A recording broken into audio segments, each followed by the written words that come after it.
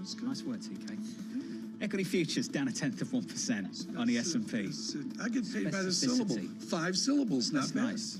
Nice. Maddie do a Credit Suisse up next. This is Bloomberg.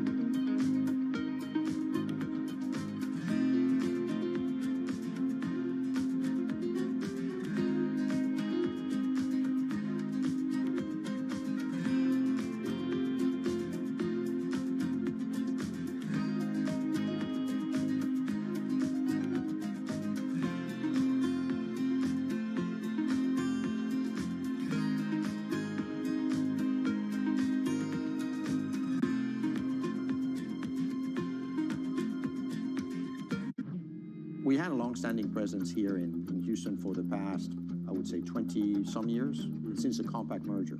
We bought a piece of land, we started building this building. And in doing so, we had to also recalibrate how we were building it because the pandemic hit us.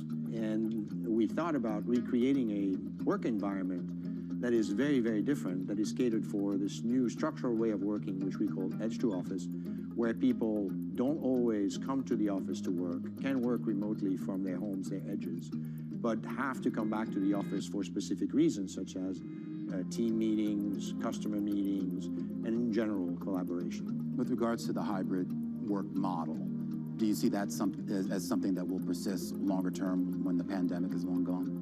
Yes, no question, this will persist. And I think we are witnessing right now a societal change in the way we work. You're no longer going to measure productivity in the same way as in the past. You're going to be focusing on outputs. Never mind what people do in their private times. It doesn't really matter to a company as long as the output is there. HPE launched its Edge to Office hybrid work initiative in the fall of 2020. The new campus is designed with that flexible model in mind.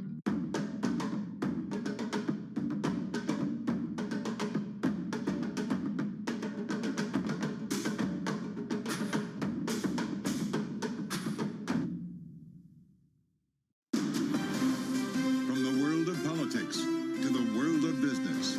This is Balance of Power with David Weston.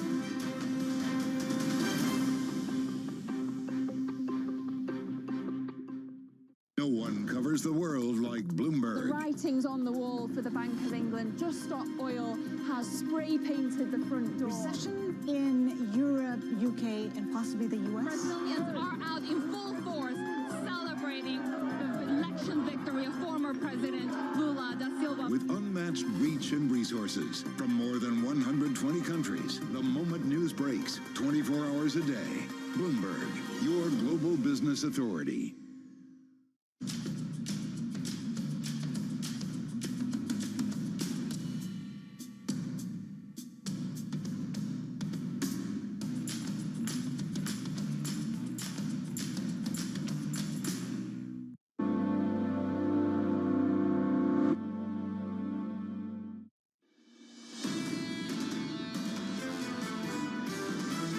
Divided government means you're not going to get very strong action in terms of things like fiscal policy. We like gridlock because it gives us certainty in a sense. I do think that the midterm elections will just be a small blip in what we see in markets. We're thinking about the midterms, we're thinking about inflation.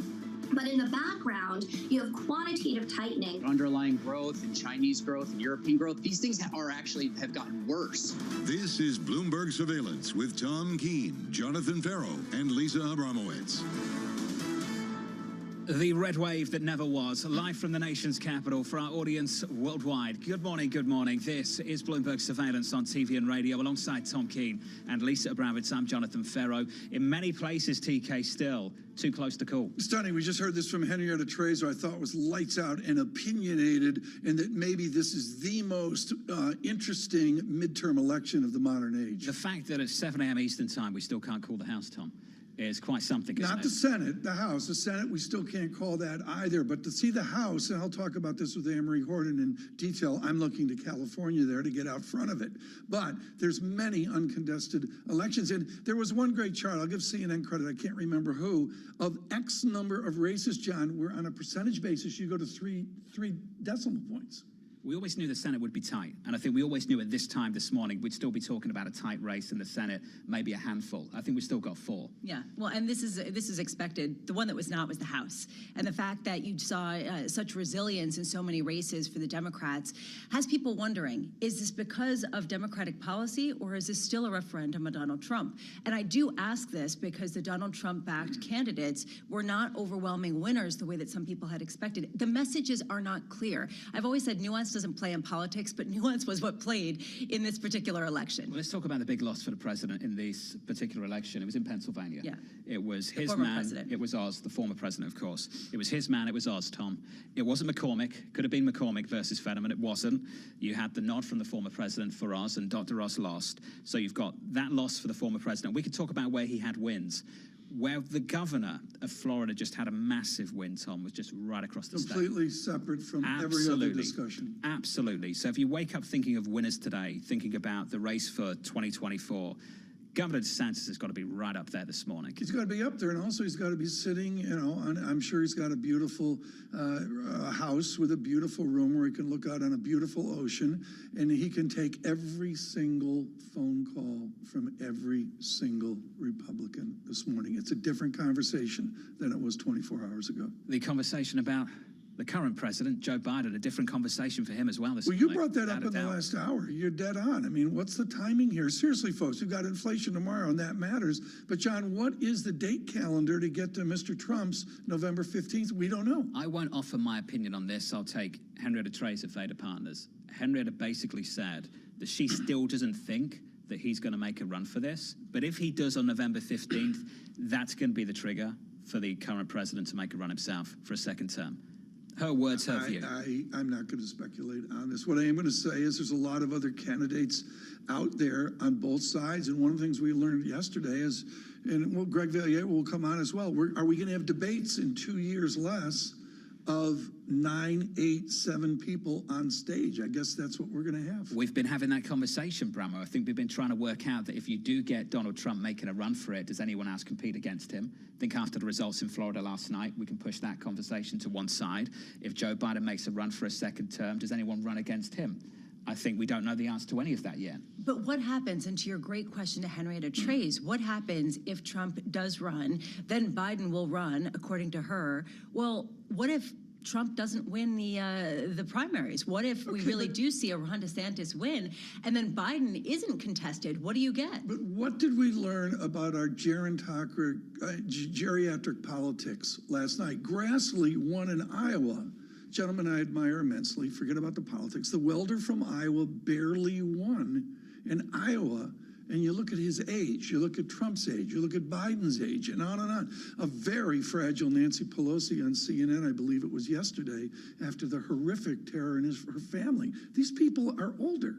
Are you describing You're looking at me just like that. No, I'm just saying I'm not in a position to discuss geriatric politics, and that was I think that was the nation is, John. I think the nation. That was your phrase. Are you discussing geriatric politics in the United Kingdom? No, I think our prime minister's in his 40s, isn't he? Exactly. Yeah, it's the most bizarre American thing. Look at those Look markets. at those markets. That was your phrase. Don't let anyone pin that on me. Equity futures right now on the S&P, negative 0.2% on the S&P 500. Waking up to the news that I think many people in this market just wasn't looking for. They were waiting for gridlock just to move on to CPI tomorrow, and that's not what we've got yet. Yields basically unchanged on a 10-year, 4.1279. Euro dollar in and around parity, negative 0.2% on that currency pair. And Lisa, back in the 80s on crude, WTI, $88 a barrel. So we're very focused on tomorrow's CPI print. Today we get a bunch of Fed speak ahead of that, including Richmond Fed President Tom Barkin and Minneapolis Fed President Neil Kashkari. At 1 p.m. we do get that 10-year auction from the U.S. Treasury Department, about $35 billion of 10-year notes. How much do people start to factor in a decline, a deceleration in inflation, a peaking out in Fed funds rates after we did see a sort of hawkish tilt to the rhetoric and yet pretty calm in the markets? And today, the earnings churn does continue. We get Beyond Meat, Wynn Resorts, Rivian Automotive, a bunch of them aftermarket, but a lot of us are focused on the 11,000 job cuts, the 11,000 firings that we're expecting from Meta to be unveiled throughout the day, 13% of the entire workforce. And I do wonder, John, whether this is a Meta story or whether this is a predecessor of what's to come. I'd say it's a Mark Zuckerberg story, that's for sure. Yes. The amount of spending we've seen there over the last 12 months on the metaverse and how that's failed to gain any real traction, Tom, with investors. And we've seen that play out pretty clear for all to see over the last couple of weeks. You know where I feel in this. I know how you feel about it. I don't like that we bundle all of big tech together. That's what really upsets me. That's the question that Lisa's ultimately raising. I think when you look across tech, though, you can see where the money's been, where the investment's been over the last decade or so, not just the last 2 years. You need profit. I don't see it in Netflix. I don't see. I mean, Sweeney says I'm wrong. There is profit in Netflix. Where's the profit in Facebook? I don't see it. I don't see it in the metaverse. I don't see it. That's for sure. Yeah. Mandy Zhu joins us now, Chief Equity Derivative Strategist at Credit Suisse Securities. Mandy, we're having a different conversation to the one I think we expected we'd be having. Your thoughts on the results overnight? I mean, I think, what the market was expecting certainly was gridlock. And, I think we'll see the results are pretty tight. I definitely think, expectations of a red wave is not going to play out. But, in the immediate term, my view is that the catalyst for market and what everyone's positioning for is CPI tomorrow, right? Regardless of the outcome in the House and the Senate, it really doesn't change the near-term picture. And the near-term picture and the near-term risk is about Fed. It's about inflation. And I think that's, and if you look at what's being priced into the volatility markets, tomorrow is certainly the big event. Right. Mandy, let's dovetail your derivative study, your cross-moment study into the election results. It's about a gallon of gas, and you brilliantly link oil with China and with the skew, one of the cross moments that you see within the bet on what oil will do. Does oil signal over $100 a barrel? Yeah, so what we noted is that recently there's been a very clear sentiment shift in both Chinese markets, like Chinese stocks, as well as China-sensitive assets such as commodity. And this really came about over the past week when speculation really started building that China may soon end its zero COVID policy and reopen its economy. So what we've seen over the past week is just, a surge in upside call buying in Chinese equity, so FXI in particular. And then within the commodity space, obviously a broad rally across the board, but with oil specifically, for the first time since April, we're now seeing traders price in more upside risk to oil than downside risk. First time since Shanghai went into a lockdown in April. And that's, to me, very notable that what is really driving the price of oil, certainly the assessment of risk with oil, it's China, it's not Russia, Ukraine, it's really coming from the demand side. Mandy, do you think that the positioning now has the market overpricing the chance of a China reopening in the near term based on the fact that authorities have come out and basically said no way, and you're seeing case numbers surge? Yeah, so, my view is that it is premature at this point. So what I'm looking for in terms of concrete signs that China will eventually reopen is an approval of an effective vaccine, right? So specifically an mRNA vaccine. Without that, to me, it is premature. So, what we've been recommending clients to do is that if you are looking for upside exposure in China, given the repricing higher in all of the macro assets, you've got to go deeper, right? Dig deeper into the micro. So look at the stock level. So one of the divergences that we highlighted is while all the macro assets have repriced significantly over the past week in terms of all the upside call buying, driving up the volatility in those assets, at the single stock level, we're not seeing that reaction yet. So look for stocks with high China revenue exposure, where actually volatilities have fallen over the past week. So if you're looking for the upside exposure, that is a more effective way of gaining that exposure. And then at the macro level, I do like overwriting, FXI. I do like overwriting energy and some of the commodity sensitive sectors at this moment, given the bid to the upside that we have seen. I'm not really understanding all the narratives that people are suddenly buying into, Mandy, given that we've heard from Fed Chair Jay Powell, and he's talked about a higher Fed funds rate, and you've seen the data come in stronger than expected. I'm wondering how much of what we're seeing is simply investors being well behind their benchmarks, heading into year end, not wanting to miss a melt up, and that's where the conviction is coming from, nothing fundamental. There's certainly, I would say, a part of that. So where we've seen in the U.S. market, the strongest dislocation is actually in the NASDAQ, where we are seeing that demand for upside, right? So obviously NASDAQ tech has been the most impacted market or sector from higher interest rates this year. So that is where people are going to play a rebound. So if you look at NASDAQ skew, for example, on the call side, that's currently at a 5-year high. Whereas in the S&P, you're not really seeing that similar bid to the upside that you are seeing in NASDAQ. So certainly I would say kind of a little bit of a year-end squeeze, hedging, upside tail risk hedging, in my view. But, I think right now, again, it will come down to tomorrow's CPI number. We've been in this position before where markets were started to play a dovish Fed pivot. We were in this position back in July. Markets started pricing in, 50 basis in September, 25 basis points in November and December. And of course, we got a couple of high CPI prints and here we are. So to me, I think, it will come down to the CPI print tomorrow in terms of what it would actually allow the Fed to do. The Fed wants to be more dovish, but will inflation let the Fed, make that shift? I don't know.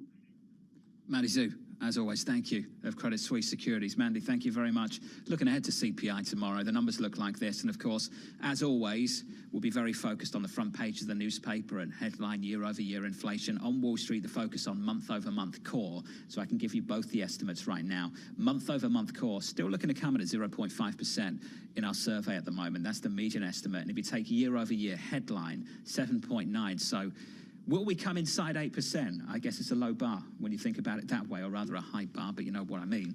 Bramo, going into tomorrow. What counts as a softer CPI inflation print, given that we have seen such broad-based inflationary impulses? If we see an ongoing spreading out of where the inputs of inflation are coming from, even if the headline number drops below 8%, does it really matter for the Federal Reserve? Mike Dada of MKM Partners, and he's been wonderful on this over the last year or so, Tom. This Fed's being emboldened by lagging indicators. That's troublesome going into next year. And their approach almost guarantees that they over-tighten, and that's where the bias seems to be, and that's what they're communicating to you as well, because they're basically telling you we still think the risk of doing too little outweighs the risk of doing too much. And the Latin on this, and to be clear, Darda's expert on this, going back to his days with the great Jude Wininsky, right out of Wisconsin. But the bottom line here is it's all ex post, and this is a central bank like Bank of England and all, they've got to be after the fact. And as you said earlier, John, 2 inflation reports before an ex-post December meeting. And some projections as well from the Federal Reserve in December too. Coming up, Jim Paulson, looking forward to that conversation of Leuthold Group, who'll join us in the next hour, live from Washington, D.C. This is Bloomberg.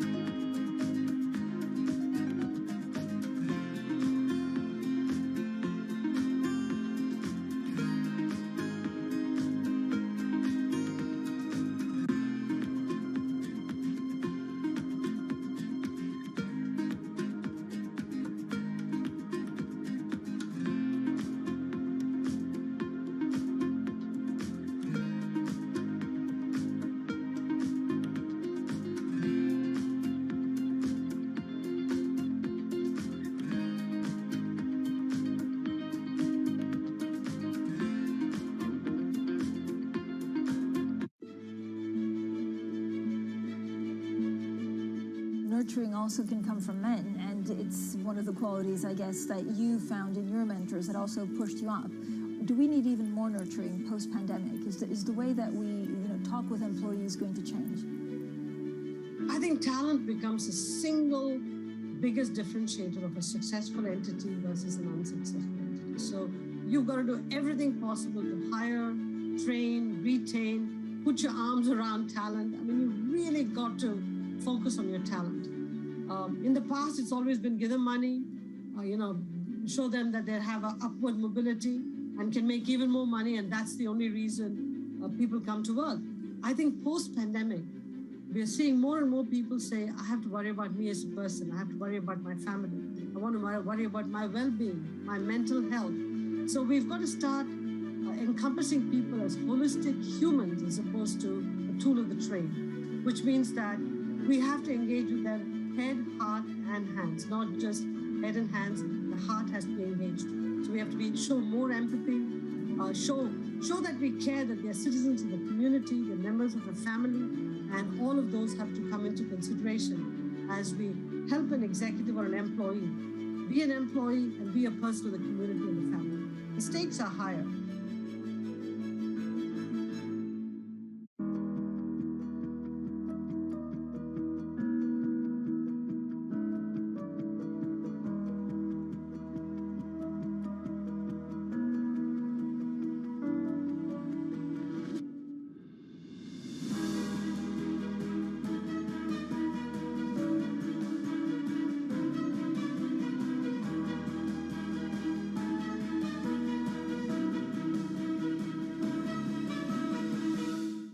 Shed light on dark matter. You will make aging optional. Because when you subscribe to Bloomberg, you won't just get news. You will get insight into limitless possibilities. Before you change the world, Bloomberg. Power, policy, politics. From the White House to the Hill, Bloomberg covers the leaders in legislation. That was really a tectonic shift for this White House. The theory of this bill, as I understand it, is there'll be a multiplier effect. How did Democrats mobilize specifically younger voters? Bringing you the political news you need to know. The president has made it very clear that this is a significant focus. For the intersection of Wall Street and Washington, nobody covers politics like Bloomberg. From New York City, From London, in Sydney, from Washington, in Tokyo, 9 a.m. in Beijing and Shanghai. Good morning, everyone. Have a great evening. Here's what I'm watching. You do not want to miss this How story. are you thinking about those dynamics?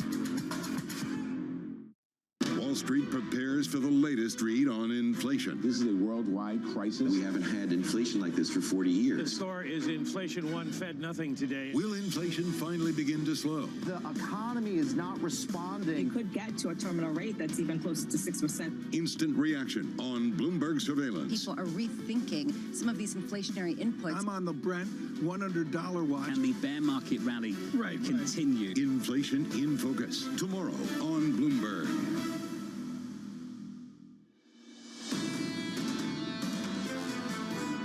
I never expected that we were going to turn these red counties blue, but we did what we needed to do, and we had that conversation across every one of those counties. And tonight, that's why I'll be the next U.S. Senator from Pennsylvania.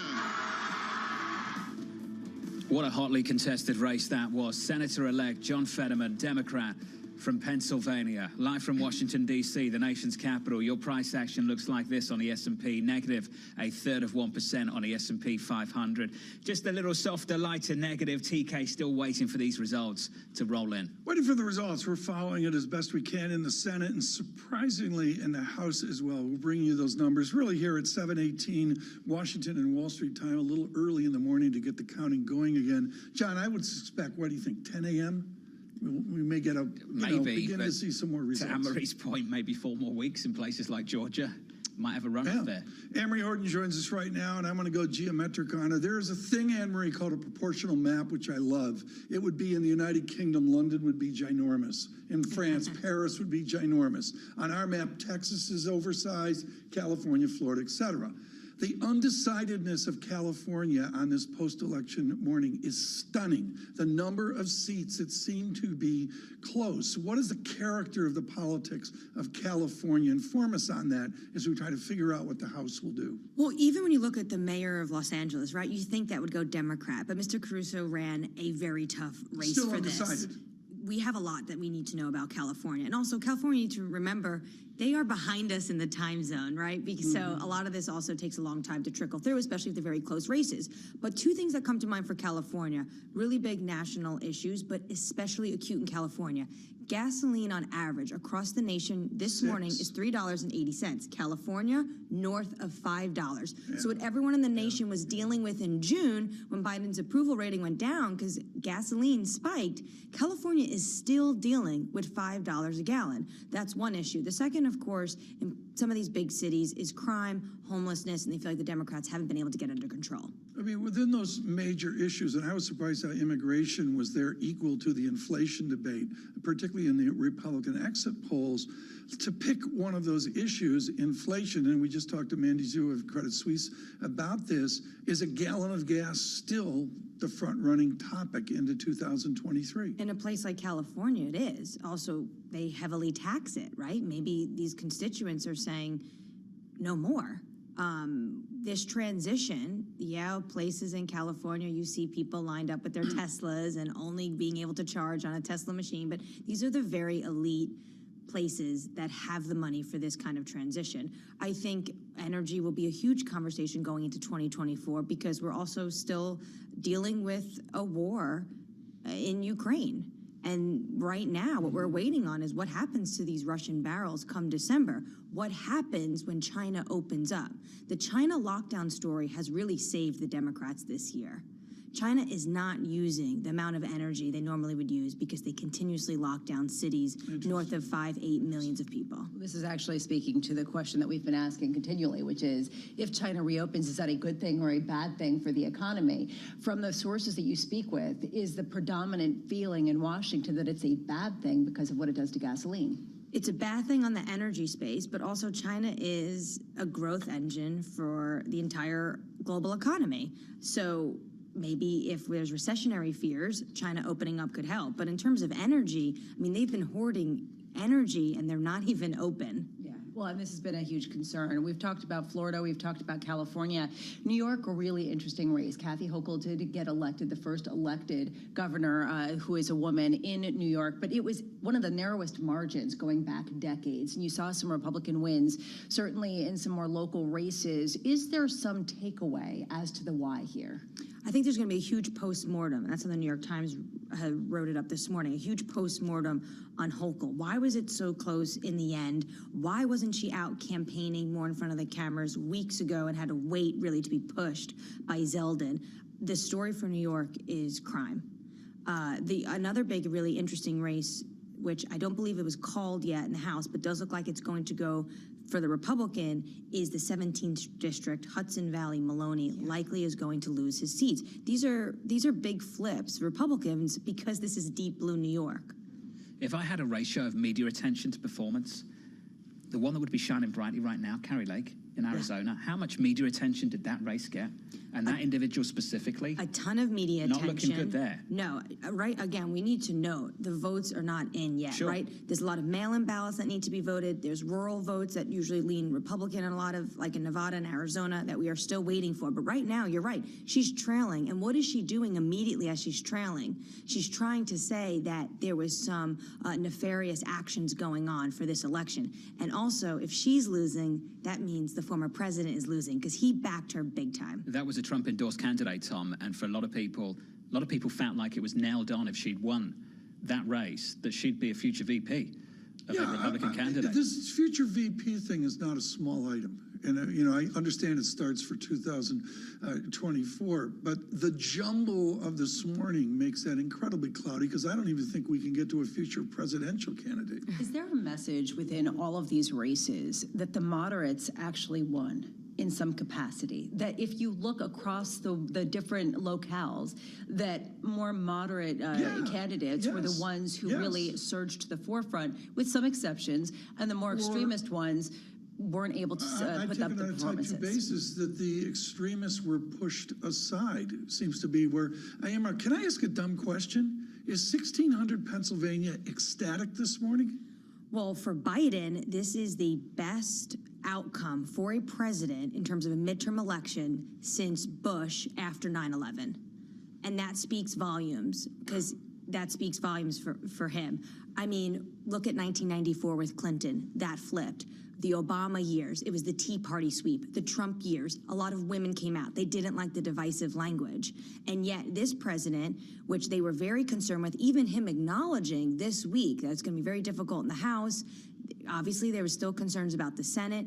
They were able to keep what is going to be likely a divided government, but it was not the wave or tsunami that some were predicting. Not at all. With inflation at a 40-year high and an approval rating in the 40s, I think, Tom, you can call this a win for the sitting president. I would say so, yeah. May still get gridlock, may still get some kind of red wave, red ripple, whatever you want to call it, but relative to where his approval ratings were, this is a pretty phenomenal turnout. But I was speaking to Peggy Collins, our bureau chief. She's been up all night, and she said one thing I have to remember is people still have jobs. That is one thing that this administration has been trying to hammer home. Look at the unemployment rate right now.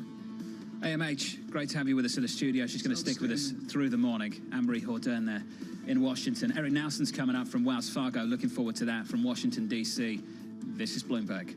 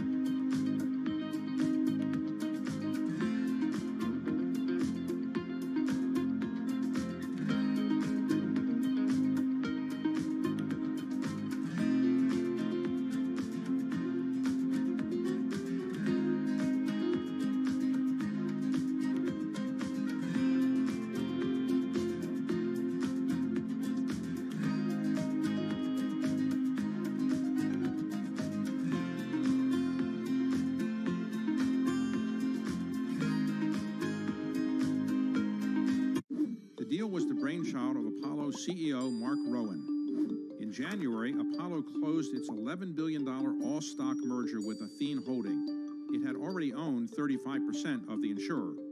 Here's what Apollo gets out of the deal. Assets under management. Apollo expects them to double to about $1 trillion by 2026. Much of that projected growth will come from the merger, and those assets are especially attractive to Apollo. Insurance companies typically go after much more modest returns than buyout investors. That will give Apollo more options for investing the cash.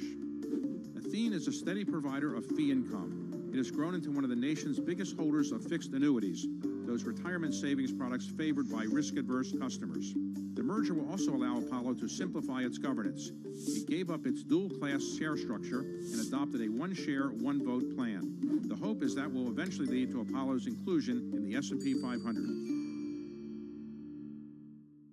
Bloomberg has enhanced search on the terminal to deliver what you need when you need it. Now, you can simply type phrases in everyday English in the command line. Compare financials. Find people. Analyze markets. You can enter phrases or ask questions. What do you want to know today? Ask a question or visit SearchGo to find answers now. From the world of politics to the world of business, this is Balance of Power with David Weston.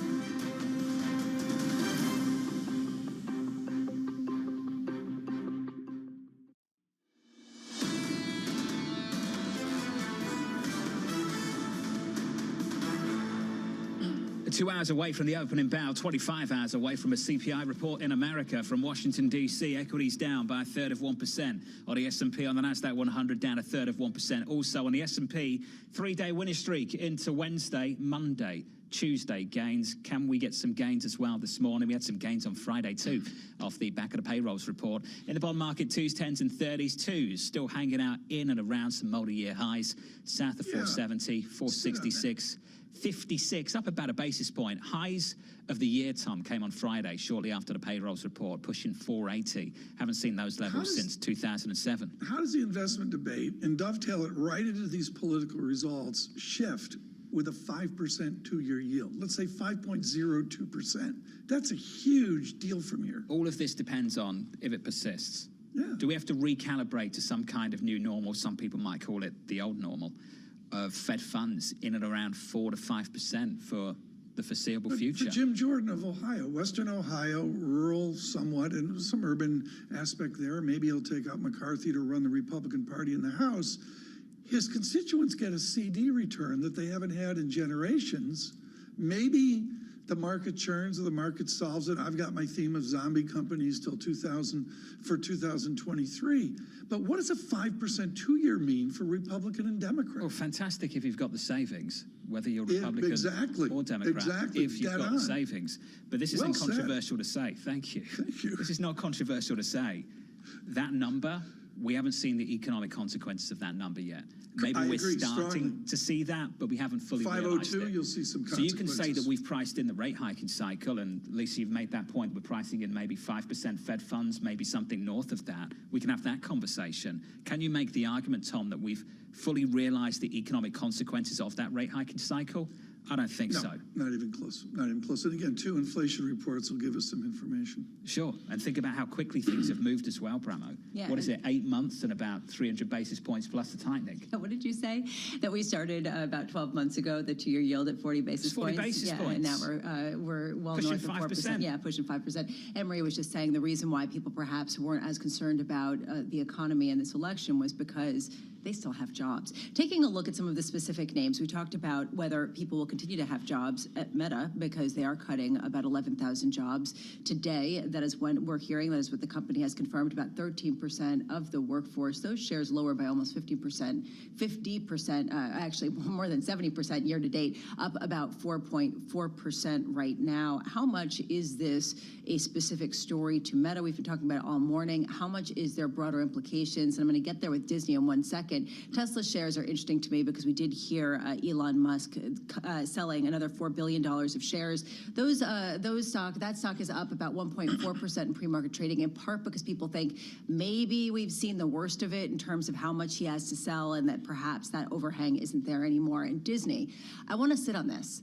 They released really disappointing earnings. They are looking for meaningful efficiencies. That is a direct quote after reporting results that fell well short of expectations. Those shares lower by 7.5%. They missed all estimates. The losses are just accelerating in the Disney Plus offering. It raises questions. That is going to mean job cuts in Disney. It is also going to mean a real rethink of content is king as the predominant theme, Tom. And we've been seeing this from Netflix. And how much is this really the next wave of potential cuts ahead? It's going to be out there. Paul Sweeney's been just brilliant on this. Bloomberg Intelligence with a real, I think, understanding of the streaming battle.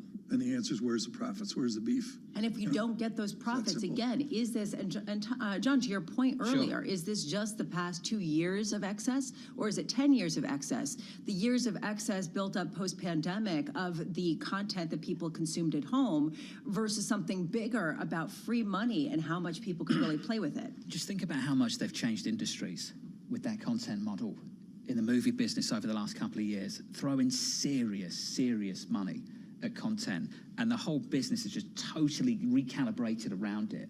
And that's not just 2 years. That's a long time we've been seeing this happen. I think you're right. So then if you have all of these secular trends that are being rethought and retrenched, what kind of cuts do we see start to accelerate that we're now seeing in the tech industry? Warner Brothers Discovery goes 25 down to 10 with a 9-handle print. Here, they're not Disney, but the solution is simple. They do a Meta. These companies didn't get a cyclical test in a pandemic. I keep Correct. going back They to got a that. free lunch. Yep. We got monster fiscal transfers. They all benefited from it hugely. In fact, for some business models, it was an accelerator. And I'm thinking about the stay-at-home, watch whatever you want stuff, click of a button. Yeah. They have not had a cyclical test. This business model has not had a cyclical test. And when we go into an economic downturn in the next 12 months, we'll see how well they do. We will see. And I totally agree with you on the fact that they missed it with the pandemic as well. We welcome all of you on radio and television. We are in Washington here to pick up the pieces of an election. There are many to pick up, and they fold right back into the litmus paper of economics, finance, and investment. And that is, of course, the foreign exchange markets.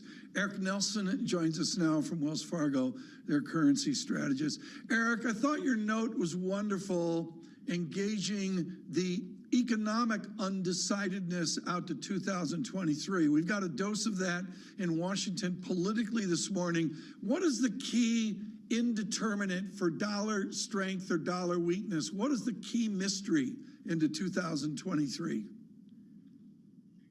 Well, Tom, the politics certainly matter to some extent. There's some ramifications for markets, bond market, FX market, and thinking about the funding markets in particular. But as we think about the outlook for 2023, it's less to me about politics and more about central banks.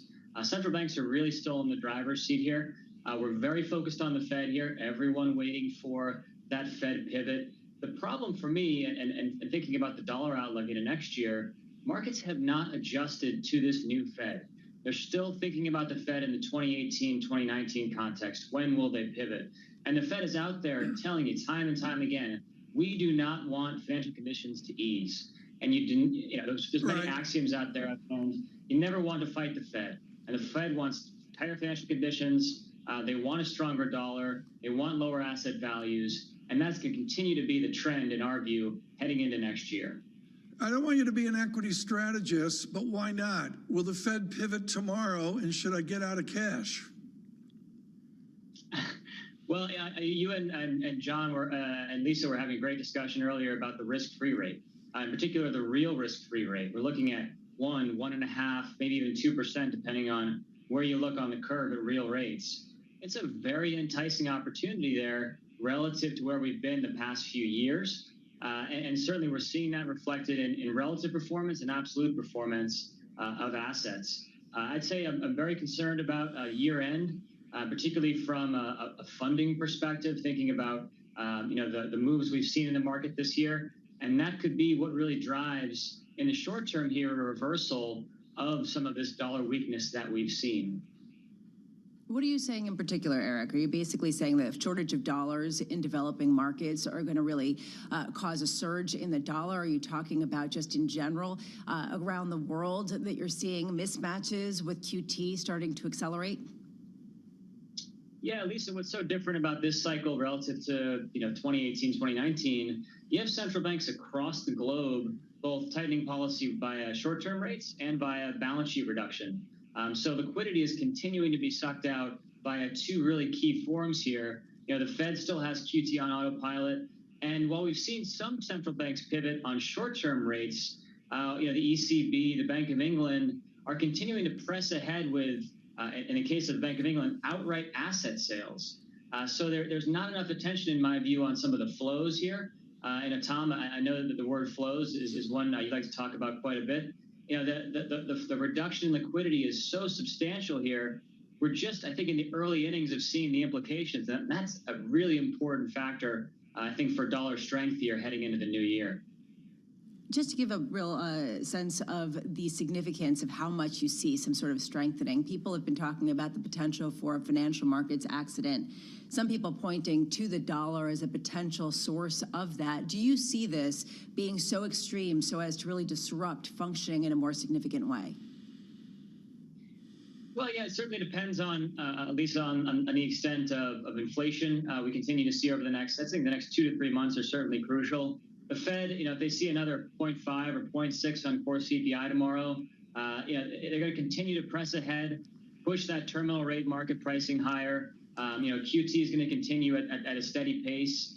And what concerns me is, you think about the dollar strength we've had year to date, it's been mostly macro driven. So central bank divergence, growth divergence. The dollar strength we've seen has not really been funding driven or safe haven driven the way it was in 2020 or 2008. if we were to see something of that nature, where we really see a stress-related dollar strength period, that could be another significant, 5-10% move higher in the dollar. And I don't think there's enough attention being placed on right now. Eric, awesome to hear from you. As always, Eric Nelson there of Wells Fargo.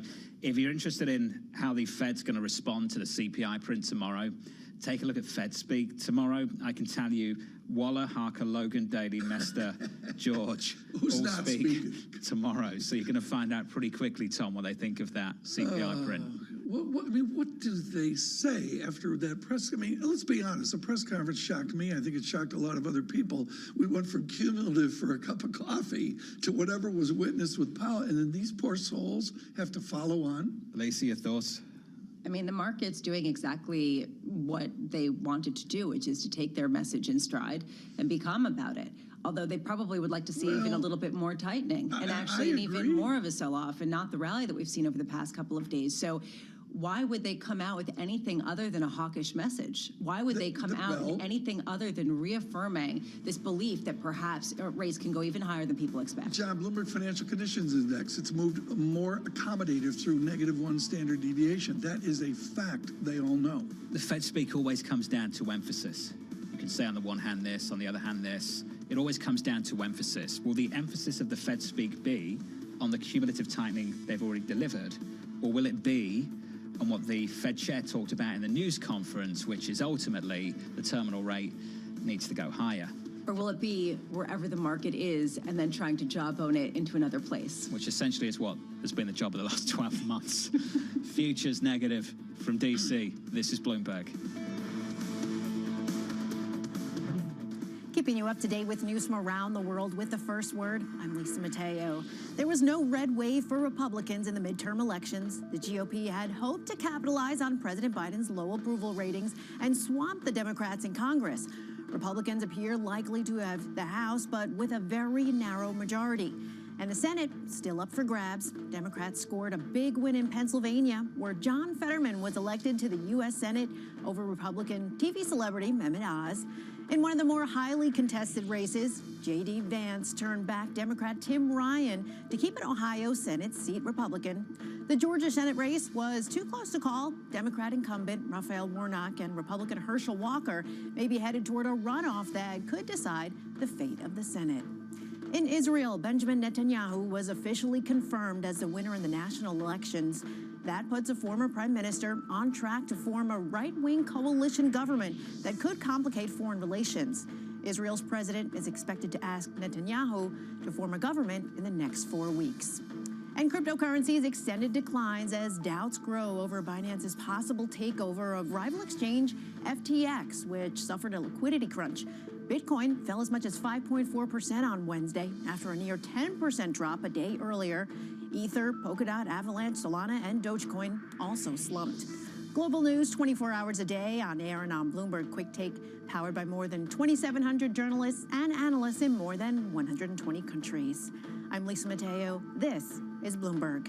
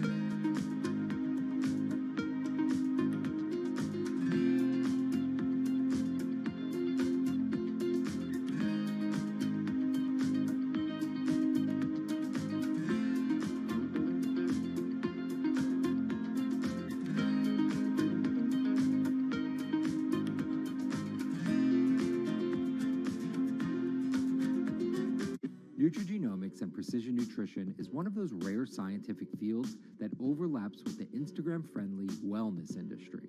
There is a lot of interest in this idea of personalized nutrition, and especially how accessible it is to the public. You can go on Google and type personalized nutrition or diet and genes, and you will find dozens of different companies that offer this nutrition precision tests. One of those companies is Routine. Routine claims that their personalized tests stemming from sciences like nutrigenomics make their supplements different. But even with the claims from Routine, as well as dozens of other personalized nutrition companies, the science still has a long way to go.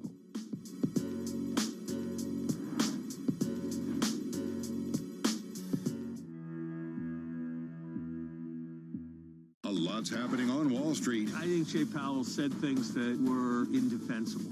Need to catch up? This is Bloomberg Wall Street Week. I'm David Weston. We've got the information and insights We think that's the next secular shift. from businesses most influential and instrumental. It's knocking it out of the ballpark. It's a challenging dynamic. This is a level of uncertainty that we haven't had to deal with. Bloomberg Wall Street Week, live Friday with replays all weekend on Bloomberg Television and Radio.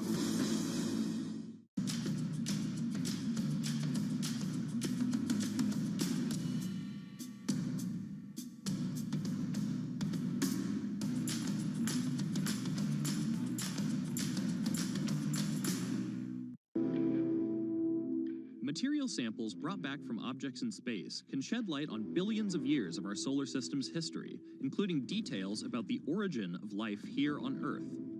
A piece of an asteroid is a piece of the earliest beginnings of the solar system. But picking up rocks from the surface of an asteroid or planetary satellite isn't as easy as it sounds.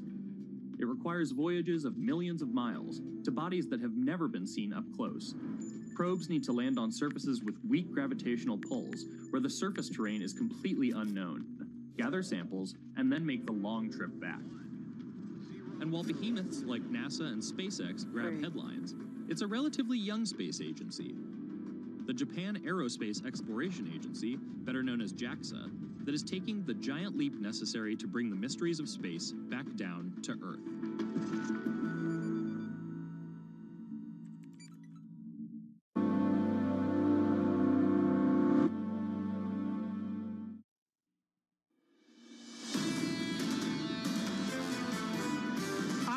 Fought the good fight. I have finished the race in this first term, and I have kept the faith. We've accomplished more than anybody thought possible 4 years ago, but we've got so much more to do, and I have only begun to fight. You heard the chants in Florida for Governor Ron DeSantis, the Republican. 2 more years, Bramo, 2 more years. And not 4, and there's a good reason for that. Basically, he is the shoe-in. That is the assumption for the presidential election and for him to be the main candidate. You think so? Well, that was the implication of that. I mean, 2 more years for his supporters to chant that when he's about to serve for ostensibly 4 more years. If that's being a positive thing, then that is the only construction that you can have from it. For the people of Florida, Tom, I think he's a shoo-in. Whether that's true for the rest of the country remains to be seen. The victory for Florida was extraordinary. Crushing. It was early in the evening. Crushing. Was it 8 p.m., something like that? Yeah, I mean, there's a lot of uncertainty out there. There was no uncertainty about Florida. Not at all. Let's do this. Let's get right to it, and we do it with someone that's given us phenomenal support over the years. Greg Valliere of New Hampshire is a student of American politics. He's chief U.S. policy strategist at AGF Investments, and like me and our team, was up most of the night in shock. What was the biggest shock, Greg? Oh, I think there were several in several big states. I guess the big shock was that after everyone said abortion wasn't going to be a big issue, it was a big issue. I look, Greg, at where we go. Let's move forward as best we can. And part of it is within the lame duck structure of American politics. Business still has to get done. Given the lack of Republican wave, given some Democrat strength, what do the next 2 and 3 months look like? Good question, Tom. Well, I think that they have to tackle very big budget bills. Shoot, can you hear me, Tom? I think we can, Greg. I think we've got some technical difficulties. We're going to step away from that and see if we can reconnect with Greg Valliere. And John, this goes to the lame duck nature of American. Is there a lame duck in British politics? I don't think there is. Can I just say what a classy guy Greg Valliere is to choose the word shoot when he thinks that he's no longer on air? Oh, I don't know what it is. I just, I think Greg, that's not the word that I would have chosen at that particular point. I don't know. I misspoke there. But is there a lame duck in British politics? I don't think there is. Like, you lose, you're out. Well, you lose, you're out. Particularly like the next day. Number 10 Downing Street, the removal van arrives and you take out your stuff and we don't do you're that. Gone. And as Greg mentioned before we were on air with the technical difficulties, it's going to be a stunning November, December. So I'm going to fold the market stuff in because I think we've all seen the same charts over the last few months about divided government and the performance in year 3 of a presidency, often always the best year for a presidential term. You get year 3 and the equity market rips. Jim Reeder, Deutsche Bank, this morning. In conclusion, the midterms and subsequent positive equity performance charts that you're seeing from me and others have to be put in context, unless, of course, you think the lack of a year 3 recession through history can be easily explained and is likely to repeat in 2023. If so, please let me know ASAP before I finish my 23 outlook. Right. Well, I mean, how much can you look at seasonality at a time of such stark differences when it comes to the backdrop? And that, I think, is what a lot of people are asking. Hard to know how people are reading the politics in this. Every single person who's come on this show has said it is not about politics. It's about inflation. It's about the Federal Reserve. And it's about what's happening internationally with China potentially reopening or not. And that really is going to still be front and center, especially with gridlock in D.C. And this is the great link between the haves and the have-nots in America. They're both focused on inflation, maybe for different reasons. But this report that we see tomorrow, John, is an American report for all Americans. The question we're asking, and Lisa put it well, is midterm seasonality, so-called midterm seasonality, relevant to this market if we're staring down the barrel of 5% Fed funds, a recession in America, and ultimately the who knows what's going to happen in China? I think there are all a lot of big questions you've got to ask, and the outcome there is going to define 2023, not just the fact we happen to be in year 3 of a presidency and what it means for this equity market. Right. In other words, if we're not looking at the same parameters, do these models even matter? And that's going to be something people ask.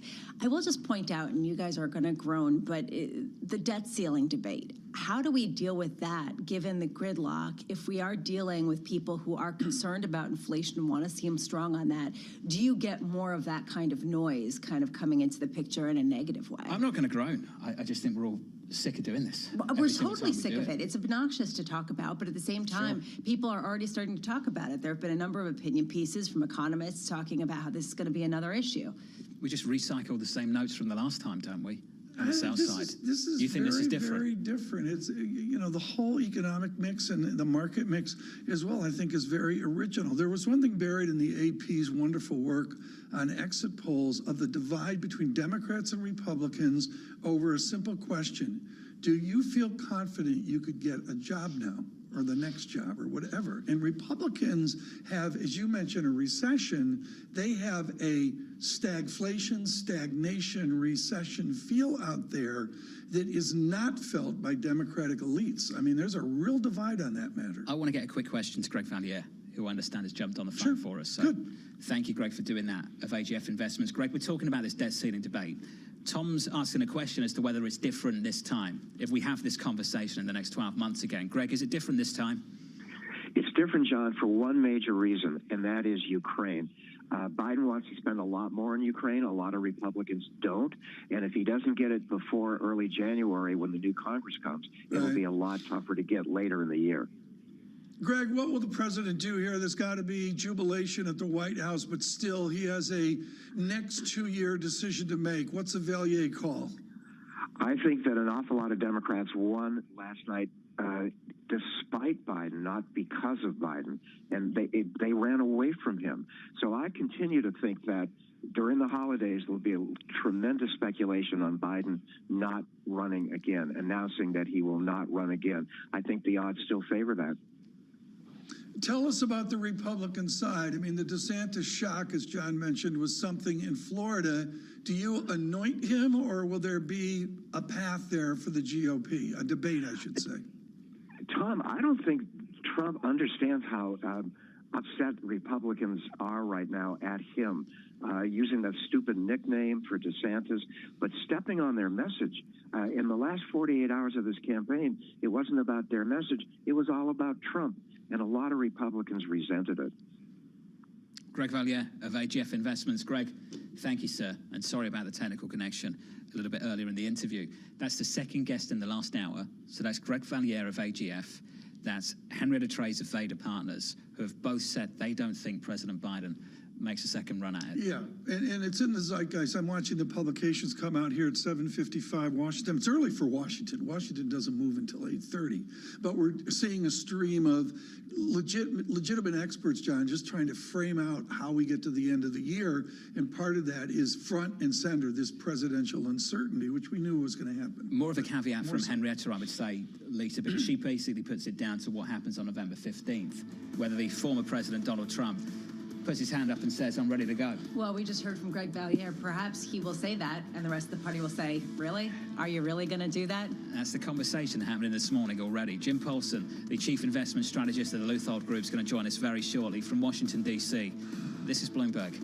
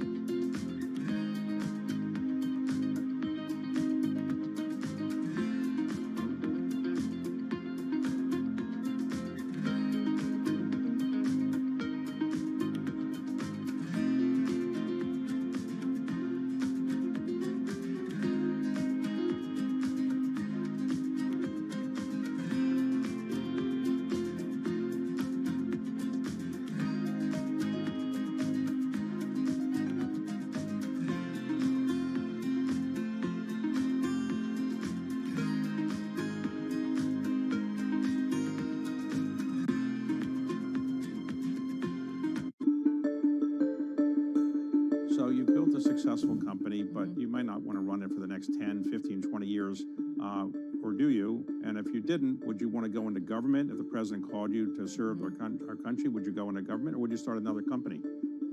I love what I do. And I feel like I have this luxury with 23andMe that it keeps evolving. You know, we started out just as a consumer company. We're thick in research. We got into drug discovery in 2015, and now we're getting to the delivery of care. So I've been really lucky with 23andMe that it's been endlessly interesting. And I'm surrounded by incredibly talented, brilliant individuals where I learn from them. And what I always advise people to do is, like, you should take jobs where you're learning. And if you stop learning in a job, then you should quit. And, like, frankly, when people leave 23andMe, like I say, if you're not learning anymore, you should move on. So I'm 100% committed to 23andMe. That said, my other passion is other direct-to-consumer. Like, I want to build out a true consumer-empowered healthcare world, like one that is outside of the existing system. And there's no greater force than government.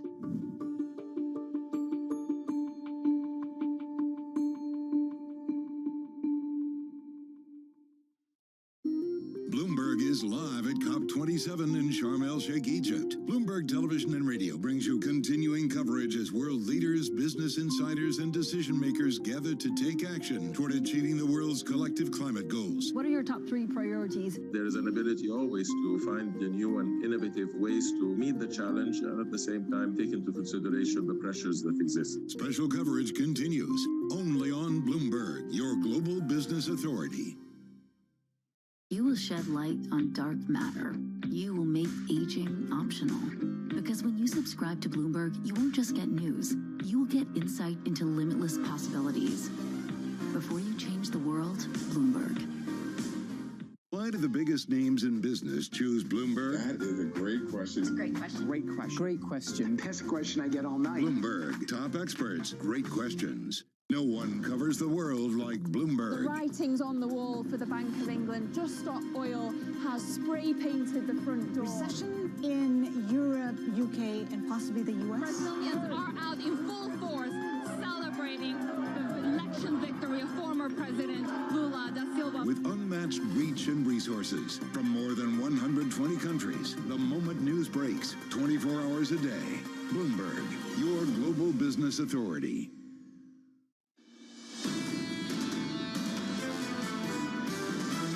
Everyone's kind of probably sick and tired of hearing this, but it's all about inflation. Gasoline prices have an outsized symbolic impact as well as a real impact in terms of how people vote. We think that inflation is moving down, but it's not going to move down by enough to get us back to 2%. We expect the Fed to get to at least 4 3/4, if not 5, and then to hold it there. We're lacking really strong conviction, and that adds to the variance of the volatility of the market. This is Bloomberg Surveillance with Tom Keene, Jonathan Farrow, and Lisa Abramowitz. Good morning, everyone. Bloomberg Surveillance, Jonathan Farrow, Lisa Abramowitz, and Tom Keene from Washington. Thrilled you're with us on radio and television. And John, let's get right to it. It's not America decides, it's America undecided. It's a tight race in a place that I didn't expect it, in the House. I think we all expected to wake up this morning and say the House would be called for Republicans, the Senate was going to be tight. Both chambers are tight this morning, Tom, and it's going down to the wire. I would say that if the president was coming out of 10 Downing Street to that podium with Lawrence the Cat, he would be cheering this morning. This has to be a good evening for the president of the United States. Relative to what we expected? Yes. Absolutely. Yeah. But let's talk about who else has been a fantastic 24 hours for. Governor DeSantis down in Florida. Huge. The former president, Donald Trump, went after one guy in the last couple of days, and it was that guy down in Florida, and he absolutely crushed it. A lot of zeitgeist I'm seeing, folks, here as people publish early on this Wednesday after the election is just that, of how does President Trump readjust, recalibrate, and all. And Lisa, we do this, as I said, with undecided, a Senate undecided, but shock, a House undecided. Yeah, and really the picture is confused underneath as well. It's hard to get a real narrative going here that gives you a sense of exactly how things are going to skew in 2024. I want to point back to something that John was talking about for the past couple of weeks, which is the Democratic candidates who hadn't won in the past who are running again. And I'm thinking of Beto O'Rourke down in Texas, and I'm thinking of Stacey Abrams in Georgia. Both lost again. And this is really going to raise a question of how do you guarantee or how do you choose the candidates that you end up running, both on the Democratic side as well as the Republican side? It may be more important, John, than I thought. Tomorrow's inflation report matters, and as with all the different interviews we've had this morning, economics, finance, investment, but the political interviews goes back to higher oil, further inflation, a gallon of gas where it is, and what it means for the fabric of the country. We revisit that now. Well, let's go back to something you said about the President of the United States having a better night. The fact that you've got inflation at a 40-year high and an approval rating in the 40s, and we're still sitting here trying to work out the results of this, relative to all of that, that's a big win. It's a huge win. Lisa, what are you observing now? I mean, I'm looking at here at 8:03 Wall Street, Washington time, really a quiet within the result flow that we see. That people got to wake up, rest, and all that. What do you look for today? Honestly, the tea leaves to tomorrow, because from a market perspective, this is basically not a game changer. It doesn't, it's not conclusive in any way. Today, we're going to see the votes trickle in, not necessarily going to get some sort of result from Georgia, but the rest of the close elections. I think people are going to be watching to understand the House domination. John, I'm going to go to the data check, and let's talk about it before your good data check. And this is a 2-year yield migration to 5%. 5% is a political statistic as well as a market statistic. Backing away from the highs of last week and the shape of things as follows in the market. Let's start with equities. We're down about 1/10%, not even on the S&P now, almost unchanged on the Nasdaq, just about positive. In the bond market, Tom talked about 2s. Let's talk about 10s. 413.21 on a 2-year last Friday, just after the payrolls report came really close to 480. Right now on a 2-year, 467. But if you want to talk about the politics, Tom, we need to talk about the economics. We've seen the hiking cycle. We've seen 300 basis points, 400 basis points in 8 months or so from this Federal Reserve. Now we need to wait for the economic consequences of that, and we're just starting to see the signs of it with the cuts, the layoffs beginning in big tech. Will we learn with a wall of Fed speak today? I'm not so sure. I'm not sure either. I think you get a wall of Fed speak tomorrow after CPI, then you've got another CPI print, then a big Fed meeting in the middle of December. Has anyone dared press enter on their 23 outlook yet? I haven't received one. I have to say, usually at this time of the year, I'm working through a bunch of 2023 outlooks, working out the consensus. No, you're right. No one wants to press enter on that just now. Unless it's a big cloud with, lightning kind of going through it. I mean, what is it? Just a big question mark? I think they're written. You do? I think they're written. Really? Someone's going to have to do a lot of editing based on the data between now and the December meeting. And if it was me, if I was running the South Side, the research division, no one wants that. I know. If I was, I wouldn't be pressing enter until after that Fed meeting in December. I saw the artwork, David Rosenberg's year ahead view, and it's a sun rising, and it says Morning in America as well. Let's get to it, and we do it with James Paulson. Jim Paulson is Chief Investment Strategist at Lutho Group, and he comes to us out where the politics was always expected and traditional and is now not shattered, but so different. Jim Paulson, from the Scandinavian Northwest of another time and place, it's a whole new world after all. What does our political world look like for you this morning?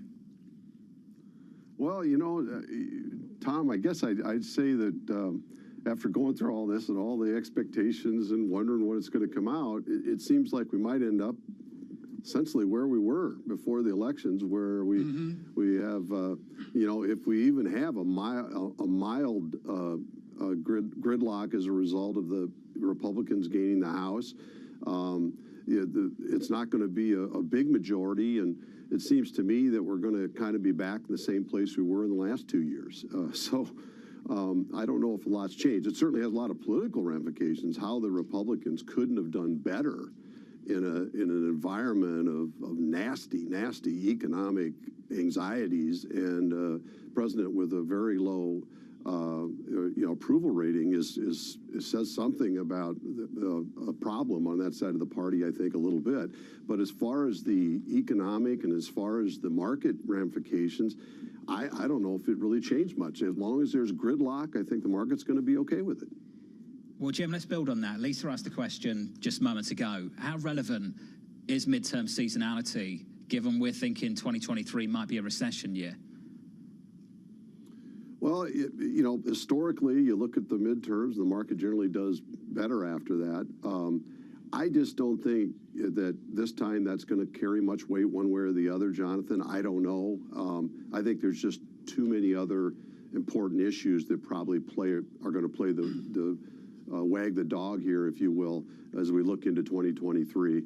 And I heard your comments about pushing the send button on your 2023 outlook, and I agree. It's really difficult with so many balls up in the air overall. But I think people are going to focus in on other issues other than the election as their primary drivers for the outlook for next year. You've been optimistic, Jim, and you've said that there's been a lot of bad news already priced into this market.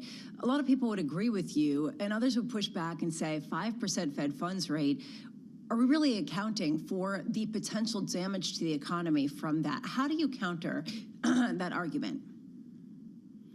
Well, I do think, Lisa, it's really interesting to reflect on the fact that we sit here in the stock market, the S&P 500 today, above its June lows and flat for the last 5 months. So the stock market fell 5.5 months to start the year, and it's been flat since. And if you think about what we've dealt with over that period of time, at that point, we had a 1% funds rate, and the funds rate now is up at 4%. In June, I don't think a lot of people felt they'd get to 4% this year, and yet they did. 4 super hike, 75 basis points hikes later, and here the stock market's still in the same place. The bond yield went for 10-year from 3% to 4.25%. The 2-year went 3% to 4.5%.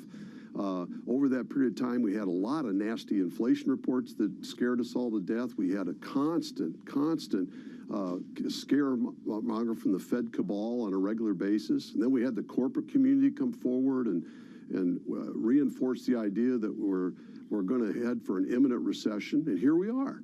And we also had the headliner tech companies report disappointing earnings. My point about all this is I think the market's discounted a lot.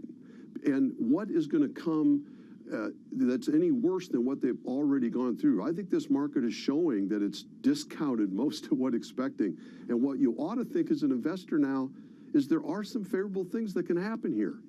And I think we got a market that's off 25% from its highs. That's discounting a lot of bad stuff whatever's coming. We've got a market that's now below its average valuation since 1990. We got terrible sentiment on Wall Street and Main Street, which is typically contrarian a good thing. And then there's some favorable things. One of them is we typically, heading into recession, have very high confidence, and then we destroy that confidence in the recession, which makes the recession deep and elongates it. We don't have that this time. We're reviving confidence because inflation is starting to come down as we're heading to a slower period. Falling confidence has been bad for stocks, rising confidence good, and confidence is going to be rising, I think, in the next year. Real liquidity growth right now is -6% year on year. That's one of the lowest year-on-year real liquidity growth rates in post-war history. It's going to start to rise, mainly because it can't go much lower, but also because if inflation falls, real growth will pick up. And finally, as the economy slows, it will throw off excess liquidity. And we've dealt with declining liquidity for more than a year, and we're now probably heading back to better liquidity, which is good for financial markets. Then finally, inflation peaks typically, historically, have been very good for the returns in the stock market in the coming year. And the last thing I'd throw out is, what if we don't recess? What if we somehow manage to stay with a positive growth rate next year? Let's say we slow to 1% growth, but we don't recess. Then earnings don't collapse, and suddenly this whole thing turned into a mid-cycle correction and a soft landing rather than end-of-cycle situation. So I do think there's some reasons to be somewhat optimistic. That sounded bullish. That was Never bullish. mind, It's way too somewhat bullish for optimistic. the day after election. Who invited Jim on the show? What was that? It can't happen again. Jim, thank you. Wonderful. Thanks, Jim. Jim Paulson of the Leuthold Group. The outlook for 23. I would love to be a fly on the wall of those conversations in the banks right now. Futures, negative 0.25% from Washington. This is Bloomberg. Keeping you up to date with news from around the world with the first word, I'm Lisa Mateo. The Republican wave in midterm elections that was supposed to undo the Biden presidency didn't arrive. It appears the GOP is likely to win the House of Representatives, but the majority will be smaller than expected, and Democrats could still retain the Senate. Democrats scored a big win in Pennsylvania, where John Fetterman was elected to the U.S. Senate over Republican TV celebrity Mehmet Oz. In one of the more highly contested races, J.D. Vance turned back Democrat Tim Ryan to keep an Ohio Senate seat in Republican hands. The Georgia Senate race was too close to call. Democrat incumbent Raphael Warnock and Republican Herschel Walker may be headed toward a runoff. Russian diplomats are trying to dial back fears that the Kremlin might use nuclear weapons against Ukraine. In a note circulating among IAEA diplomats, they say that nuclear weapons would be used only if the existence of the country was at stake. Meanwhile, the U.S. and Russia are preparing to resume nuclear arms negotiations within the coming weeks. And massive job cuts are set to begin at Facebook parent Meta Platforms. CEO Mark Zuckerberg says the company will cut more than 11,000 jobs, a 13% reduction in staff. It's the first major round of layoffs in Meta's history. Meta is cutting costs following several quarters of disappointing earnings and a slide in revenue. Mortgage rates in the U.S. resumed an upward trend last week toward a 2-decade high. According to the Mortgage Bankers Association, the rate on a 30-year home loan climbed to just over 7.1%. That's the highest since 2001. Meanwhile, an index of refinancing activity, well, that fell to a 22-year low. Global news 24 hours a day on air and on Bloomberg Quick Take. I'm Lisa Mateo. This is Bloomberg.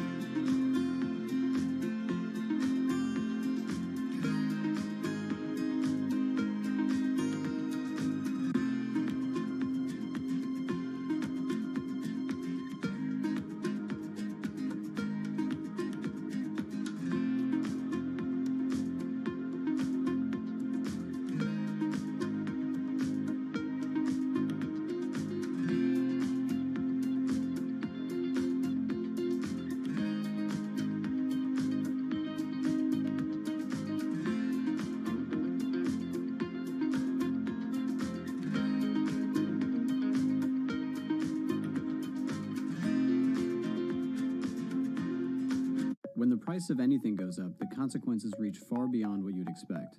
But perhaps most of all, when it comes to food. In 2010, surging food prices helped spark the Arab Spring. Lives were lost, regimes fell, and the consequences are still with us. Once again, food prices are rising, and fast. Energy costs, broken supply chains, and surging demand were just some of the factors that have driven food prices to their first record high since the Arab Spring. And that's all before a war between two of the world's biggest food producers. Ukraine is called the breadbasket of Europe, and taken with Russia, the two account for about a quarter of global wheat trade.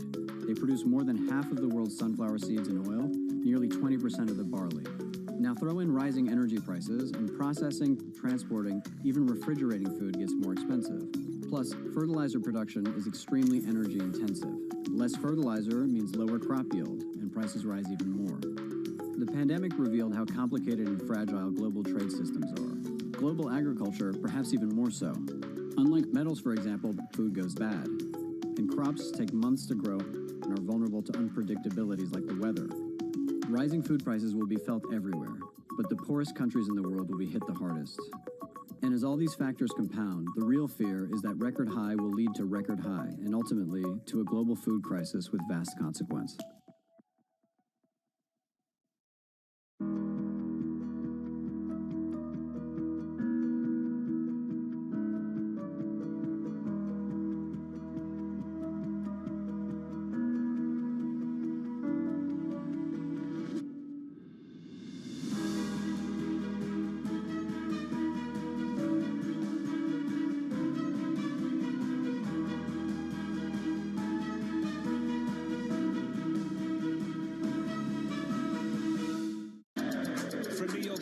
London and Sydney. From Washington. In Tokyo. 9 a.m. in Beijing and Shanghai. Good morning, everyone. Have a great evening. Here's what I'm watching. You do not want to miss this How story. are you thinking about those dynamics? Power, policy, politics. From the White House to the Hill, Bloomberg covers the leaders in legislation. That was really a tectonic shift for this White House. The theory of this bill, as I understand it, is there'll be a multiplier effect. How did Democrats mobilize specifically younger voters? Bringing you the political news you need to know. The president has made it very clear that this is a significant focus. For the intersection of Wall Street and Washington, nobody covers politics like Bloomberg.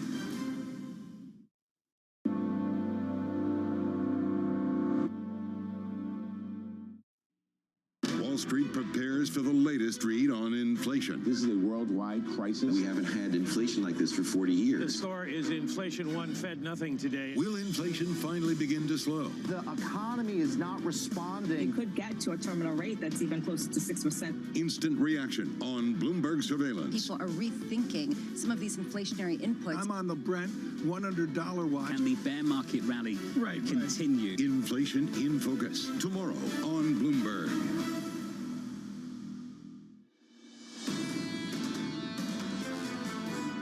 I'll be honest, I think if Donald Trump does not run, Biden will also not run. And we could be facing a situation in America that is unprecedented, where we have two human beings that could run again that both choose not to. I think Biden's decision depends on Trump's decision. And like I said, I think there will be some serious reassessing going on at Team Trump today. And we're expecting Trump's decision on November 15th. At least that's what we've been led to believe. That was Henrietta Trace, the Director of Economic Policy at Vader Partners. Live from Washington, here's some of the price action for you. Going into the opening bout, 1 hour and around about 12 minutes away. I can tell you in 24 hours and 12 minutes, we'll only be talking about one thing, and that's CPI in America just around the corner. The inflation report tomorrow morning. Equity futures negative a third of 1%. Tom, yields higher by a couple of basis points, 414.26.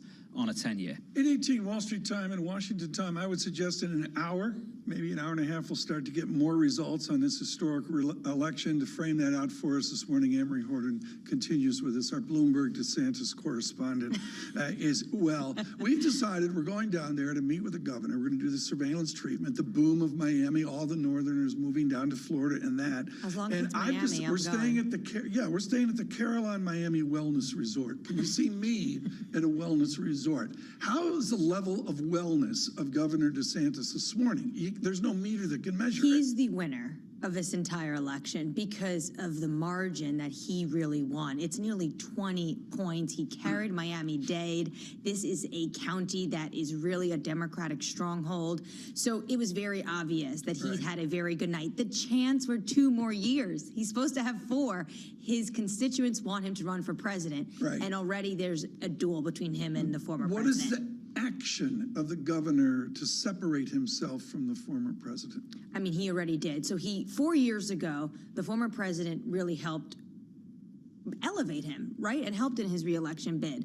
But over the past 2 years, you kind of saw a little bit more of this feud, and that started to simmer. And now it almost seems like it's blowing up. The former president called him Ron DeSanctimonious the other day in the Wall Street Journal report. Does he ignore it? He's been ignoring it. Yeah, he's just owning this moment in a more statesman-like, and he's really offering Republicans a lot of maybe policies the former president would also offer, but in a more statesman way. Look at how he handled the hurricane recently, and that's what he's been doing. Which really raises a question: why did Ron DeSantis overwhelm while the rest of the Republicans really underperformed? If you take a look at expectations versus performance, it's a good question. I think in Florida, this has to do with one big issue, which was the pandemic, and he was really steadfast about keeping businesses open, schools open, and that resonated. Also the fact that he has just become a rock star for the Republican Party. So he's not, and Floridians know that. He's just not for Florida. He's been out campaigning, trying to help from other Republicans. So is it a candidate issue? Is it the quality of candidate issue that John's been talking about it? Or is it just that they have to really attack certain policies and not go for as much the other rhetoric? I think it's mixed. One, he's a known candidate that people like in Florida, and it's policies that Republicans in Florida like, and even moderates, because we see him winning some of these moderates votes. But also, he's not a Republican the way you have the Michigan candidate that the former president, Donald Trump, was really backing. This is not on the fringes so much, where then you have the Democrats able to win those races, like Governor Whitmer. Let's sit on the races a little bit longer. There's 4 states: Wisconsin, Nevada, Georgia. We're thinking of Arizona as well. Arizona has a Democratic incumbent. That's Mark Kelly. Walk us through what's on the line here still at this time of the morning on the Senate race. So those are the 4 key Senates. The one that we should point to as well is Georgia. Likely that is going to be a runoff, so put that to December. Arizona and Nevada, we have to wait for these votes to come in. A lot of mail-in ballots, and this could take a lot of time.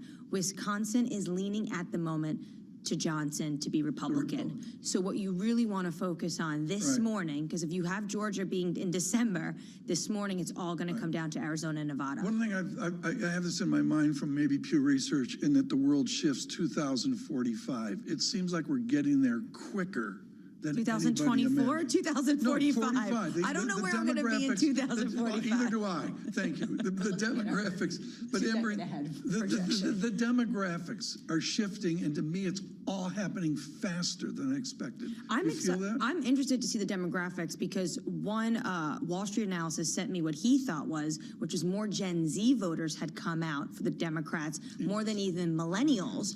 And what does that say about the candidates you need to put up for 2024, in your case, Tom, 2045? Is Gen Z younger than millennials? Yes, first Gen Z, also a first Gen Z lawmaker elected in this race. He'll be going to Congress. You know what the Republicans would say? That in 2045 they'll be paying taxes, and they might have changed their mind. That's just something that they might say. Do you know what I know? No one wants to go there anyway, do they? Thank you. When we go down to see Governor DeSantis, we can stay at the Carolyn Wellness Resort, and they have a You're all fired up about the wellness resort. I like the One Hotel Miami.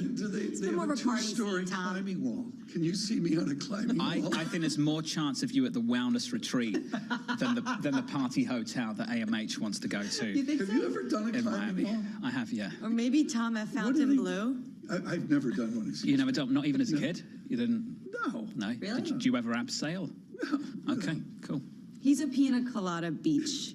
Yoga, maybe? What is that? He's trying to That's not what it looks like. Is that what it looks like? No, it doesn't look like a climbing is actually all about the legs. But what's interesting here, with the time we've got left, the fact is Florida's a boom economy.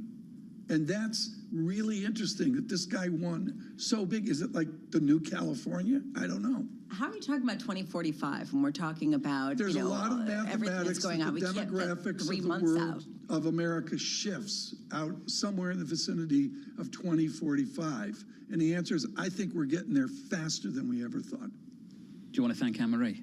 Thank you. Thank you, Anne-Marie. Is she coming down in this hour? You're like lobbying for your hotel. I think she's going to come back, yeah. Okay, We're going to just discuss the midterms. And there'll be results. I hope. There should be late Of this morning year. results. Of this year. Not 2045. Not like the one in. Yeah. Equity futures on the S&P down about 0.5%. This time tomorrow, we're talking about one thing, and that's CPI in the United States of America. That report comes at 8:30 Eastern time tomorrow morning, and that should dictate the sentiment until the next CPI print, which is right before the payrolls report and around the payrolls report, obviously a week after that, and right before the next Fed meeting. Tom, so just a lot packed into early December. Payroll, CPI, and then on to the Fed. You're selling it nicely. It's true. There's a huge amount pushing out moving forward. And also, the news from China dovetailed into it, and I think it's germane for a gallon of gas. Tom, if I was writing a 23 outlook, I'd have two. The front would read, if China stays closed, and the back would read, if China reopens. And I might not offer a view on whether they do open or not. And you could drive a truck between your estimates of what it would look like between those two I always say the year outcomes. begins in March. You find out what you were wrong about pretty quickly in the first quarter. Live from Washington, D.C., this is Bloomberg.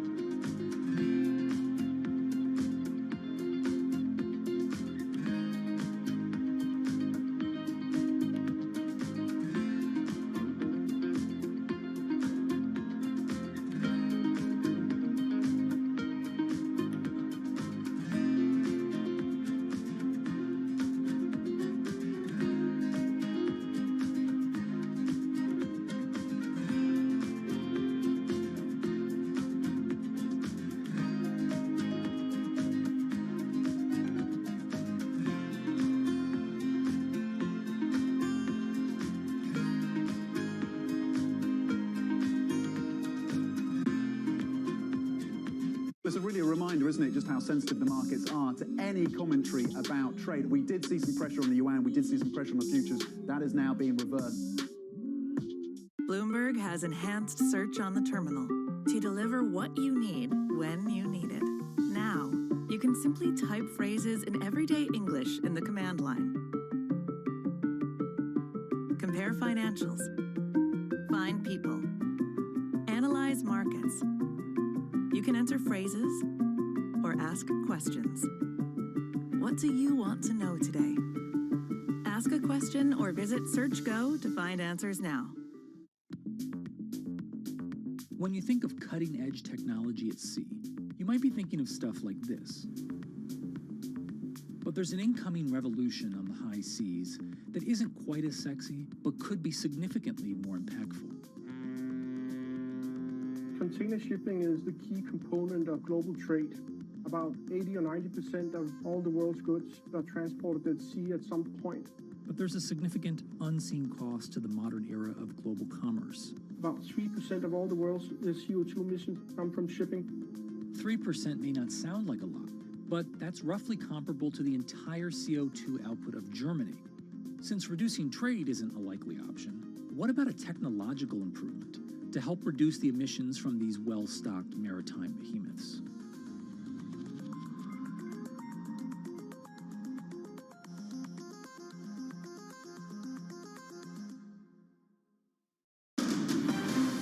From the world of politics to the world of business, this is Balance of Power with David Weston.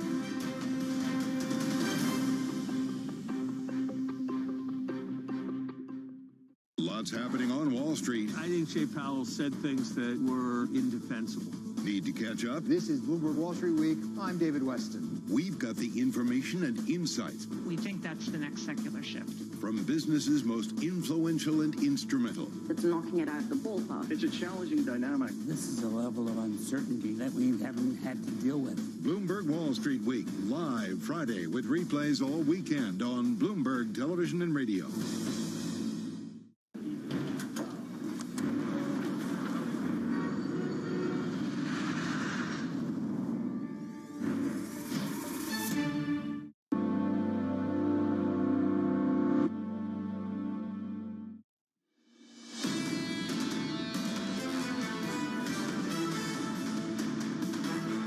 Minutes away from the opening bell. State of play looks like this on the S&P 500, down 0.5%. Session lows on the S&P, just off them. On the Nasdaq, negative as well. In the FX market, euro dollar holding on to parity, -2. Dollar strength out there, euro weakness, euro dollar down 0.5%. Bond yields higher, Tom, at 4 or 5 basis points, kicking higher on a 10-year at 4.1699. Let's call that 4.17. So yields up, dollar stronger, equities weaker going into the opening bell 60 minutes from now. Going into the inflation report tomorrow, John, we've really got to underscore with the distraction of a historic midterm election. Boy, that report at 8:30 tomorrow is anticipated. The equity market bulls need to see, they want to see, a deceleration in month-over-month inflation. Just a tick down or more? Just something. Give me something. I agree. And then give me a little bit more again in December, ahead of the payrolls, ahead of the Fed's meeting, after the payrolls, and tee up a Federal Reserve to have a different kind of conversation, maybe. We'll go beneath the headline data for you on radio and television tomorrow at 8:30. We do that with the headline, the core number, and, of course, the 8 shades of core that are out there. Someone expert at this is Laura Raim, chief U.S. economist at FS Investments. Laura, I really want to drill on inflation as we've been doing politics all morning. Do you presume that disinflation is rapid and suddenly, or is there going to be a duration to our disinflationary trend? I definitely am in the camp where I think inflation may have peaked, but boy, the descent is going to be gradual and it's going to be far from steady. I think at the end of the day, you're looking at key components, which are now sort of the cat is out of the bag. They are significantly higher. You're seeing it across sectors. It's not just sort of one area that we can cherry pick like it was on the way up. I think maybe that's the best way to express it. On the way up, we were able to really pick out clear single drivers. On the way back down, the picture is much more uneven and much more uncertain. Should the Federal Reserve care about rent and home ownership statistics? 100%, because that's the kind of inflation that makes people go to their bosses and say, my rent just went up 10%. I want a 10% increase. And even if that number's come down to 5%, even if it's come down to 3%, that is significantly higher than inflation and their target inflation. I think increasingly going forward, while we will still focus very heavily on the CPI numbers, we're going to start focusing on the wage numbers. That's already something everybody's watching, but there's no way to declare victory on inflation when wages are at 4 or 5%. That also is much higher than the Fed wants to see. Laura, we were just speaking with Anne Marie Herdern about the election, and she was saying, yes, inflation was at the forefront of people's minds, but they still have jobs. They still aren't concerned about their chances of being employed. When does that change? So this is one of the key issues that I get all the time. How's the economy doing? And while people look at growth and feel like it's stagnant on the jobs front, we are still racing ahead on all cylinders with an incredibly strong jobs market. So I think that, the jobs market is the lagging indicator. I think the jobs market stays strong until the middle of next year. I put the economy on solid footing for the first half of next year, and I think the Fed is going to have to continue to raise rates past what markets currently anticipate is their sort of finish line, a little over 5% for the Fed. I think they may have to go further, and I think they're going to want to wait and see the labor market really break. Here's the problem. Given the last downturn, the companies are going to be more cautious about laying off workers. And, you have what the headlines in Silicon Valley right now is very different from what you're seeing across small businesses, across every business, really on a week-by-week basis in the U.S. And we were just speaking actually with Neil Richardson of ADP about exactly this, that the tech companies are a very small subset. And we've been arguing about whether this is the beginning, though, of something broader or if this really is just a specific issue to the tech sector. Where do you see the job losses broadening out in the middle of next year? How substantial will that be, given the reluctance that you just spoke about of companies to cut staff? I think, when you look at the fact that we've lost so many of the sort of we're still hiring back a lot of the quote unquote lower productivity jobs. I think one of the problems there has been significant migration due to the pandemic. You still have localities where so many people have moved, you can't get the service jobs hired fast enough to accommodate the fact that some of these populations have really swelled. So I think that mismatch continues to keep pressure on the labor market to stay very strong. I mentioned this in one of the recent hours, Laura. Let me do it again. In the AP exit polls, which are voluminous and really, really informative, they show this massive divide over the question, are you confident you can get the next job? And Republicans are less confident, let's call it rural, let's call it exurban, whatever you want to call it. But is there two Americas that are a job economy? And does the Fed have to react to two Americas or one America? So, this is a critical question. First of all, the unemployment rate is low all over the place. And when I say that, obviously there's divergence in localities between the unemployment rates. But overall, it's lower than it was during the pandemic, and it's really come down significantly, matching where we were pre-pandemic. I think the real issue is that the Fed doesn't have the luxury of possibly considering two Americas. Their policies are not targeted enough. So at the end of the day, they're looking at this, broad average. And I think what they have shown that they want to do is to keep the job market strong enough so that hopefully it can over time pull some of the localities that may be struggling in line with some of the better localities. But it's hard to say if that focus on a really strong labor market's going to change. I think they've shown that it has to if they want to get on top of inflation.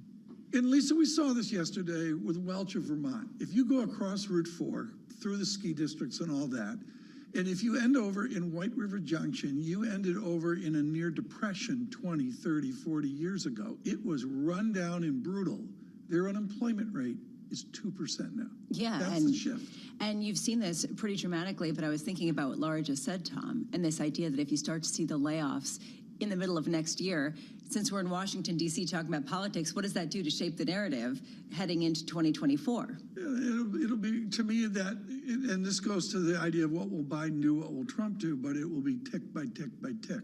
Well, but Laura, starting November 15th. But Laura is talking about, and Laura, I'd love your sense of this, that you don't think that the unemployment rate could rise all that much. Where do you think it's headed? Where do we need to go?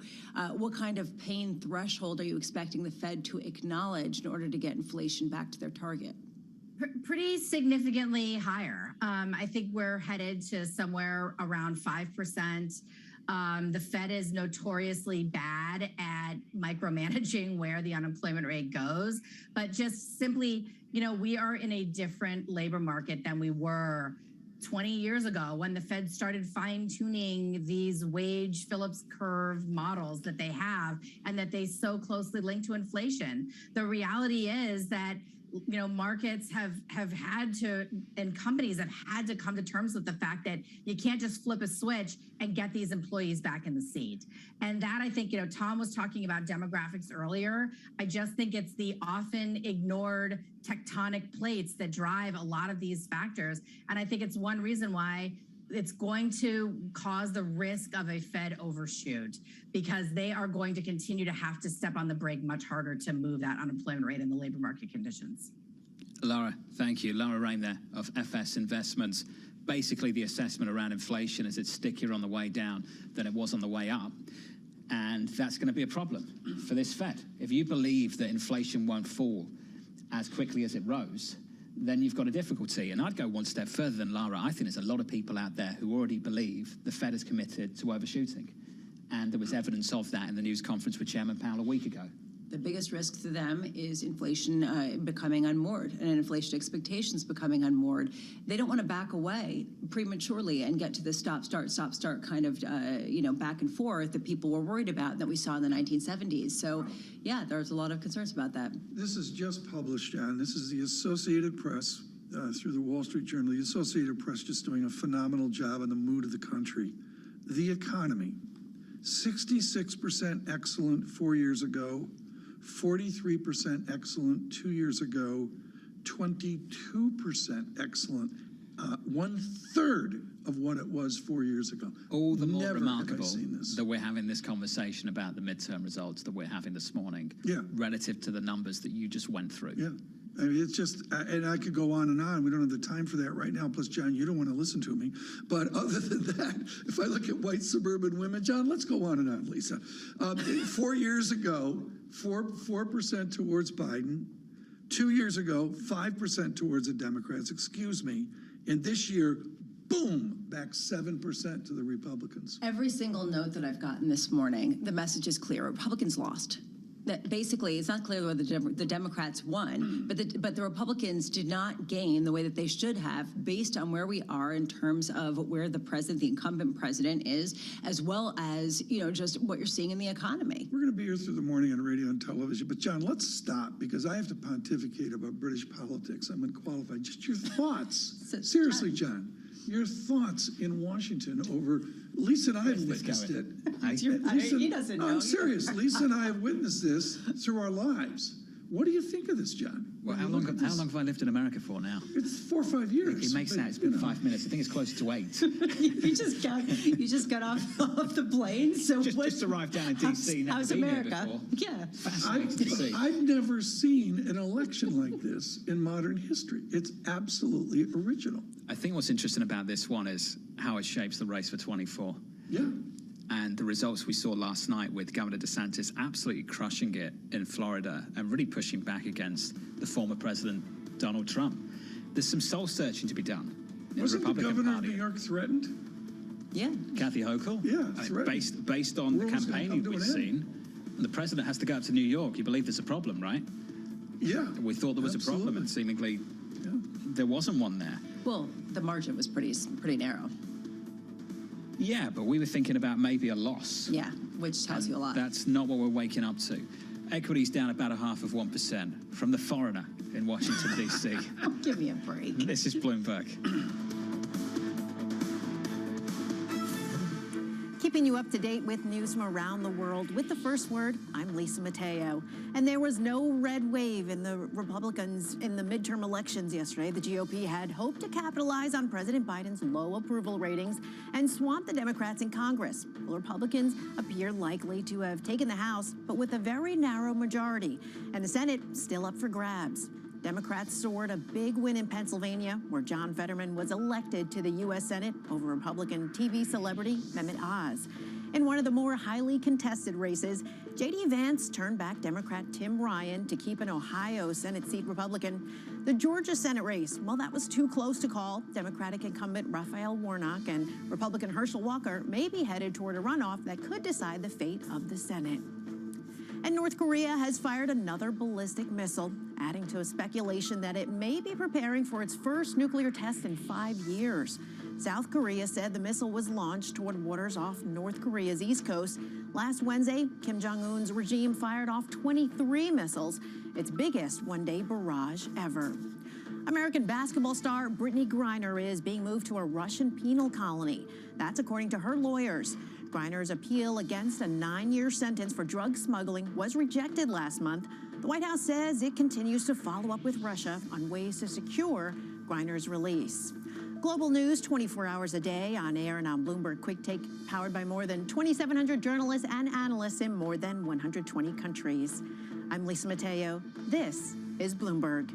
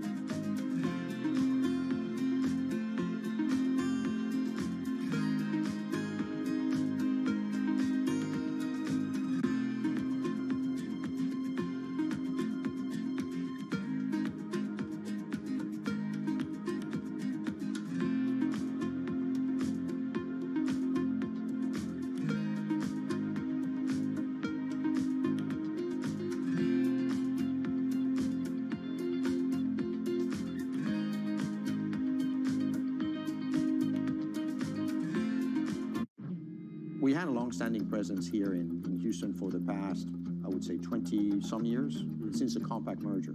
We bought a piece of land, we started building this building. And in doing so, we had to also recalibrate how we were building it because the pandemic hit us. And we thought about recreating a work environment that is very, very different, that is catered for this new structural way of working, which we call edge to office, where people don't always come to the office to work, can work remotely from their homes, their edges, but have to come back to the office for specific reasons, such as team meetings, customer meetings, and in general collaboration. With regards to the hybrid work model, do you see that as something that will persist longer term when the pandemic is long gone? Yes, no question, this will persist. And I think we are witnessing right now a societal change in the way we work. You're no longer going to measure productivity in the same way as in the past. You're going to be focusing on outputs. Never mind what people do in their private times. It doesn't really matter to a company as long as the output is there. HPE launched its Edge to Office hybrid work initiative in the fall of 2020. The new campus is designed with that flexible model in mind.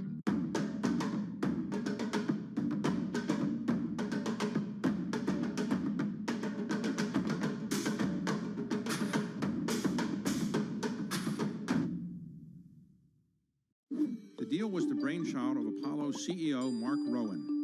In January, Apollo closed its $11 billion all-stock merger with Athene Holding. It had already owned 35% of the insurer. Here's what Apollo gets out of the deal. Assets under management. Apollo expects them to double to about $1 trillion by 2026. Much of that projected growth will come from the merger, and those assets are especially attractive to Apollo. Insurance companies typically go after much more modest returns than buyout investors. That will give Apollo more options for investing the cash. Athene is a steady provider of fee income. It has grown into one of the nation's biggest holders of fixed annuities, those retirement savings products favored by risk-averse customers. The merger will also allow Apollo to simplify its governance. It gave up its dual-class share structure and adopted a one-share, one-vote plan. The hope is that will eventually lead to Apollo's inclusion in the S&P 500.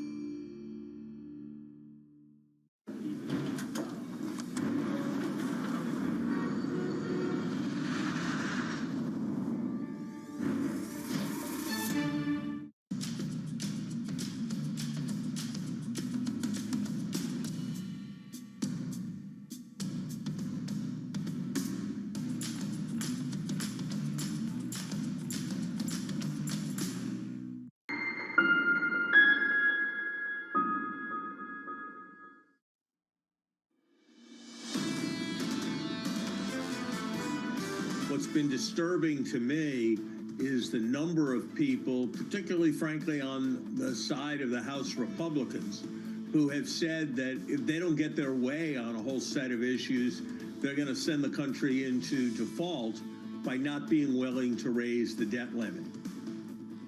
We look set to do the debt ceiling debate stuff all over again. That was Larry Summers, the former Treasury Secretary. I'm ignoring this. Equities right now in the S&P down a third of 1%. Tragic that we Big do that. conversation this morning about cuts at Meta. 11,000 people going at Meta from the workforce, just big cuts. And Redfin, let's talk about housing. Bramo, Redfin laying off 13% of staff. Well, yeah, I mean, Redfin, okay, they had this home flipping business that they're now shutting down, where they basically used algorithms to determine the wealth, the worth of a home, and things have moved a little too quickly away from them, and they have inventory.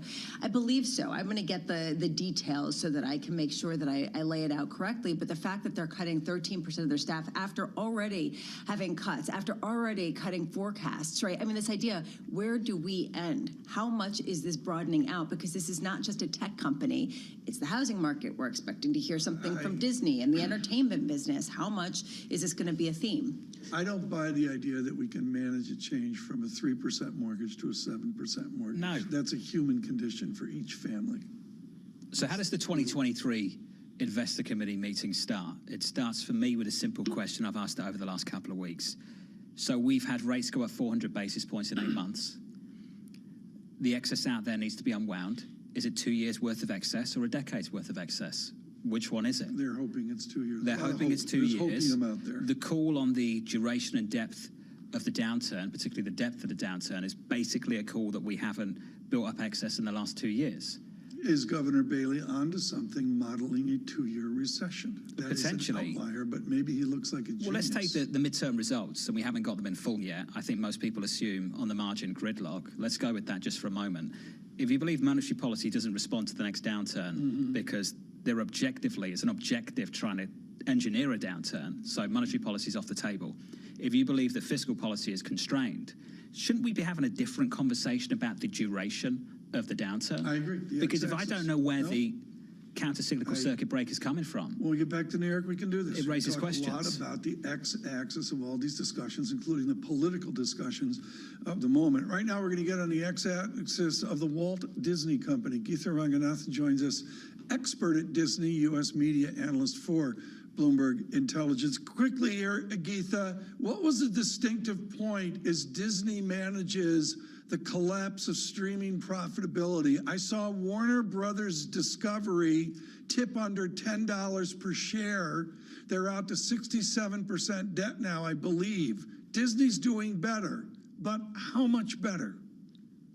Yeah, Disney is definitely doing better, but that better is just not good enough, Tom. So, you know, we did have streaming losses that came in at $4 billion for fiscal 2022. And yes, they did promise that there will be improvement, but remember, the guidance that they've issued for 2023 came in well below expectations. So there's just no way to sugarcoat this. This is going to be an extremely difficult fiscal 2023 for the Walt Disney Company. Reducing inefficiencies or basically trying to streamline costs. What is the job cutting kind of picture you're expecting from Disney? So they didn't talk too much about job cutting itself.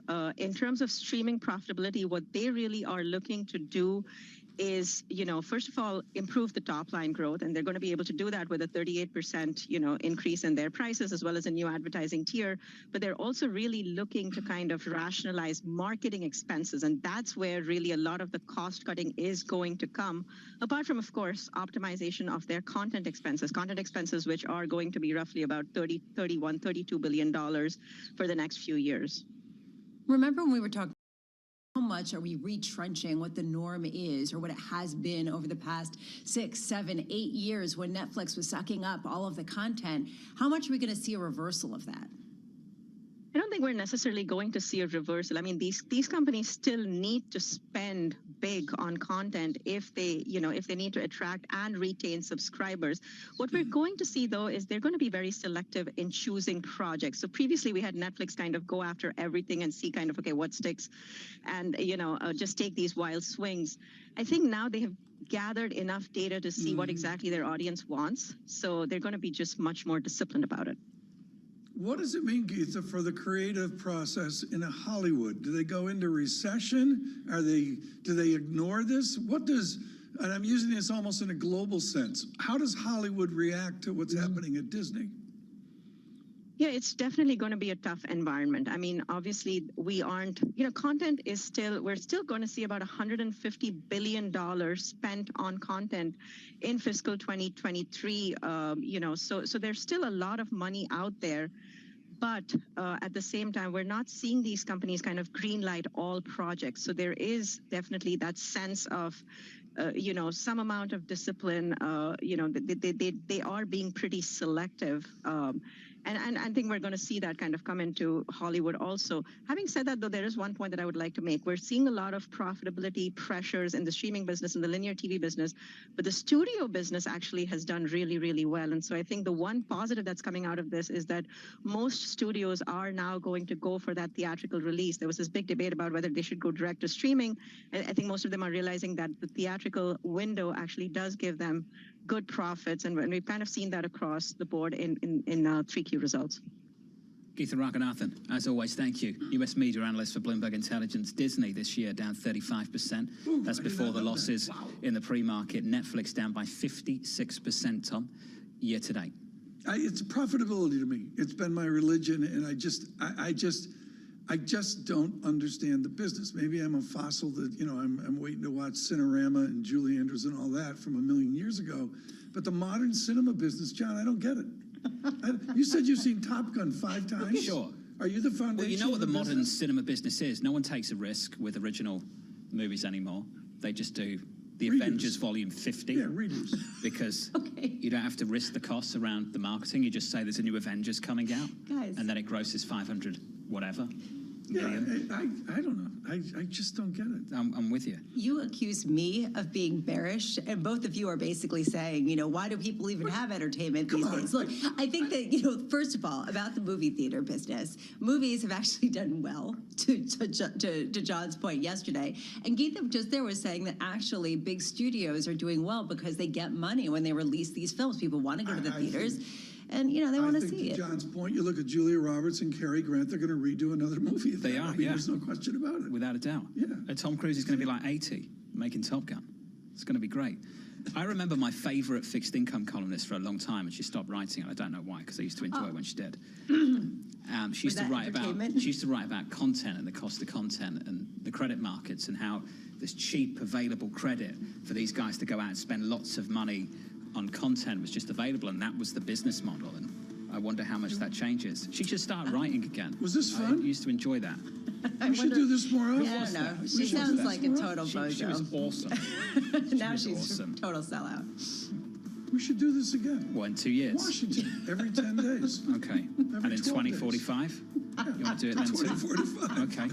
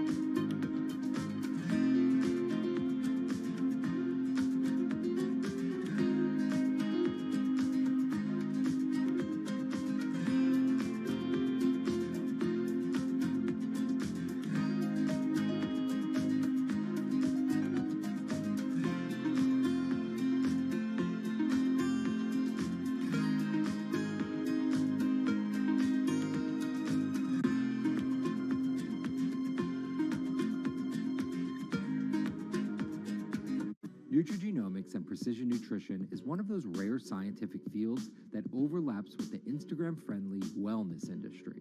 There is a lot of interest in this idea of personalized nutrition and especially how accessible it is to the public.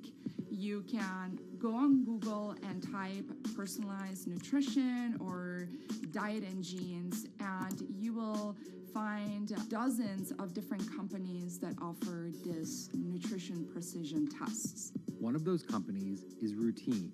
Routine claims that their personalized tests stemming from sciences like nutrigenomics make their supplements different. But even with the claims from Routine, as well as dozens of other personalized nutrition companies, the science still has a long way to go.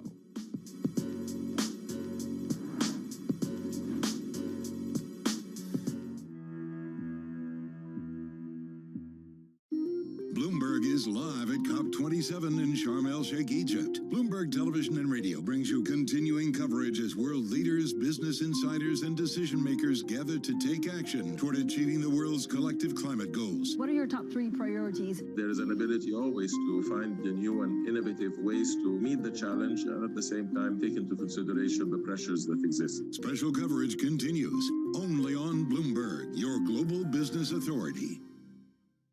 You will shed light on dark matter. You will make aging optional. Because when you subscribe to Bloomberg, you won't just get news. You will get insight into limitless possibilities. Before you change the world, Bloomberg. No one covers the world like Bloomberg. The writings on the wall for the Bank of England. Just Stop Oil has spray painted the front door. Recession in Europe, UK, and possibly the US. Brazilians are out in full force celebrating the election victory of former President Lula da Silva. With unmatched reach and resources from more than 120 countries, the moment news breaks, 24 hours a day. Bloomberg, your global business authority.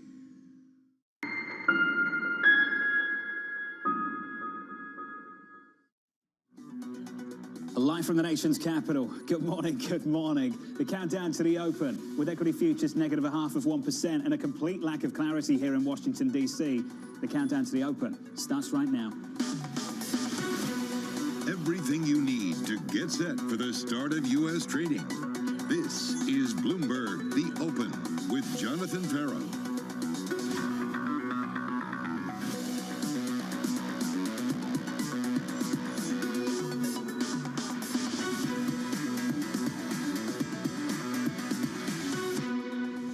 Live from Washington, we begin with the big issue. Too close to call. We know how much is at stake in this election. We're going to see what happens across the country. I'm not really sure what to say right now. My goodness. I have fought the good fight. It is clear that we are going to take the House back. I never expected that we were going to turn these red counties blue. Congratulations to the next generation of Republicans. We will be in the majority, and Nancy Pelosi will be in the minority. We are not sure if this journey is over tonight. We need to be patient and wait for every vote to be counted. Whether it's later tonight or tomorrow or 4 weeks from now. Freedom is here to stay.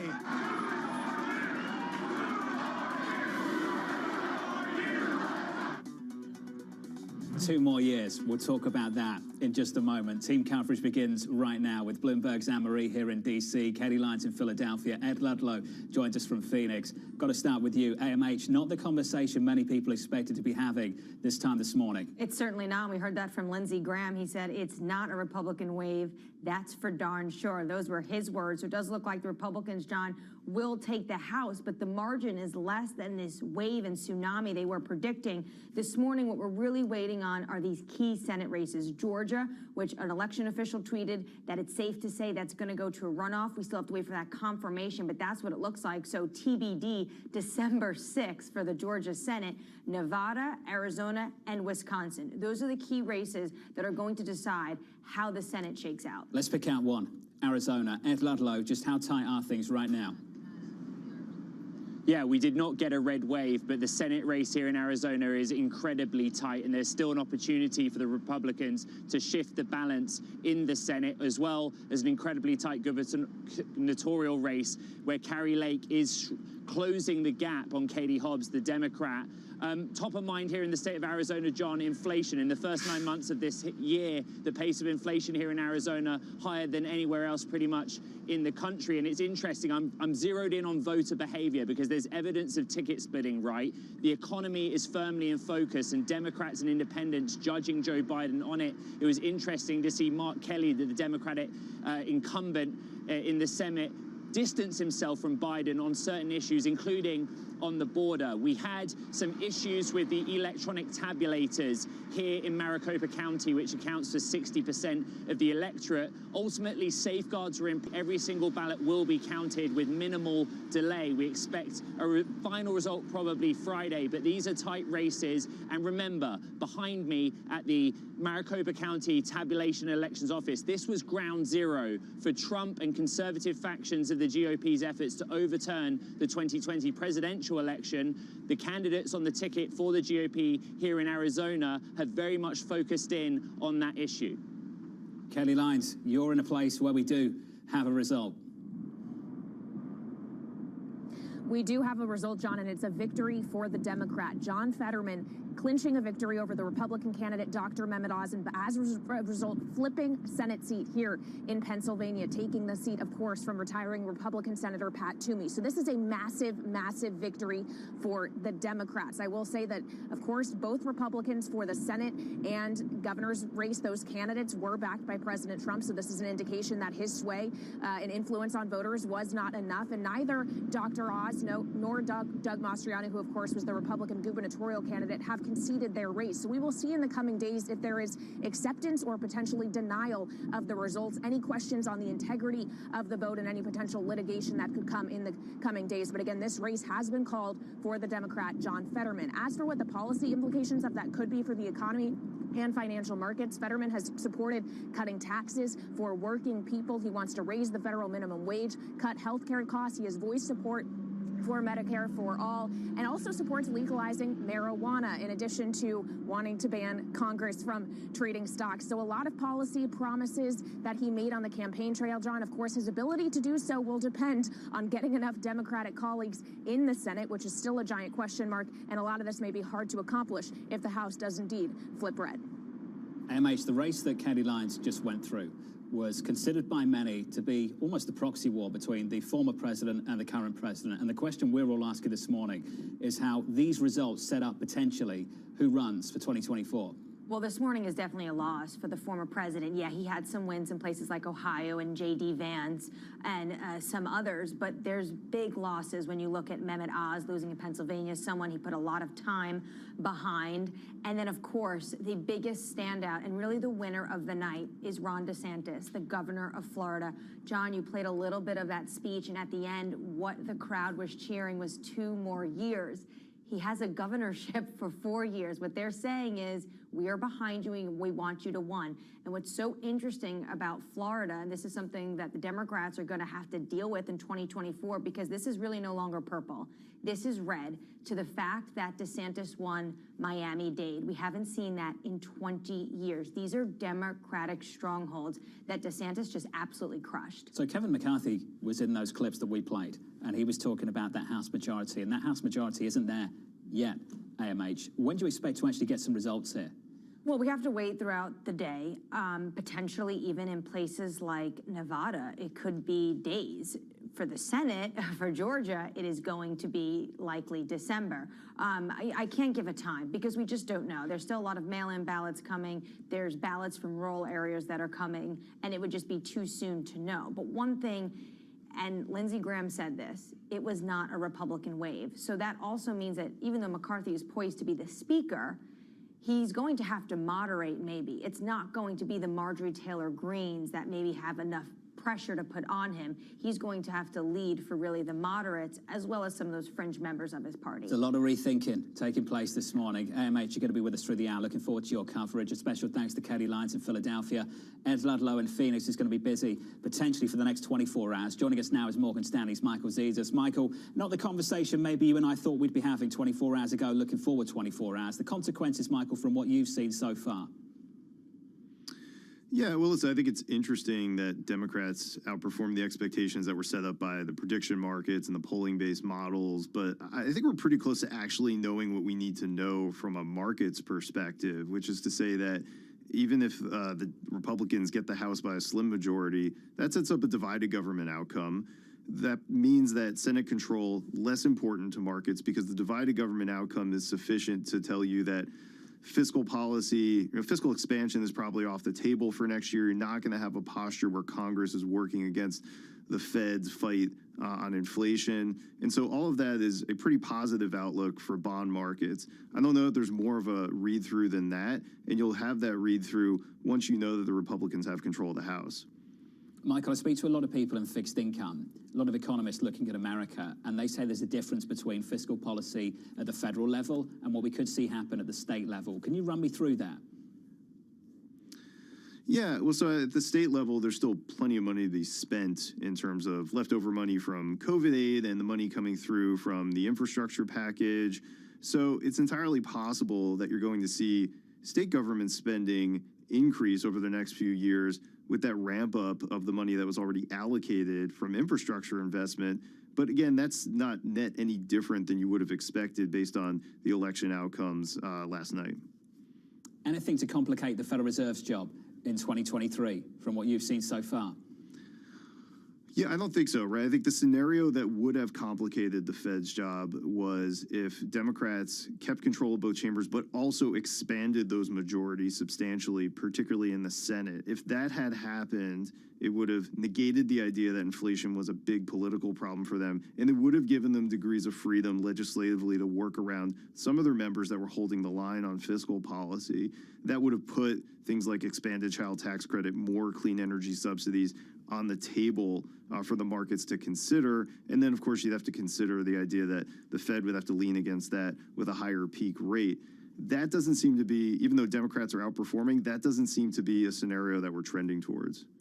Michael, overwhelmingly, in the conversations I've had, and I'm sure the conversations you've had, it's seen on Wall Street that gridlock is what we need right now. I wonder, Michael, whether gridlock is what we need 12 months from now.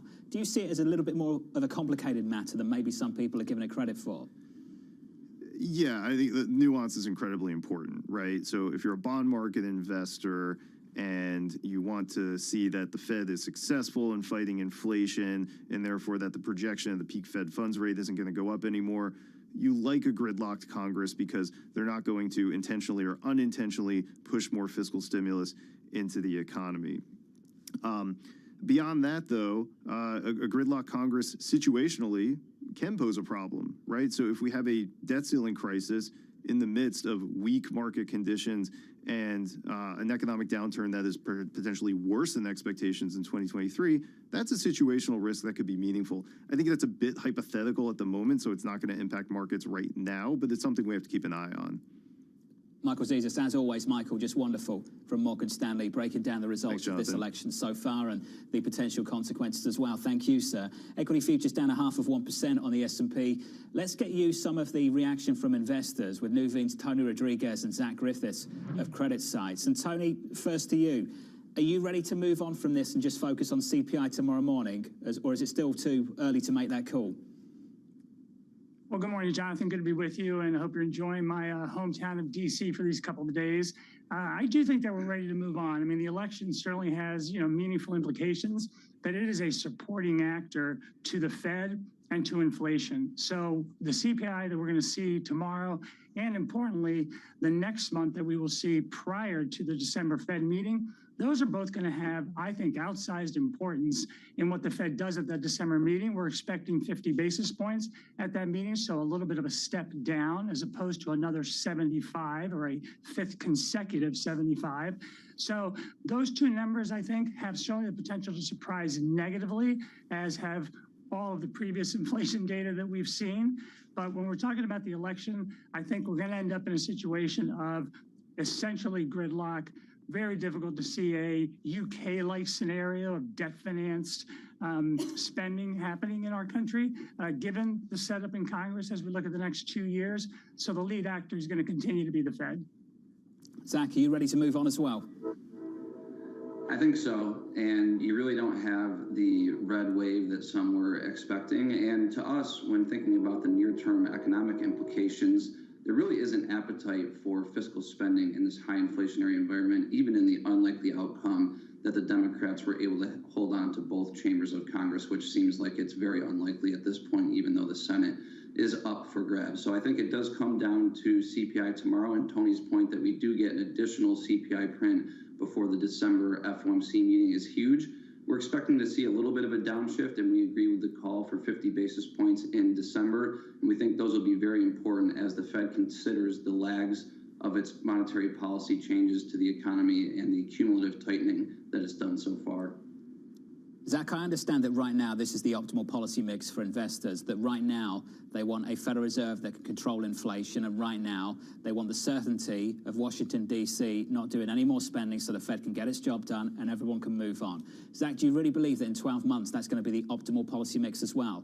A Fed that's trying to bring down inflation, an economy that might be rolling over, and a Washington, D.C. Congress with its hands tied behind its back? It's a difficult policy mix from that perspective, and I think it's really going to come down to just how much does the Fed tighten. I think the market's moved a little bit too much with respect to where it's pricing the terminal rate, and I think we're getting close to policy mistake territory if we get up towards 5.25%, 5.5%, which is a little bit above where the market is today, but not much. And I think there's been a little bit too much focus on Chairman Powell's press conference after the September or the November FOMC meeting, and less focus on the changes to the policy statement that we think are going to be more crucial as long as we do get some progress on the inflation front. I think you've seen some disinflation on the good side. You saw that in the ISM manufacturing prices paid index for October falling into contractionary territory. So we're focused on that, and think the Fed will be too. You're still seeing a lot of pressure on the shelter side, but we think they need to focus on the lags that their policy is going to have, some of the disinflation on the shelter side that's in the pipeline from higher mortgage rates and a softening housing market. And Tony, final word on this one. So Jonathan, I think you've hit the nail on the head that right now the policy mix is okay, but as we move through into the second half of next year, just like the Fed was constrained when we were at the zero lower bound to respond to any weakness, the U.S. government is constrained now to respond with any fiscal stimulus in the face of what we do think will be economic weakness. We're expecting a slowdown, probably a mild recession, and the ability for both the Fed, because of inflation, and the federal government, because of their debt levels, to address that, we think will be challenging. And that's why we think we'll see some weakness in financial markets as we move into the first half of next year. We're going to have that conversation next. Tony and Zach are going to stick with us. I've said it all morning. I do not envy anyone that has to press send in the next couple of weeks on their 2023 outlook. Coming up, investors trying to leave the midterms behind and look ahead to CPI. Inflation is clearly far above our long-run goal, communicating that that is our goal and that that is, our North Star that we are heading to, and how we plan to, do that and how we see the economy evolving is extremely important. Shifting from midterms to inflation in America, that conversation up next.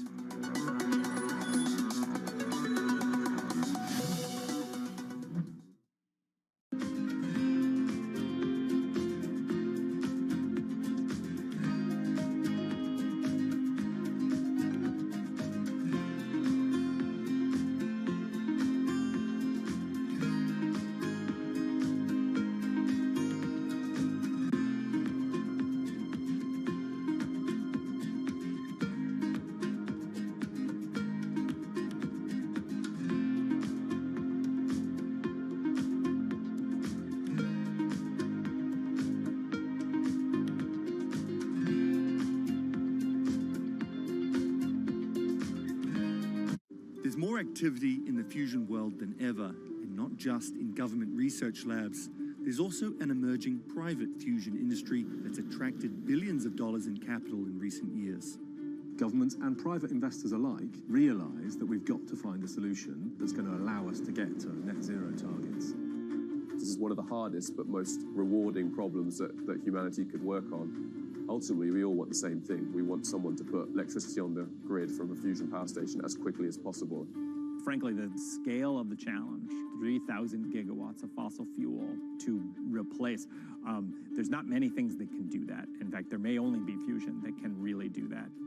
And while many in the scientific community predict fusion power will take decades, some in the private fusion space believe we'll get there in just a few years, as soon as the 2030s.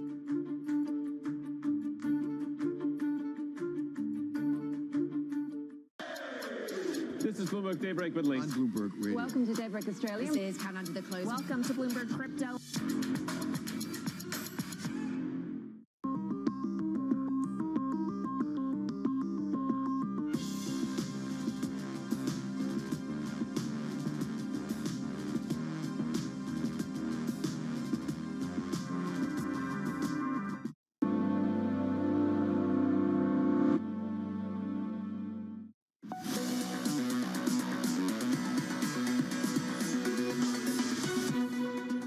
Which is more important, the election or CPI? I'd rather know CPI. I'd actually like CPI for the next 3 months, if you can give us. The more important thing is really going to be CPI. Yeah, I agree with that. Yeah, absolutely, I do. CPI is the number one thing the Fed is focused on. The Fed is really laser focused on the inflation readings. It's going to tell us whether that December meeting is 75 or 50. The CPI number has the potential to be a much more dramatic market movement. The inflation statistics are going to be more important than the election. Inflation still in the spotlight as election results continue rolling in. US CPI due in less than 24 hours from now. Economists looking for a little relief in core inflation in America. Mike McKee joins us now from New York. Morning, Mike. Morning, John. Well, it's not entirely true that the election is more important than CPI or CPI is more important than the election. The election contributes to it. Too much money chasing too few votes. There was $17 billion spent on this election, so maybe that goes away and CPI comes down a little bit. If we get the kind of numbers that you saw on the screen, that should be a little bit of good news. This is a long slog, but it does show inflation going in the right direction. The key to watch tomorrow, prices for services. Supply chains seem to be normalizing quickly now. Goods price increases have been coming down. That should continue. Watch for drops in apparel as retailers clear inventory. Used cars, wholesale prices, we've talked about this a lot, have been down quite a lot, and possibly even new cars as inventories increase. On the services side, obviously rent and home prices are still expected to come in hot, even though private measures of those prices have dropped. It takes a long time to show up in the CPI. Bloomberg Economics thinks we'll see them crest now and really start to decline in Q1. But health insurance costs are forecast to drop a lot as the pandemic fades. Airline fares, other travel expenses may as well. We know gasoline and food are higher, and that is an ongoing problem because it's what people see every day. But the Fed can't do anything about that. So they're going to be looking at the core. You know, inflation is a lagging indicator. The Fed's never tamed inflation without rates going above the rate of inflation. Forecasts are the Fed will hit 5% in early 2023. Core inflation should fall. So that may happen at the end of the quarter. John, as the old Fed proverb says, the journey of 1,000 miles to 2% target begins with a couple of decimal places. Is that right? Mike McKee, thank you, sir. Out of New York, as always, the brilliant Michael McKee. Back with us, Tony Rodriguez, Zach Griffiths for some final thoughts.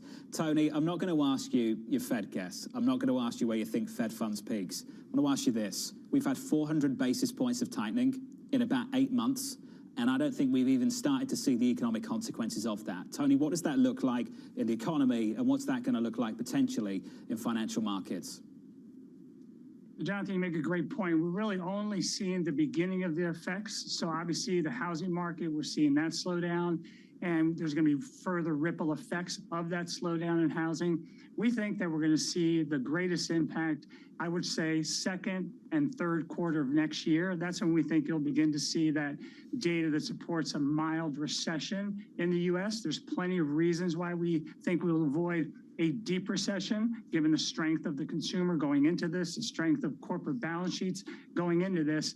But nonetheless, we are going to have economic weakness, and that's what the response is going to be driven by with respect to financial markets. So right now, we think you'll see a reduction in 2023 earnings as we move later through the year. That will drive, we think, possibly lower equity prices. And when you talk about fixed income, we do think that you'll see some wider spreads. Right now, with the recent rally, we're really pricing in, we think, too much good news, expectations for example, default rates being lower than what we expect them to be. So we don't think there'll be a massive washout in risk markets, but we do think you'll see better entry points as some of that economic weakness begins to look a little more clear to investors. Zach, final word. So we take the other side of that and think that while economic growth will slow to below potential, we think we avoid a recession and have more of a bumpy landing than a hard landing, and spreads can tighten from here at least a little bit. We've had a fairly big move, especially on the high yield side recently, so perhaps a good portion of that move is done. But again, corporate balance sheets are strong. You don't have a maturity wall in the high yield universe coming until 2025. So we think there are some tailwinds there. And when you look at all-in yields around 6% for IG and 9 to 10% for high yield, we think that's attractive. And as people start to look to 2023, they have to look at that and say, this looks pretty solid, even if we do have a mild recession scenario, when you think about where yields are from an all-in perspective historically. Hey, Zach. Great to catch up, buddy. As always, Zach Griffiths there alongside Tony Rodriguez. Counting you down to the opening bell, 7 minutes away. Equities down 0.5%. Coming up, we'll get you some morning calls, and later, election uncertainty could fuel a volatility repricing. That's the view from RBC's Amy Wu Silverman. She'll join us around the opening bell in just a moment.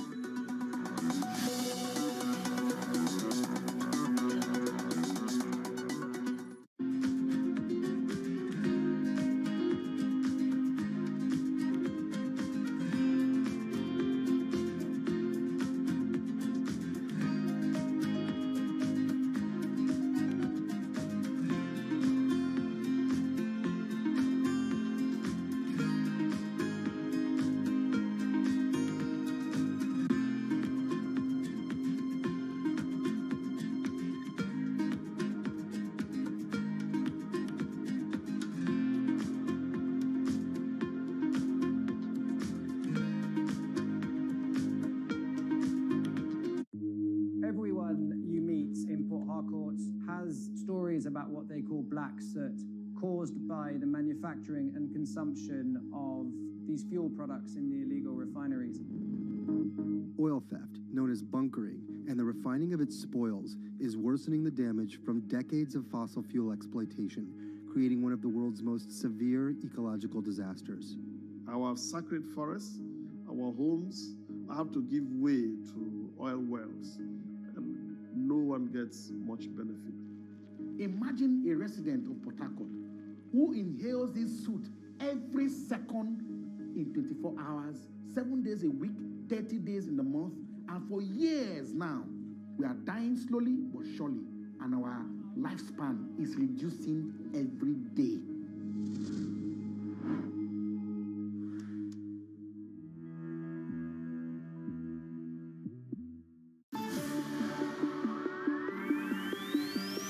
When innovation strikes, Bloomberg Technology is there with the news and analysis you need. Every weekday, only on Bloomberg.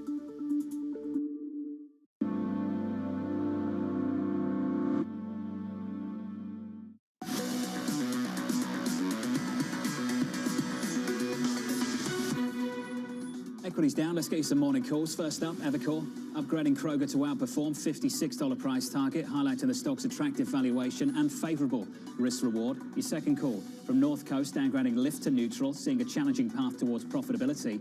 And your final call from Bank of America, downgrading Tyson Foods to underperform, expecting margins to get even worse over the next 2 years. That stock is down by 2.35%. Coming up, Amy Wu Silverman of RBC, expecting volatility to continue with midterms too close to call and a big inflation print on deck. That conversation up next. Your opening bout just around the corner.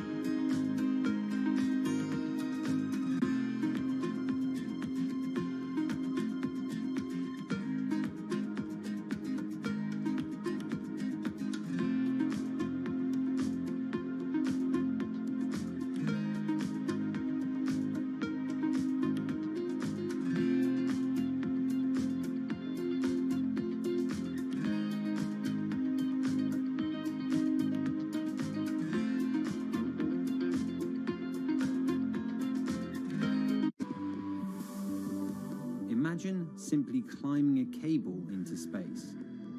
The concept is known as the space elevator. Not only could it significantly change how we leave planet Earth, but it could also completely transform humanity's relationship with space. And there are scientists who think we could have already built it. We have the material, we have the technology, we have the lasers, we have the climbers, we have all of it. If a private entity wants to build it, or a government, they can build it. It'll change society. We have no clue how colonizing into space, how really spreading out into space will really change our society over the next 50 to 200 years. It'll be completely different.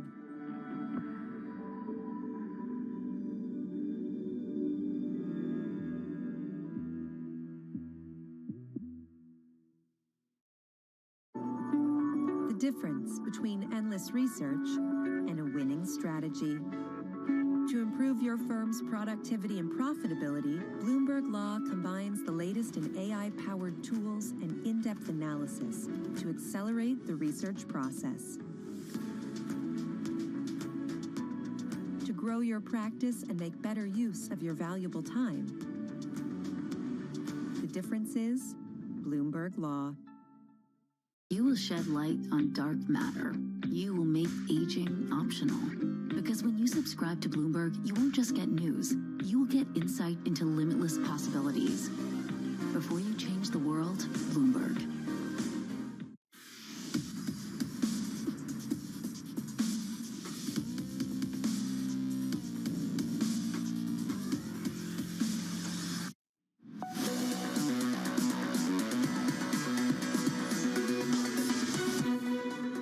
let's get you to the opening bell. Equity futures shaping up as follows this Wednesday morning. Good morning from Washington, D.C., looking up to New York City on Wall Street. Equity futures down 0.6% on the S&P. On the Nasdaq 100, down 0.7%. Three-day winning streak.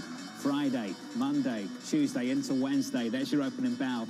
Can we try and make it 4? Switch up the board and get to the bond market. Going into CPI tomorrow, we look a little something like this in the bond market. Yields higher by 4 basis points on a 10-year, 4.16 on a 10-year yield. A bit of dollar strength out there. Euro weakness, euro dollar hugging, parity tight, trying to hold on. 1.0024, euro dollar negative 0.5%. And crude from the 90s back to the 80s, 87.70 on WTI. We're down about 1.36%. Seconds into this, slightly softer in the equity market. Control of Congress here in Washington still up for grabs. Investors holding out hope for one outcome. Having a little bit of divided government in the U.S. is a positive for markets. The market wants to have essentially policy gridlock. We like gridlock because it gives us certainty. Historically, people viewed that as a positive. It doesn't mean that there's not going to be disruptions. The market doesn't want any more fiscal spending. We've already had gridlock for all practical purposes. We don't think that there'll be durable implications from the midterm elections. It's going to help put some upward boost on the equity market. Equities have actually taken quite a bit of relief already. Taylor Riggs joins us now for more. Hey, Taylor. John, that soundbite really wraps it up nicely. When you think about, according to our MLive survey polls, what markets are really looking for, and it really is sort of that gridlock that is nice for equity markets, knowing that you can't rush in sort of an era of fiscal policy or a bunch of new regulation. Take a look at this. Professional investors on a desired election result, 48% like a total House and Senate, all Republican. Split Congress is next, and then Democratic, of course, on both the House and the Senate is just the lowest at 18%. Again, given that you don't have the checks and balances with a Democratic president underway. The market reaction would also prove a similar story. This is looking at S&P 500 performance annually after some of these midterms. And as you see, it's sort of either all Republican or a split Congress. And that's really where markets thrive under some of these scenarios. I think what's interesting, we've been talking a lot about the markets, we've been talking a lot about the economics. Take a look at where we are with consumer confidence as well. This is Democratic minus Republican consumer confidence. Basically, when your party is in power, you feel more confident. That's really what you're starting to see here. Net blue, if you will, given sort of that has been the party in power so far, John. Hey, Taylor, wonderful work as always. Looking forward to the coverage of the close with Romain Bostic a little bit later on this afternoon. Amy Wu Silverman of RBC expecting drawn-out election results to, quote, cause a repricing around volatility due to extended uncertainty. Joining us now is Amy Wu Silverman of RBC Capital Markets. Amy, let's start there. It's a moving target, so give us your thoughts so far. So look, volatility markets right now are wait and see, certainly because of CPI tomorrow, Fed speak, but we still don't really know what's happening with midterms yet. And, if we do see some of the runoffs that have been mentioned in the news, we could not see until December. And, just as your soundbite said earlier, the markets really like to lack certainty. And so to have certainty, so if we lack certainty, I think that's what keeps volatility firm, John.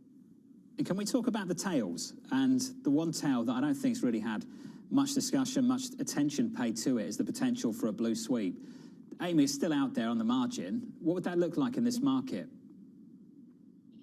Yeah, definitely. Look, I think just given how the results are standing right now in the House, I think that's, getting slimmer and slimmer. But the fact that we've had Democrats, I think, do better than expected, or Republicans do worse than expected, however you want to say it, that was not really being priced by the market. So I think just the extension of how long this could take could keep things firm. The second thing I would say is, we're looking at what the outcomes are for sectors. One we focused on is industrials. And look, if we get kind of more Democrats faring better, there's downside there that we've discussed about from a sector level. And you're really getting payouts priced there right now in options. That's industrials. Let's talk about energy. One thing you said going into this is you like energy upside if Republicans fare better. Can I just challenge the premise of that? Energy's done wonderful with a Washington, D.C. dominated by Democrats. Why would Republicans help the cause? Yeah, I would say first, this is on kind of a longer term basis, just regulatory wise, what implications we see. This was from a survey of all RBC analysts.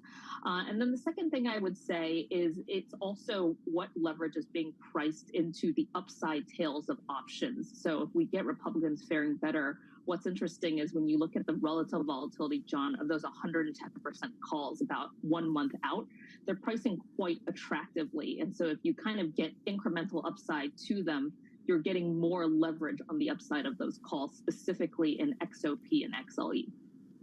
Amy, there was one call in here that takes my interest, and that could be interesting around the G20 as well. You said this: I'm watching closely another tale, China's rhetoric around Taiwan and recent positive rhetoric around Ukraine and Russia. A lot of people might argue this morning that the President of the United States goes to the G20 a different man after the results overnight. Amy, what do you think that might mean for the conversation around China? Yeah, it's really interesting because, I think certainly Biden has a boost going into the G20 right now, given where the results are, although we don't know kind of the final results. And I think what has been interesting is when we talk to options investors and we talk about tails, so, very low probability events, but events that have really meaningful impacts, they all say the fact that we could get a Taiwan situation as early as 2023.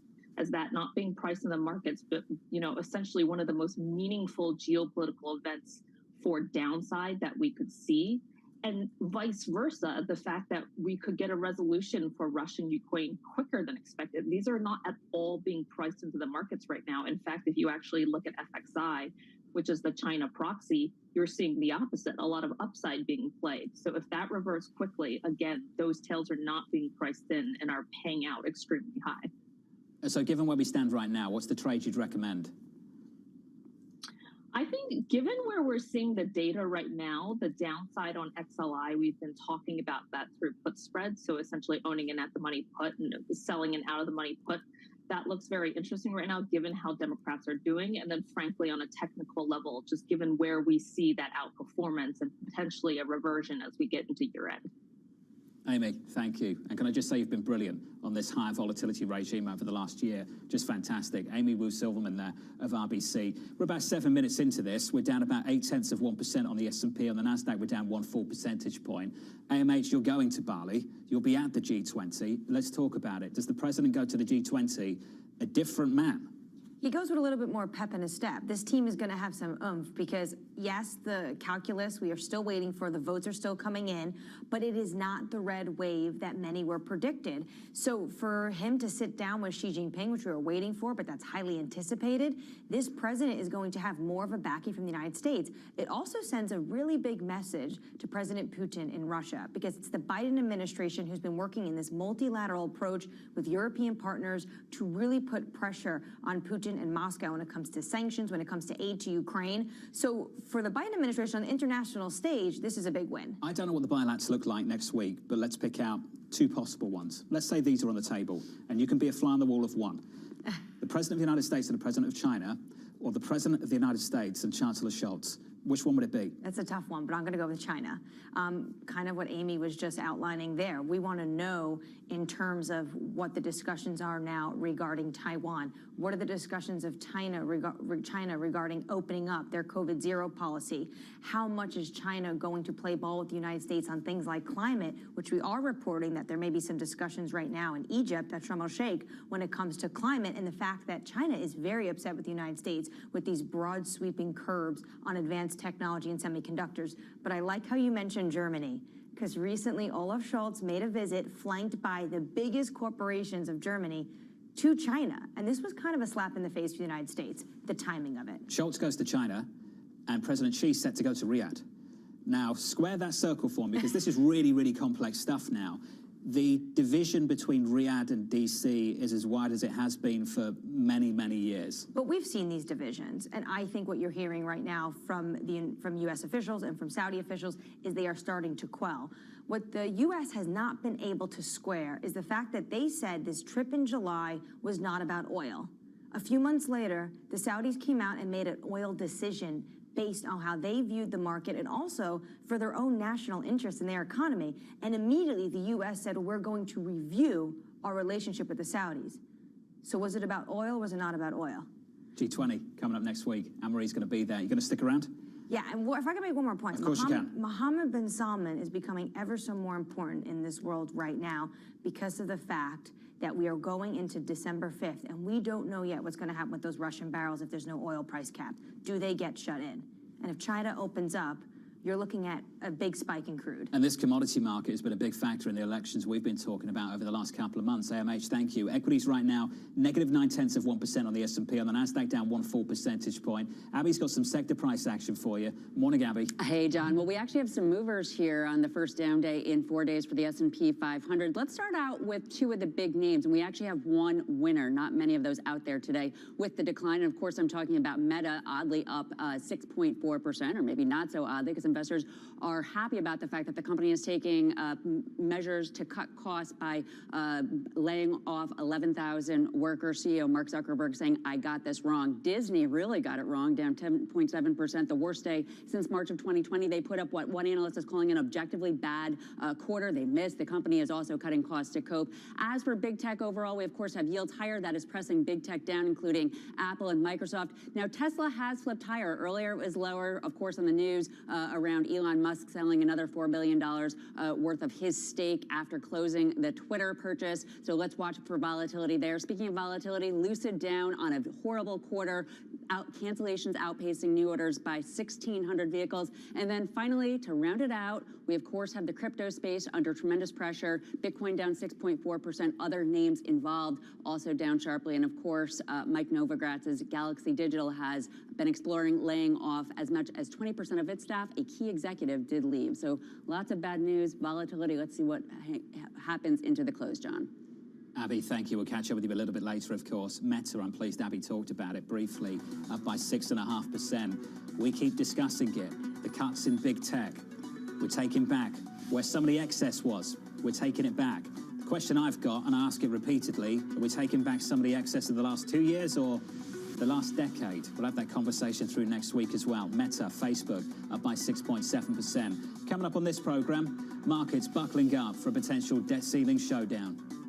They're going to shut down the government by not providing the votes to pay our federal debt to other countries in the world. This is irresponsible.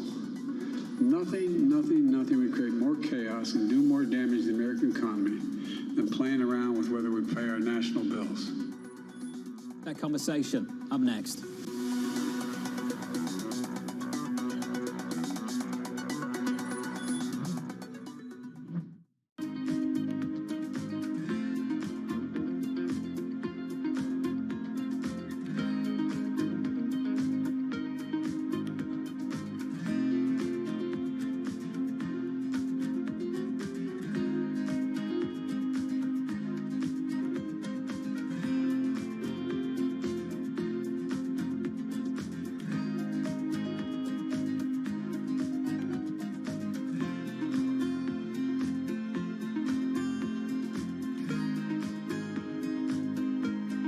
Bloomberg has enhanced search on the terminal to deliver what you need when you need it. Now, you can simply type phrases in everyday English in the command line. Compare financials. Find people. Analyze markets. You can enter phrases or ask questions. What do you want to know today? Ask a question or visit SearchGo to find answers now. AI is the chance of humankind to really understand itself. How much of that is true? How confident? Did you actually overachieve? Did you, back then realize that we would be using AI in many different jobs? Was it slower or faster than you thought at the time? I think if I had a 35 or 40-year prediction task, I would have been more or less on track as to where we are today. But I would have predicted steady linear increase over time. But instead, the field had very minimal improvements until the last 5 or 10 years. Then it really took off. I think we ended up in the right place, but I was very wrong about the trajectory. To this date, we still know very little about how the brain works, but these machines are getting ever more powerful. And I feel in some sense, we did end up learning what human intelligence is by learning what it is not. If we exclude all the things machines can do better than us as what makes us unique in our human intelligence, then now we can rule out many, many things, because AI or machine learning has become so good at so many things that what's left must be the key aspects of human intelligence. The top names in business are on Bloomberg. The financial services industry, which is a large part of the UK, is very competitive. But it's not the only one. Health sciences, even technology and fintech are very, very bright stars in the UK. The market environment isn't a very challenging one. It's not about playing the markets. The markets is the same for everyone. And that's exactly how we deal with it. 90% of our clients are indicating we need more guidance. And if they want more guidance, that's why they bring their money to us. Nobody covers business like Bloomberg, your global business authority.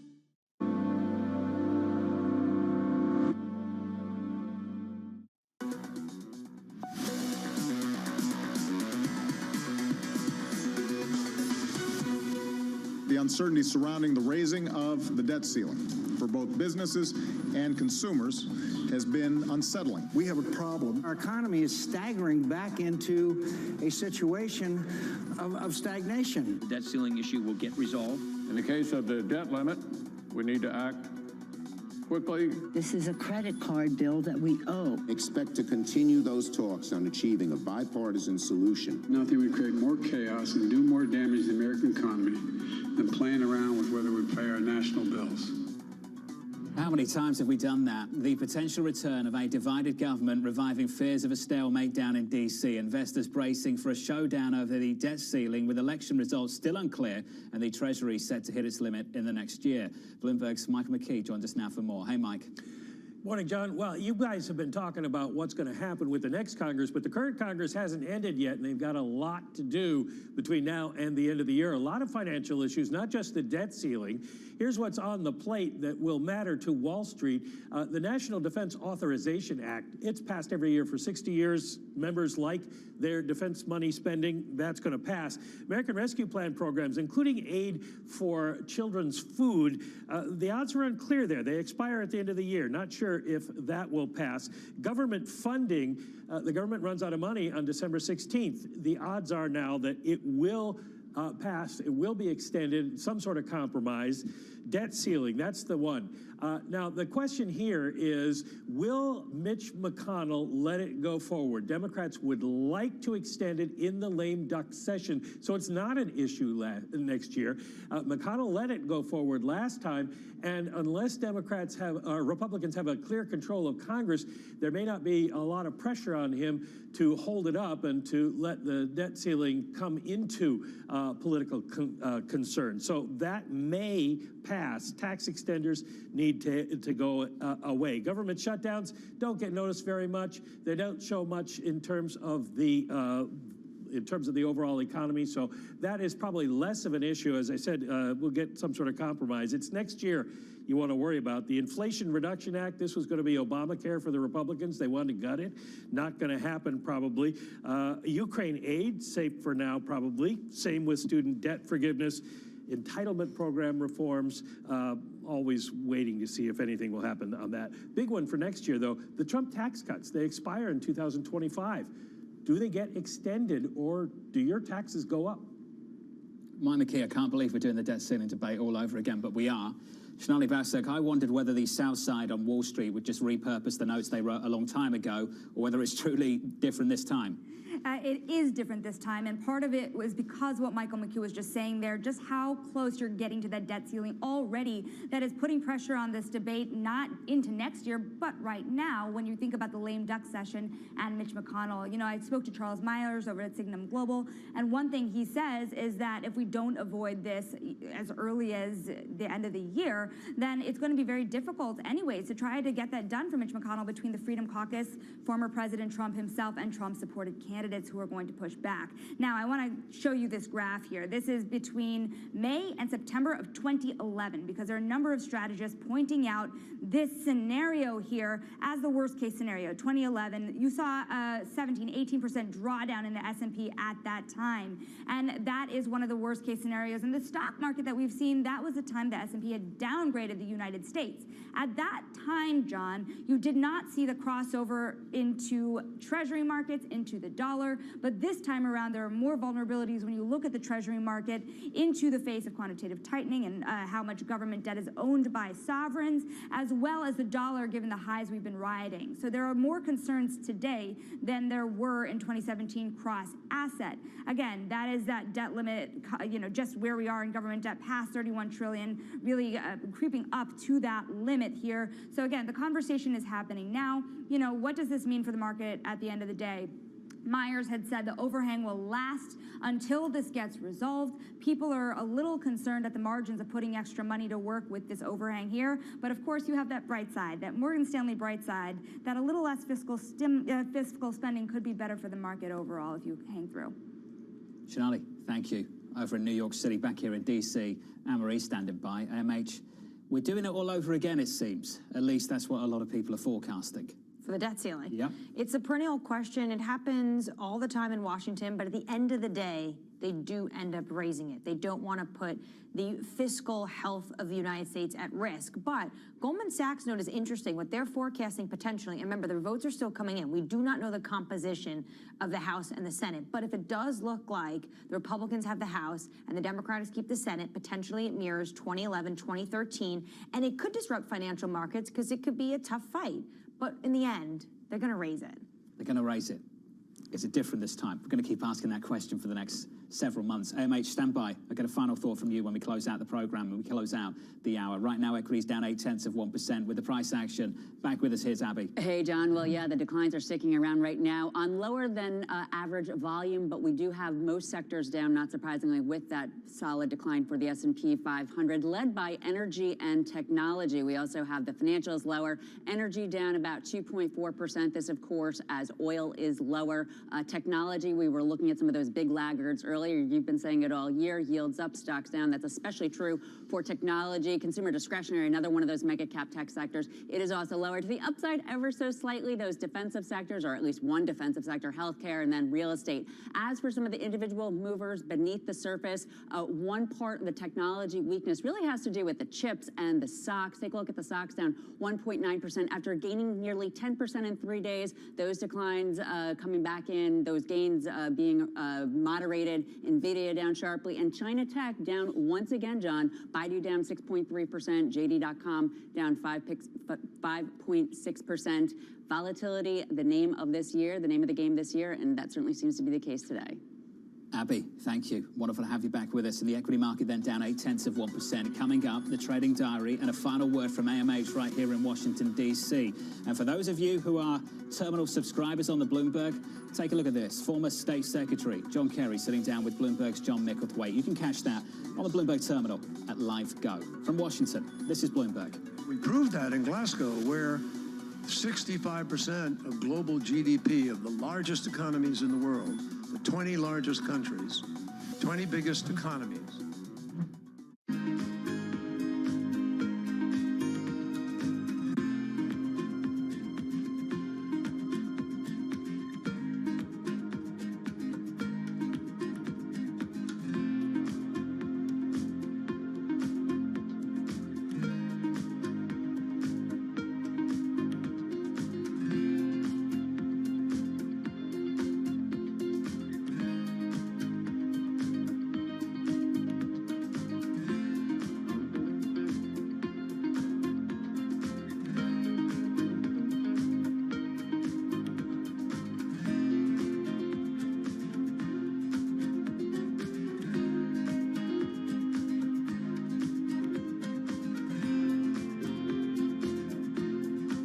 Satellites have propulsion systems. They can kind of move to get out of the way of each other or change their orbit a little bit. It's a service that you guys offer to help these companies know how to maneuver their machines. Yeah, we offer a collision avoidance service. It's a subscription service. We'll send you an alert up to 7 days in advance if your satellite's going to come dangerously close to a piece of debris or another satellite. Companies have been doing that for decades, moving satellites around, but it's sort of like a harder problem now. The risk of a collision is a lot higher now, just because we've installed so much more hardware into space. You have a big collision, it creates a cloud of debris, and now all the other satellites are flying through this whizzing mess of debris. As we add all of the new satellites into space, the risks of the collision, the likelihood of the collision is going up.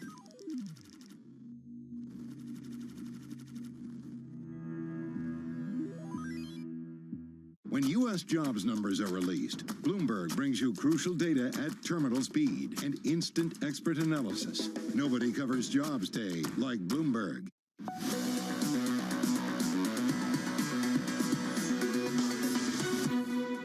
Equities down about 0.75%. Let's get you straight to the trading diary. More Fed speak on the agenda. Barkin, Kashkari on deck. Waller, Harker, Logan, Daly, Mester, George all speaking on Thursday. Another round of jobless claims. And they'll be speaking after CPI in America, the main event tomorrow morning. Finally, you, Mitch, on Friday to round out the week and get you to the weekend. Let's round out the week here in Washington, D.C. Anne-Marie, first of all, fantastic coverage the last couple of days from you and the team, and thank you for having us. Can I get a final word, a final thought from you, your big takeaway from overnight and this morning? Lindsey Graham saying it was not the red wave at all. That's for darn sure. The biggest takeaway, a win for Biden. We have not seen a president not lose this bad in midterm elections since the September 11th terrorist attacks, and it was George W. Bush. The second, of course, is that the biggest winner is Ron DeSantis. A huge margin he won by, and already the chants are talking about his run for 2024. And you can tell the former president is incredibly worried. First off, not all of his candidates are doing well. We're still waiting for those votes to come in, but already the likes of Mehmet Oz, his backing for Michigan governor, they did not make it through. And he's saying that if DeSantis runs, he has unflattering material he's going to be leaking. Setting the stage for 2024. Anne-Marie, great to be with you. From Washington, D.C., thank you for choosing Bloomberg TV. This was the countdown to the open. This is Bloomberg.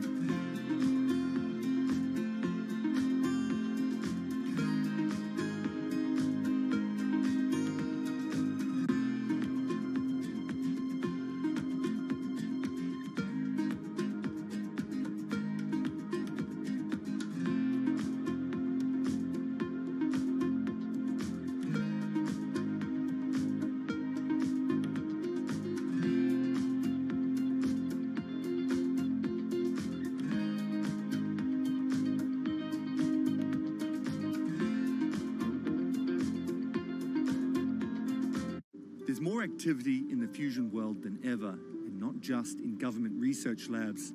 There's also an emerging private fusion industry that's attracted billions of dollars in capital in recent years. Governments and private investors alike realise that we've got to find a solution that's going to allow us to get to net zero targets. This is one of the hardest but most rewarding problems that humanity could work on. Ultimately, we all want the same thing. We want someone to put electricity on the grid from a fusion power station as quickly as possible. Frankly, the scale of the challenge, 3,000 gigawatts of fossil fuel to replace, there's not many things that can do that. In fact, there may only be fusion that can really do that.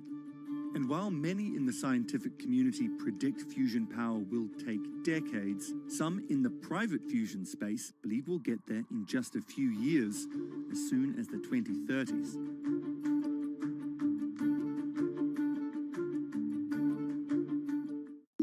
Bloomberg is live at COP27 in Sharm el-Sheikh, Egypt. Bloomberg Television and Radio brings you continuing coverage as world leaders, business insiders, and decision makers gather to take action toward achieving the world's collective climate goals. What are your top 3 priorities? There is an ability always to find the new and innovative ways to meet the challenge and at the same time take into consideration the pressures that exist. Special coverage continues only on Bloomberg, your global business authority.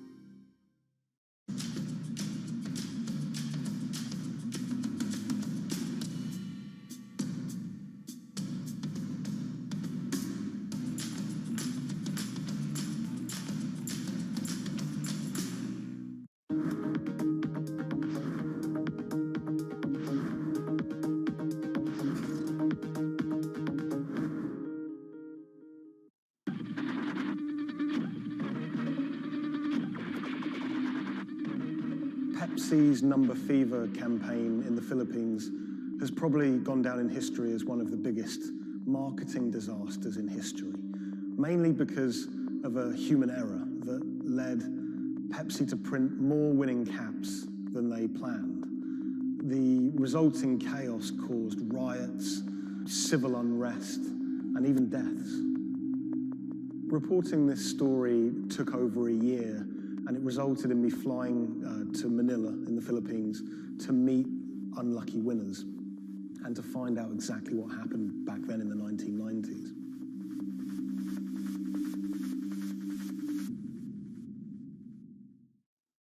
My name is Jeff Maish. I'm a journalist based in Los Angeles. I wrote the story for Bloomberg Business Week about Pepsi's Number Fever campaign. The Philippines is a really interesting country. It's made up of thousands of islands, and it's also a country that's very heavily influenced by America. American culture is everywhere you look in the Philippines. They're obsessed with Frank Sinatra music, for example. They love all things America, and that extends to their love for soft drinks, Pepsi-Cola, Coca-Cola. In the 1990s, it was everywhere. Pepsi and Coca-Cola were embroiled in what is now known as the Cola Wars. It was a fierce battle for market dominance. Number Fever was already a really popular promotion. It had been rolled out in America to great success. And so Pepsi decided to roll it out internationally, particularly in Asia. They thought it was the answer to their problems. They thought it could finally help them beat their biggest competitor.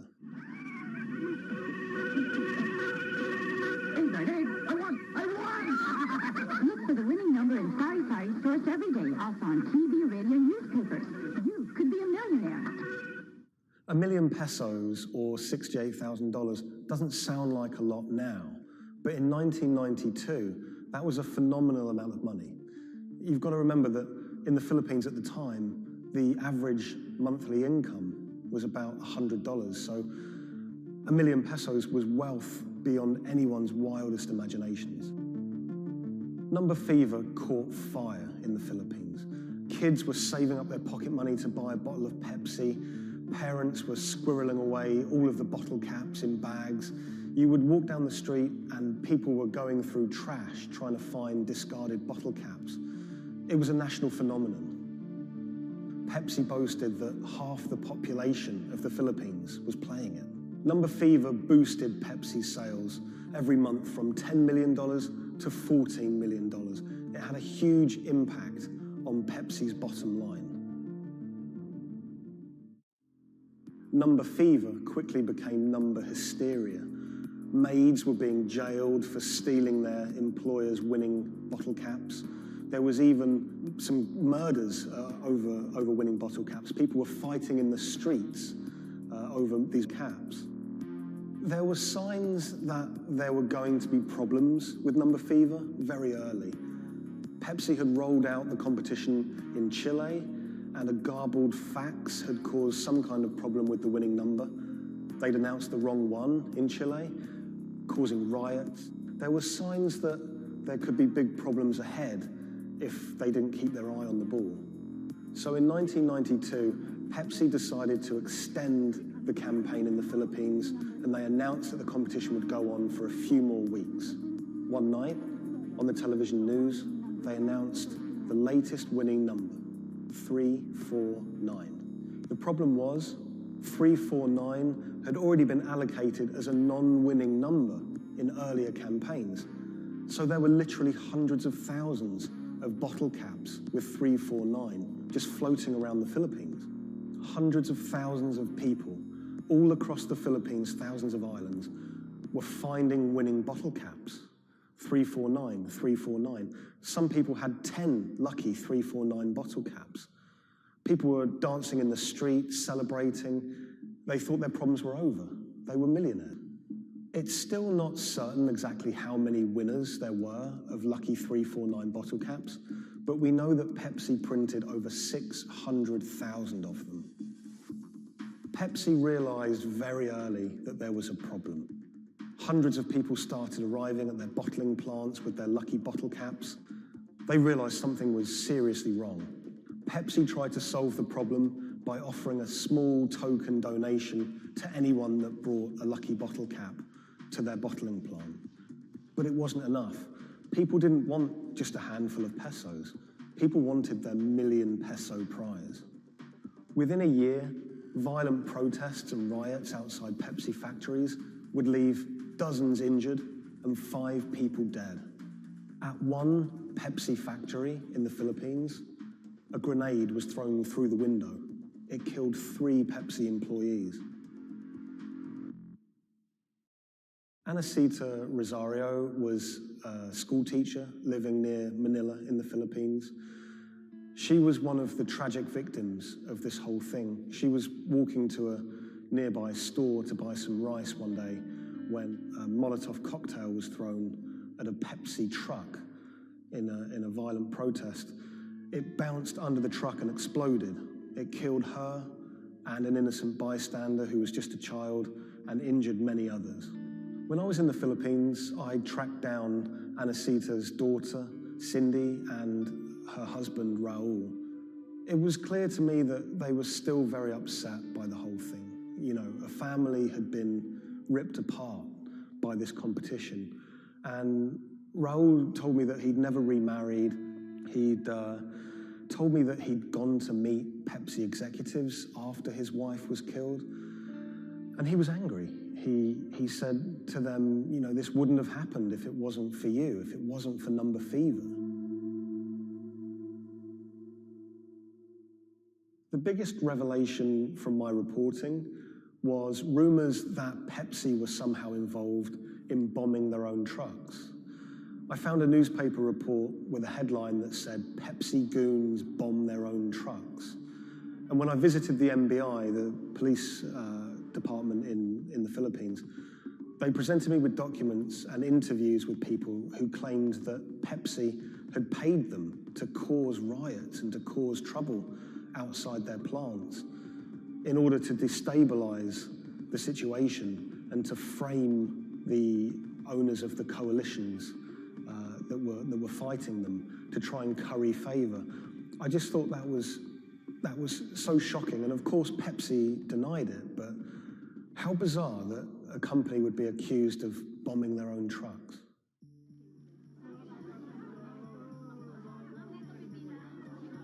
The contest had sparked so much anger in the Philippines because it landed at just this really weird time in the Philippines' history. It was during a crazy election that was racked with allegations of fraud. The Philippines was in a kind of love-hate relationship with America. They loved, obviously, the American aid and finances that was pouring into the country, but at the same time, they yearned for independence. They wanted to be their own country. Vicente Del Fierro was a local preacher living in Manila, and he hated the Number Fever campaign. Del Fierro thought Pepsi's Number Fever campaign was just one of the many ways that America was asserting its dominance over a third world country. He hated seeing his fellow countrymen get ripped off, in his eyes, by this huge multinational American company. He wanted justice. Del Fierro rounded up over 800 winners of 349 bottle caps, and he got them all together to sue Pepsi for over $400 million to be divided between those holders of Lucky bottle caps. Del Fierro took money from some of the people who could afford it. They paid him 500 pesos to help with legal fees, but for people who couldn't afford the money, he would just represent them pro bono. The alliance is to build up pressure on Pepsi. And so you see people marching in the streets. So we have mounted our own campaign, even in the U.S. He flew to America and he hired 2 consumer lawyers here in America to take on Pepsi. He had a meeting at Pepsi's headquarters to try and resolve the problem, but he said he wanted to take it all the way to the highest courts in America. When those cases were heard in America, those courts decided that this was a problem that should be heard in the Philippines, not in America. Back in the Philippines, Del Fierro continued his case in the Filipino courts. At one stage, there were arrest warrants handed out for 9 Pepsi-Cola executives, which he saw as a big victory. We don't know if those arrest warrants were ever upheld, but it made newspaper headlines across the country. Pepsi did not take kindly to Del Fierro's campaign. They tried everything to shut him down. They sued him for libel. My father had to attend 3 times a month for a branch 145 and another hearing for the branch 113 also 3 times a month. Also, there was a time my father was hospital due to heart failure. Still, he had to attend the 2 branch hearing. Otherwise, for not attending, the judge will issue warrant of arrest to my father. My father passed away January 13, 2010. After staying for almost 1 year in the hospital, he died of complication due to heart failure. After the death of my father, I was inspired to do the website. PepsiCo will be remembered for what they did to the consumer in the Philippines and to my father. When I reached out to Pepsi for comment for this story, they claimed that they didn't have access to anyone who was working at Pepsi that was around in those days. They also said that during COVID-19, they didn't have access to their documents about this, but you know, they were very careful to say that they were sorry for everything that happened, and we do know that Pepsi did try everything to try and make this right. The Pepsi number fever disaster cost the company millions. We know that they paid up to $10 million in those goodwill payments, but the financial effect could be much greater. After the disaster, we know that Pepsi sales dipped. They were overtaken by Coca-Cola again. Pepsi's number fever disaster changed the legacy of that soft drink in the Philippines forever. Some people of a certain age won't touch it. For many people, Pepsi is a taboo word.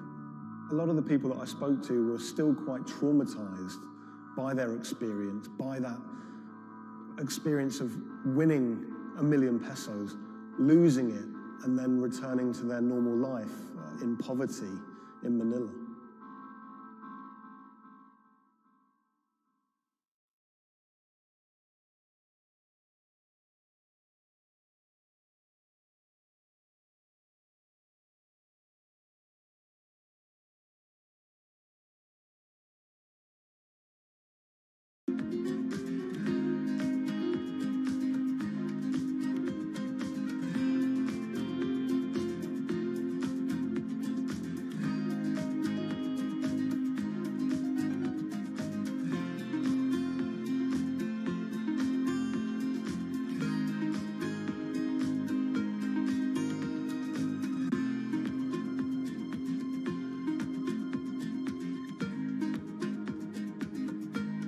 When the news of the bombing came out, it was a massive story in Germany. We are following some breaking news coming to us out of Dortmund in Germany. It was covered by all the media outlets. 3 roadside explosions triggered at the same time last night as a coach left its hotel in the south of Dortmund. Public figures commented on it. We should not let them affect our life, whoever it was. The media echo went far beyond Dortmund. I think it was front page news in every single big paper around Europe. Everyone thought of like a terrorist attack, and people were scared that throughout the city in Dortmund there was more attacks to be happening. Unbeknownst to investigators, just after the bomb went off and the players of the team were shell-shocked, the person who had masterminded the attack was actually sitting in the hotel eating steak and sweet potatoes.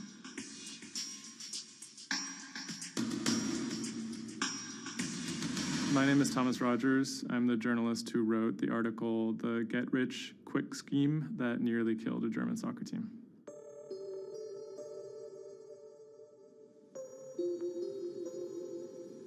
Dortmund is a mid-sized city in the western part of Germany in a state called North Rhine-Westphalia. And it's a former industrial city that's kind of fallen on hard times in the last few decades. It was severely bombed in the war, so the center of the city is quite stark. Some of the few high points include its soccer team. My name is Ike Henning. I'm a reporter with Bloomberg News, and I'm a great fan of Borussia Dortmund. Dortmund fans are super loyal. On all match days, the entire city is in black and yellow. It's like a religion.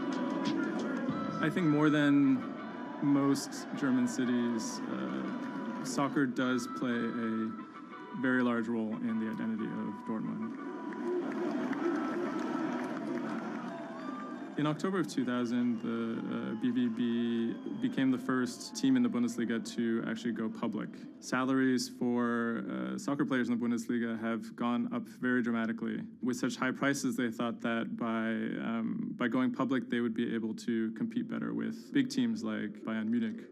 Unfortunately, that didn't go too well. Dortmund bought too many expensive players, high wages, and the club almost went bust in 2005. The price of their shares, it has sometimes gone up, but mostly gone down since they made that decision. So on April 11th, 2017, the team was staying in a hotel on the outskirts of Dortmund. Match days are always special in Dortmund. Everyone is looking forward to it. The team always meets in the same hotel ahead of matches. They stayed in this hotel in order to have a kind of neutral space before games so that they could concentrate, be sort of isolated from distractions, things like that. Everyone was pretty optimistic. They had a chance to go really far, maybe into the finals. I was in the office and getting ready for match day. I was going to meet with a friend, a fellow Dortmund supporter, in a pub. As always, the fans are very excited about matches. On that day, they were heading to play in the quarterfinal against AS Monaco at Signal Iduna Stadium, which is in the center of Dortmund. Shortly before 7 p.m., the players of the team boarded their official team bus. When the bus took off the parking lot of the hotel and turned on the street, there were three detonations, 3 bombs that exploded and hit the bus of Dortmund. 3 explosions occurred close to the Borussia Dortmund team bus. The B team bus had just left the hotel. The explosions destroyed 2 windows in the rear part of the bus. People screamed, people jumped to the ground. The fellow Dortmund fan I was supposed to watch the match with, he called me and said, turn on the TV, there was an attack of the Dortmund bus. And I thought he was like, that was impossible. Some of the players screamed at the driver to keep driving as fast as possible because they were worried that people might storm the bus. German investigators say the explosive devices used in the attack on the Borussia Dortmund bus contained metal pins, and that one had pierced a seat headrest. Unbeknownst to the team members, the actual mastermind behind the attack was, as they were disembarking the bus, was actually eating steak and sweet potatoes at the hotel they had just left. Authorities are attempting to verify a letter left at the scene claiming jihadists were behind the attack. Because there had been a series of attacks by Islamic terrorists in Germany and Europe, there was widespread suspicion in the media that this was another Islamic terror attack. 3 letters were found at the site of the bombing that took credit for the attack on behalf of Islamic State. There were, however, reasons to doubt this particular narrative. Would actually be a surprise if ISIS were actually part of this attack. Possibly could be employed by other groups like the far right wing to try and shift the blame. The letters had some strange qualities. They were written in a strange German that used big, sophisticated words, but had basic grammar mistakes, as if someone was native German speaker, but pretending to be a foreign person. Federal investigators have detained 1 man suspected of links to Islamist terrorism, one of 2 suspects whose apartments were raided this morning. Shortly after the bombing, a man in Austria named Rudolf, who was a big BVB fan, he noticed that something strange was going on the stock market related to the team's shares. He emailed the lawyers of BVB, who then forwarded that email on to investigators. The email stated that someone had bought 60,000 BVB put options, a wager that the value of the shares of the team would fall below a certain amount at a certain date. Why would someone buy that ahead of a match and then 3 bombs go off? Something isn't right here. For the person to make money off of that, it required the stock to go down quite a bit in a fairly short period of time. And it wouldn't just be the team losing a match, it would require something much bigger than that. There was another big red flag about this purchase, which is the fact that it had actually been made, number one, on the day of the bombing, but also from an IP address that had been traced to the actual hotel where the bombing had taken place. When 3 explosions targeted the bus carrying the Borussia Dortmund footballers on April the 11th, written notes left at the scene claimed the attack was the work of ISIL. The truth, as is now alleged, is remarkable. On April 21st, the police arrested a man in a southern German city called Tübingen. He was on his way to work, and his name was Sergei Venegold. He seemed like an unlikely suspect because he had no known connections to the Islamic terror world. He didn't seem like a far-right extremist. He didn't seem like a left-wing extremist either. He seemed to be a completely unremarkable young man. A 28-year-old German-Russian man, named only as Sergei W., stayed in the same hotel as the players on the night before the bombing. He specifically requested an upper room overlooking the bushes where the explosive devices were hidden. The media dissected why he would do that, what was his past. He had been inspired by the 2015 terror attack in Paris. And he noticed that in the aftermath of the attack, the stocks of French companies went down. And he believed that if an attack took place that was directed at a specific company, that the decrease in stock price for that company would be even more dramatic. It never occurred to anyone that someone would do that out of greed. We now know that the suspect bought 3 different derivatives on the Borussia Dortmund shares. With all these derivatives, he bet on falling shares. The suspect bought the majority of these financial products on the 11th of April, the day of the attack. If the plot had been completely successful and the stock had reached a value of 0, Venegold would have made up to 570,000 euros, or the equivalent of about $608,000. Ultimately, the plan completely backfired. The attacker, Sergei Venegold, didn't make any money. In fact, he lost money. In court, he would be extremely quiet. He usually kept his hands clasped together. One of the lawyers actually commented that he had never seen a defendant act so calmly. Venegold had served some time in the German military.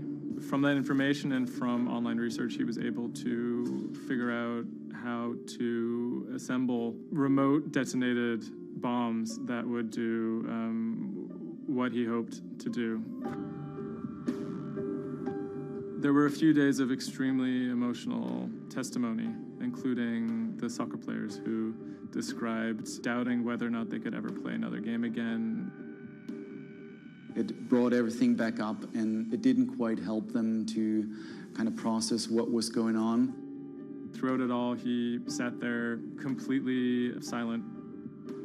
The big mystery that was swirling around the trial was the question of why. He may have simply done it because he wanted to impress a woman. Rebecca is a young woman who has a very troubled home life. She ultimately sees her relationship with Venegold as an opportunity to leave that troubled home. Venegold is a Russian immigrant to Germany.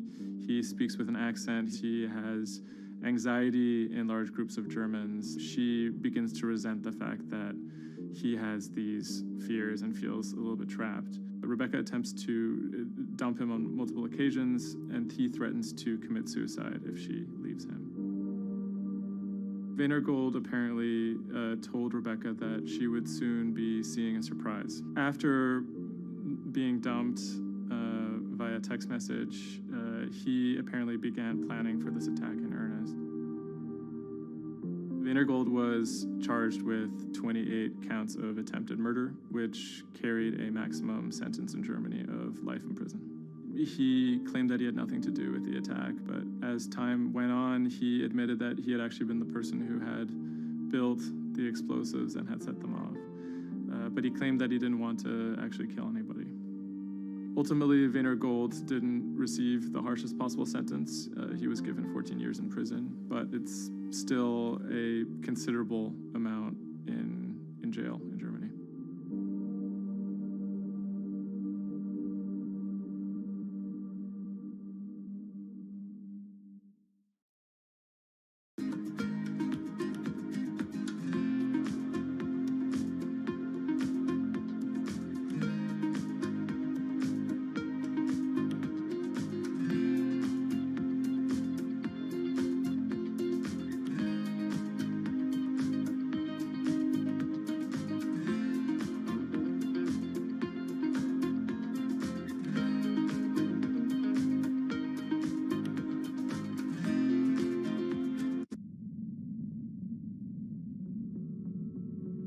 The threat of an asteroid hitting Earth is very real.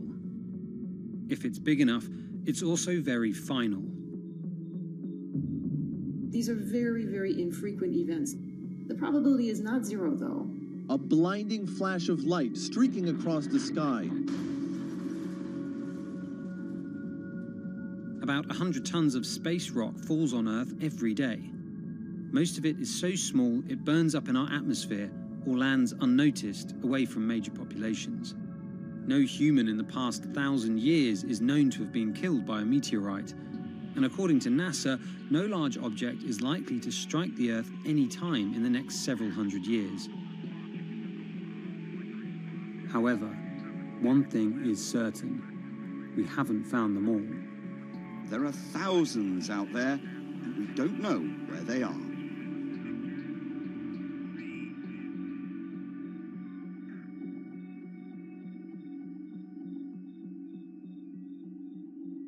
There are a lot of asteroids in our solar system. They number in the billions.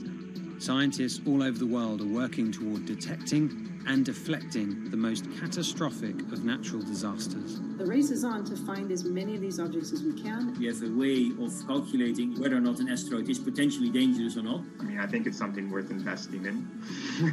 It's our existence at stake, right?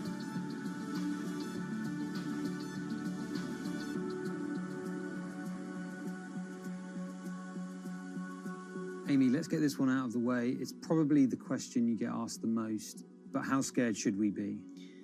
Asteroids and comets are a natural hazard that's out there like a lot of other natural hazards. These are very, very infrequent events, these collision events, where an object actually impacts the Earth. The most important thing that we need to know about asteroids is when the next impact is going to happen and how bad it will be. What we know is that an object that's about, say, a kilometer across is capable of causing very, very wide devastation across the planet, really, truly global devastation. The object that wiped out the dinosaurs was somewhere in the neighborhood of 5 to 10 kilometers across, so even bigger than that. At a kilometer, it's still going to be very bad and will have global effects. For objects that are capable of causing what I would call sort of regional damage, kind of a large major metropolitan area, a city and its surrounding environment, sort of around 100-ish meters. It depends on the details of the composition and so forth. By the 1980s, NASA was cataloguing near-Earth objects. In 1994, stargazers watched as comet Shoemaker-Levy 9 hit Jupiter. The resulting zone of chaos was estimated to be as large as the Earth, and the event became a turning point in the search for asteroids and comets in our solar system. In 1998, Congress tasked NASA with finding 90% of asteroids and comets 1 kilometer wide or larger. Soon after, Hollywood blockbusters Armageddon and Deep Impact brought attention and fear to the masses. The great news is that The vast majority, more than 90% of all the really large 1 kilometer near-Earth objects have been found. The challenge now is working down to these smaller sizes that are still quite capable of causing a lot of damage, but they're just harder to spot because they're fainter, they're smaller. Can you give us a sense of how many are out there in our solar system? We know that there are a lot of asteroids in our solar system. They number in the billions. Most of them, however, are between Mars and Jupiter in what we call the main asteroid belt.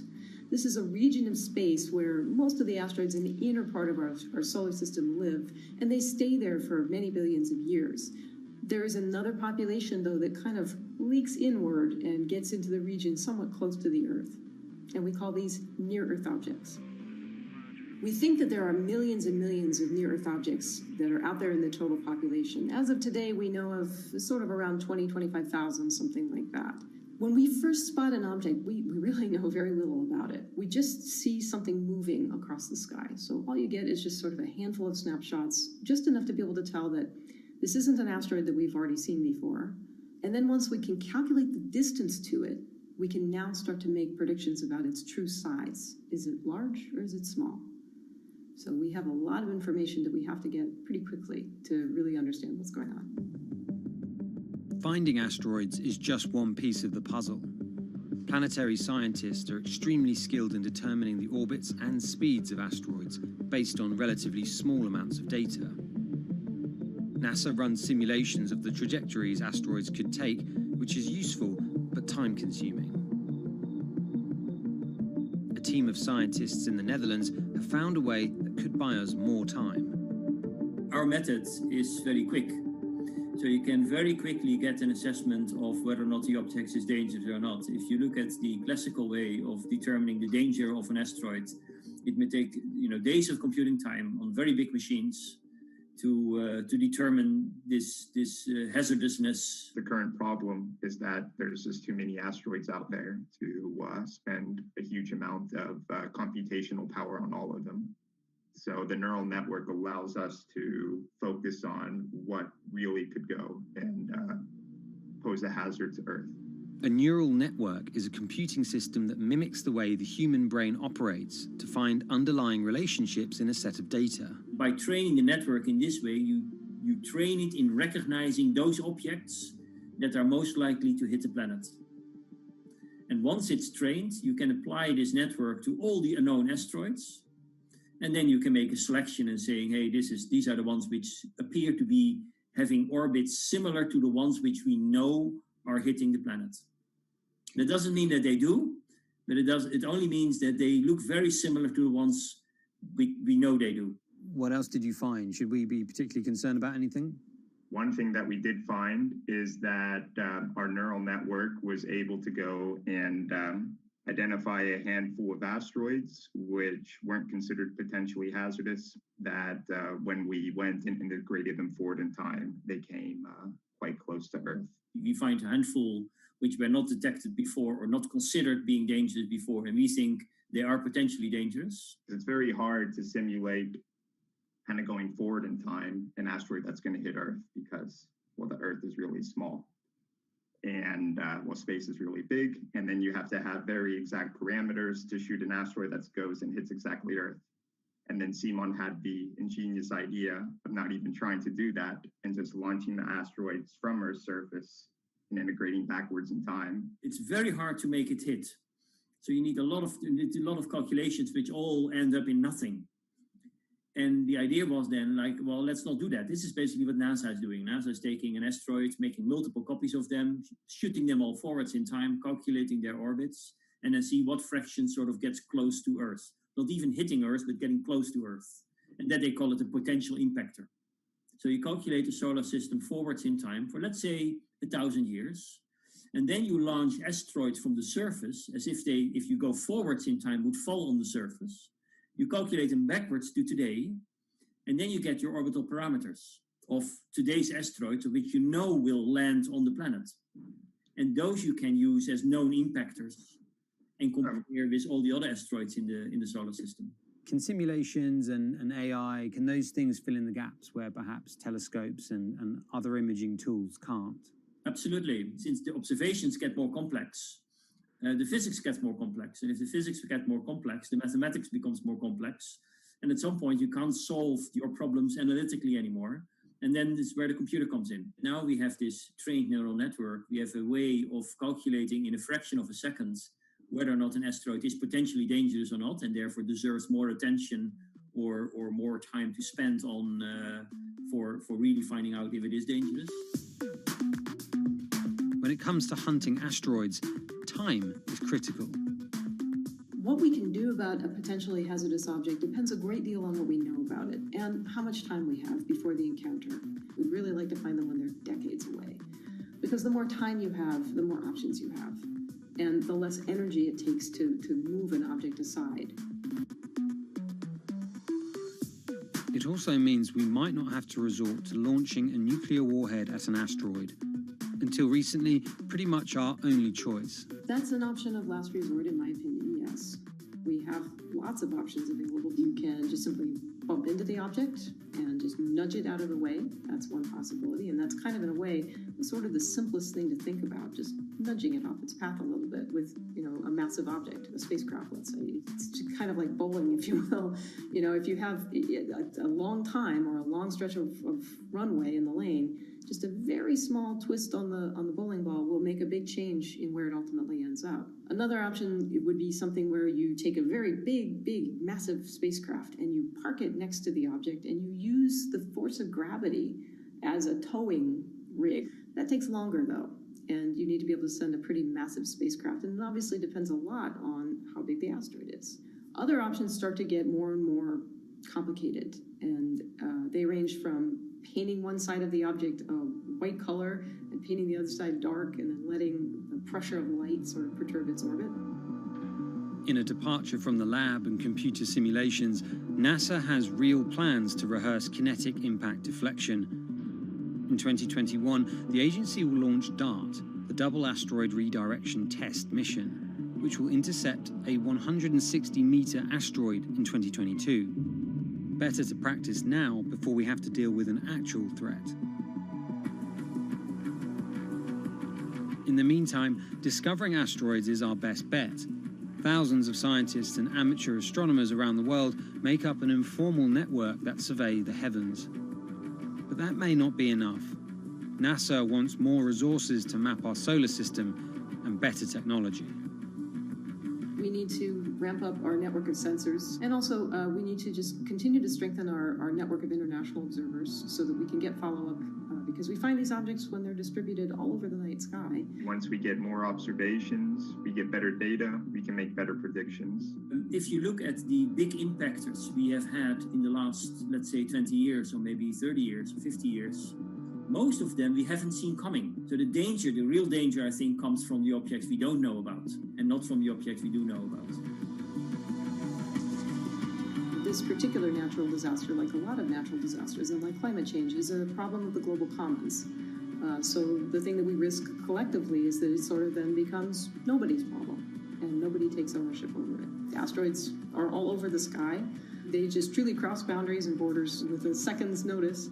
I kind of imagine in the future maybe lots of small satellites around the Earth that are always going and looking outward.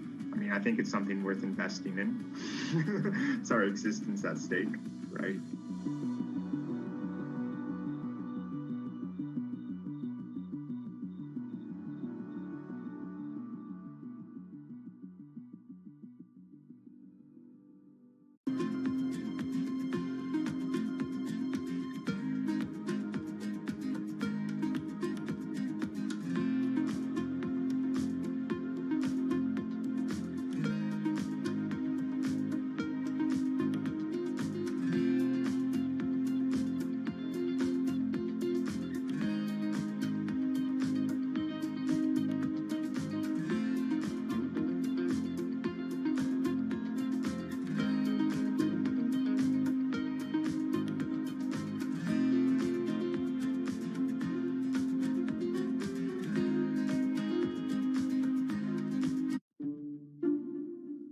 The pandemic has affected everyone in different ways. Some pass the time by baking. Homemade sourdough bread. Do I need to say more? Some chose to binge watch Netflix. It's your game. Or maybe you started a garden oasis in your backyard. Next, I'm going to put my lettuces in. But for millions of others, I'm going to be posting stocks that will boom. They wanted to uproot the financial industry. Let's just lock it on up and take $15,000. Here's a stock that can change your life. I see a stock going up and I buy it, and I just watch it until it stops going up, and then I sell it. I have gained over $3 million. I want some free money.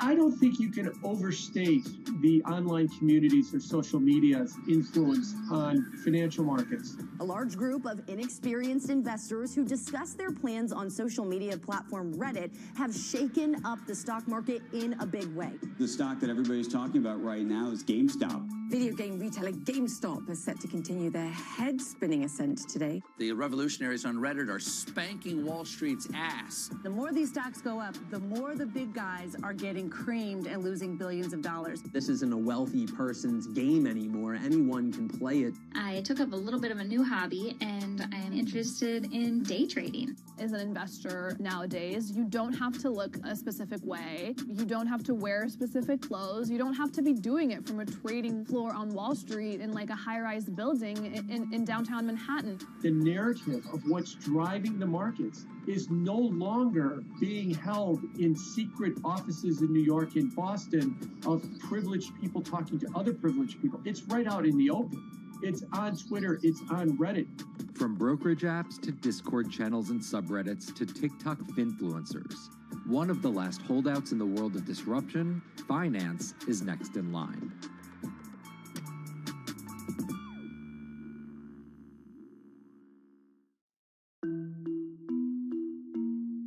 Investing should be as ubiquitous as shopping online.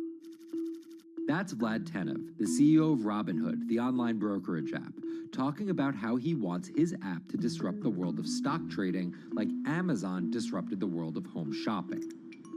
And I think that speaks to exactly the mission that a platform like Robinhood has, which is to democratize investing.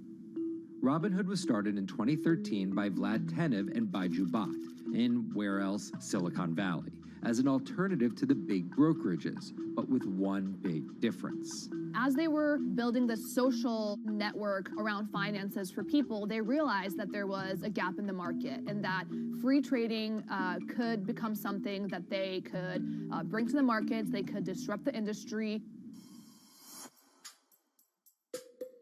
While no-fee trading is industry standard today, it was unheard of when it was first introduced. The online brokerage industry was really innovative when they came on the scene 10, 15 years ago, but they kind of stopped innovating where you haven't seen those commissions come down beyond $5 or $6 or $7. Robinhood think that by offering zero commission that they're going to push people onto this platform. And on top of no-fee trading, the customers Robinhood was courting have been long overlooked in the world of finance. So the typical customer of a Charles Schwab, for example, is putting a lot more money in that brokerage account than the typical customer at Robinhood. Even today, with all of its popularity, the median account size is about $240. There's Fidelities in the Schwabs and the E-Trades of the world. They look down their nose at those kind of accounts. I don't want a $1,000 account. They're just a headache. I want a $100,000 account. And this is key here, right? Because the thing about Robinhood that's different than every other single brokerage platform is how easy it is to use. The design of the Robinhood app really has in mind a user who might be coming at this absolutely cold. The fonts are very well sized, the shapes, the colors, all of that is something that the founders of Robinhood paid really close attention to. And by creating an interface that catered to a newer investor, they were able to gather a pretty healthy group of customers. And by 2019, they had about 10 million customers. Those 10 million customers were a huge success story for Robinhood, but no one could have predicted its explosion after the arrival of COVID-19. Remain indoors to the greatest extent, and 100% of the non-essential workforce must stay home. What we saw when the pandemic hit was the growth of Robinhood users absolutely turbocharged. And oddly, you saw this surge in interest in stock trading. Then they saw the absolute surge in 2020 in customer growth. And now, by many accounts, they have more than 20 million customers, which is pretty extraordinary. So the next step for them is to figure out how to monetize those users and how, even with their small account sizes, to get them to grow with the company and, as it releases more products, come along with them.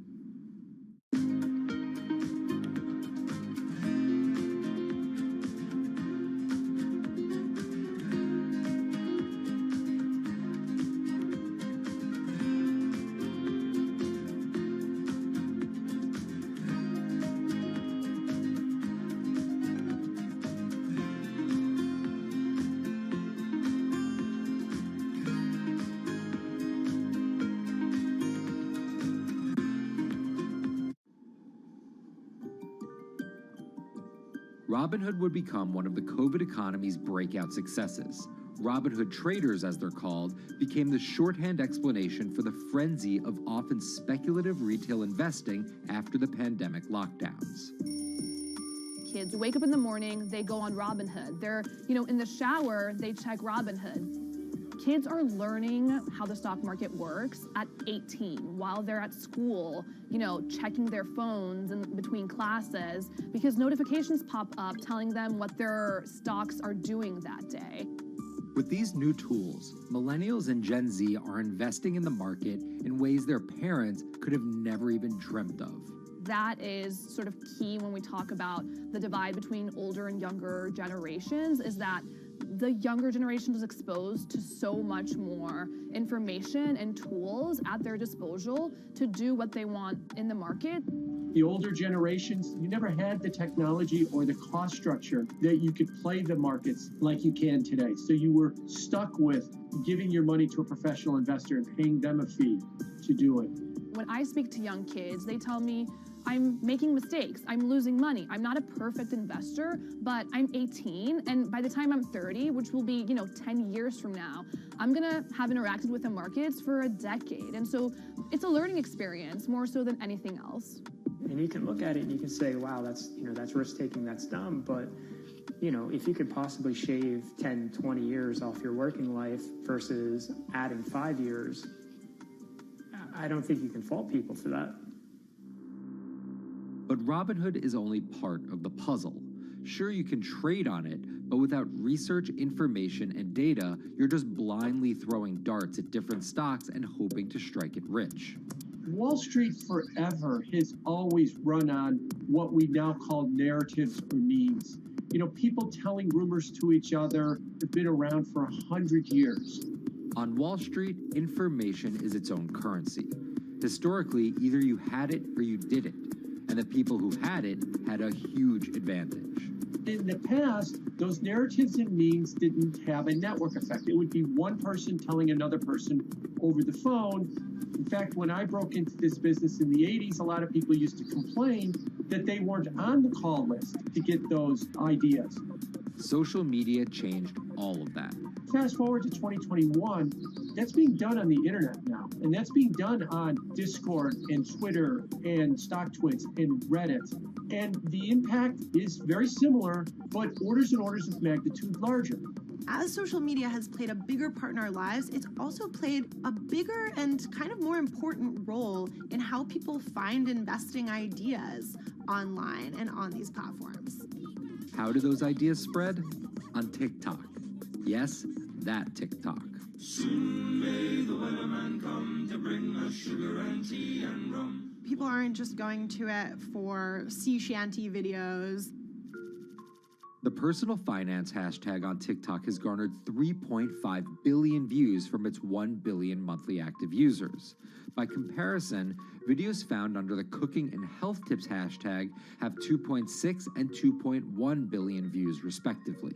The trajectory of Robinhood and TikTok were literally on par. What happened in the stock market this week? So the word of the week is expectations. Absolutely essential that you guys understand the risks of shorting. And Kayla Kilbride and Kyla Scanlon are two of those financial influencer TikTokers, also known as finfluencers. I think people still care about fashion, they care about culture, but it's also like there's this big behemoth thing called the stock market that we really don't know a whole lot about, and it's gatekept behind the industry. And so people like want to unpack that. And so my audience is a lot of them are younger investors who are looking to hone their skills. Tech in right up.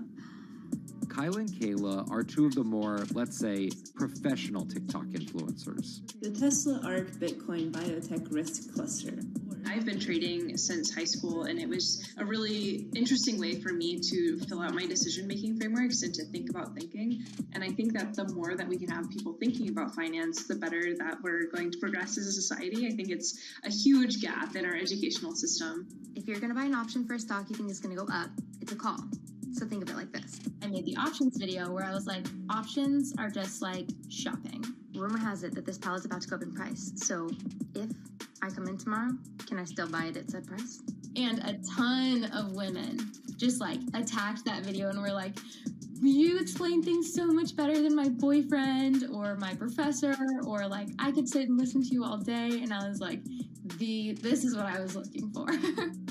But TikTok's algorithm does not reward calm and measured videos about responsible investing. It rewards this.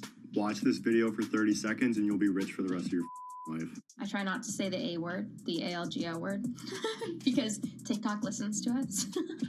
The algorithm does impact how you feel. You know, you do notice which videos do better versus which videos do worse. How do you catch someone's attention in less than 60 seconds? And how do you make it something that they're like, I need this in my life? Nearly impossible to do that in 60 seconds. But the people who perfect it are the people that you're going to watch and going to stick around. And where people are sticking around? Reddit. And its nearly countless subreddits about finance. And by far the biggest one of those is Wall Street Bets. There's a lot of social media platforms out there, but Reddit is like the social media platform for finance. Places like Wall Street Bets is where it all goes down. Started in January 2012, it wasn't long before Wall Street Bets adopted a 4chan-like etiquette, leading to their tagline, like 4chan found a Bloomberg terminal. We had all these unexplained stock moves, and we would be grasping for why stock XYZ jumped 20% in a day. And you would look at Wall Street Bets, and you would see people there talking about buying options in that stock, and it sort of, squared the circle, so to speak, and started making sense. And it was at that point that it was like, wow, we have to start paying attention to this. Some people on the platform really spend tons of time, and others are just looking for entertainment and to have a little bit of fun, effectively gambling or looking for an outlet, trying to make a little bit of money. Then on top of all of that, there were stimulus checks. Now, clearly, this money is going to people who need to use that to eat, to live, but there's a lot of people who use this money to invest in the stock market.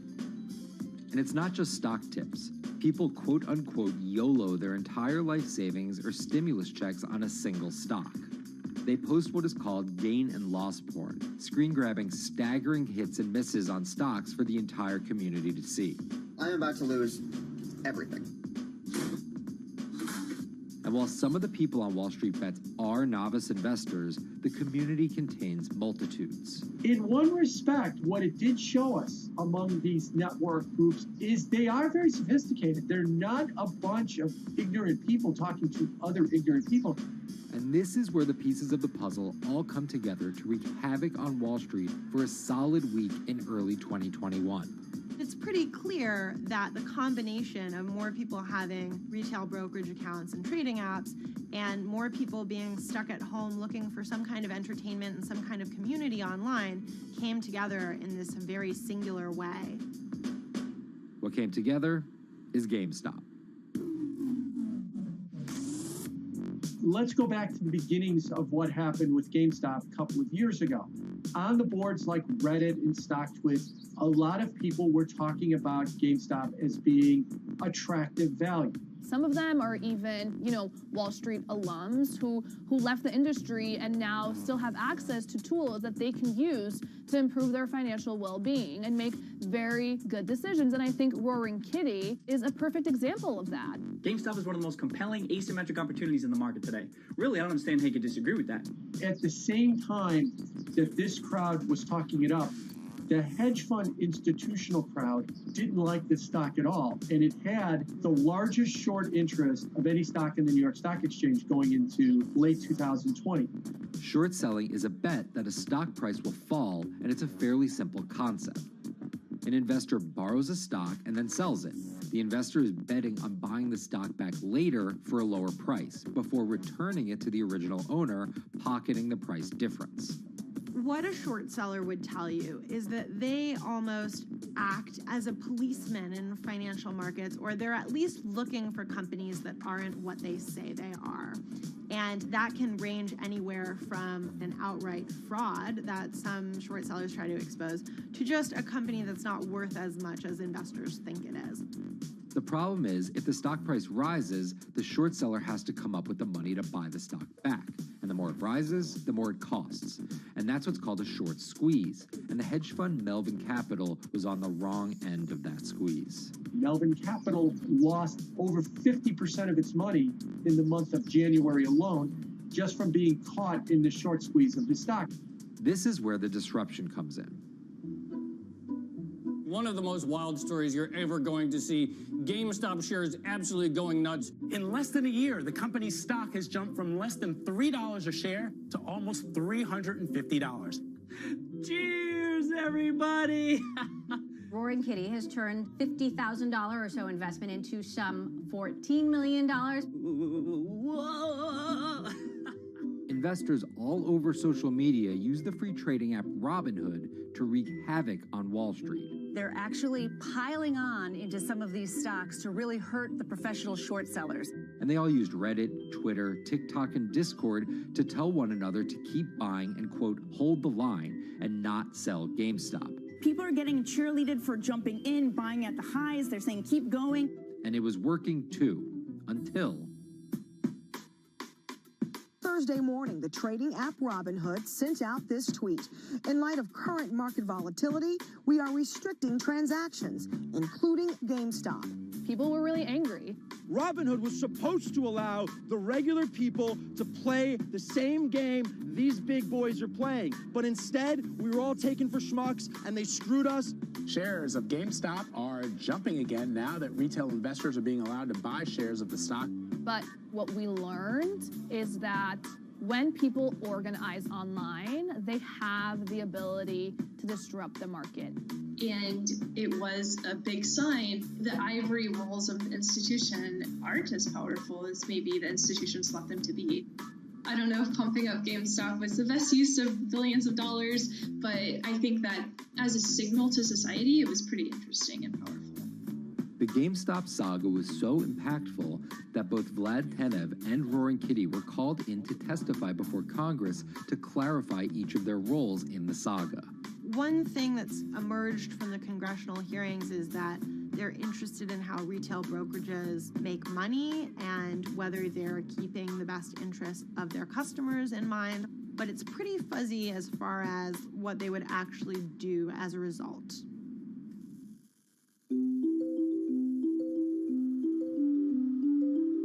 While the frenzy around GameStop eventually subsided, it didn't take long for retail investors to find other areas to invest their money. Take a look at Bitcoin going bananas over the weekend. Bitcoin forms a brand new all-time high. It was after GameStop started to drop that we saw Bitcoin really go up to over 60,000. How much further does this rally have to run? It's compelling to say that money shifted from one venue to the other. While correlation doesn't equal causation, there's a chart out there showing an inverse correlation on meme stocks going down and cryptocurrencies going up. There's definitely an aspect where people are making money on stocks and then moving, they're agnostic, they're not hedge funds. They can invest wherever the hell they want. It's a classic sort of momentum trade. They're going to wherever the winners are.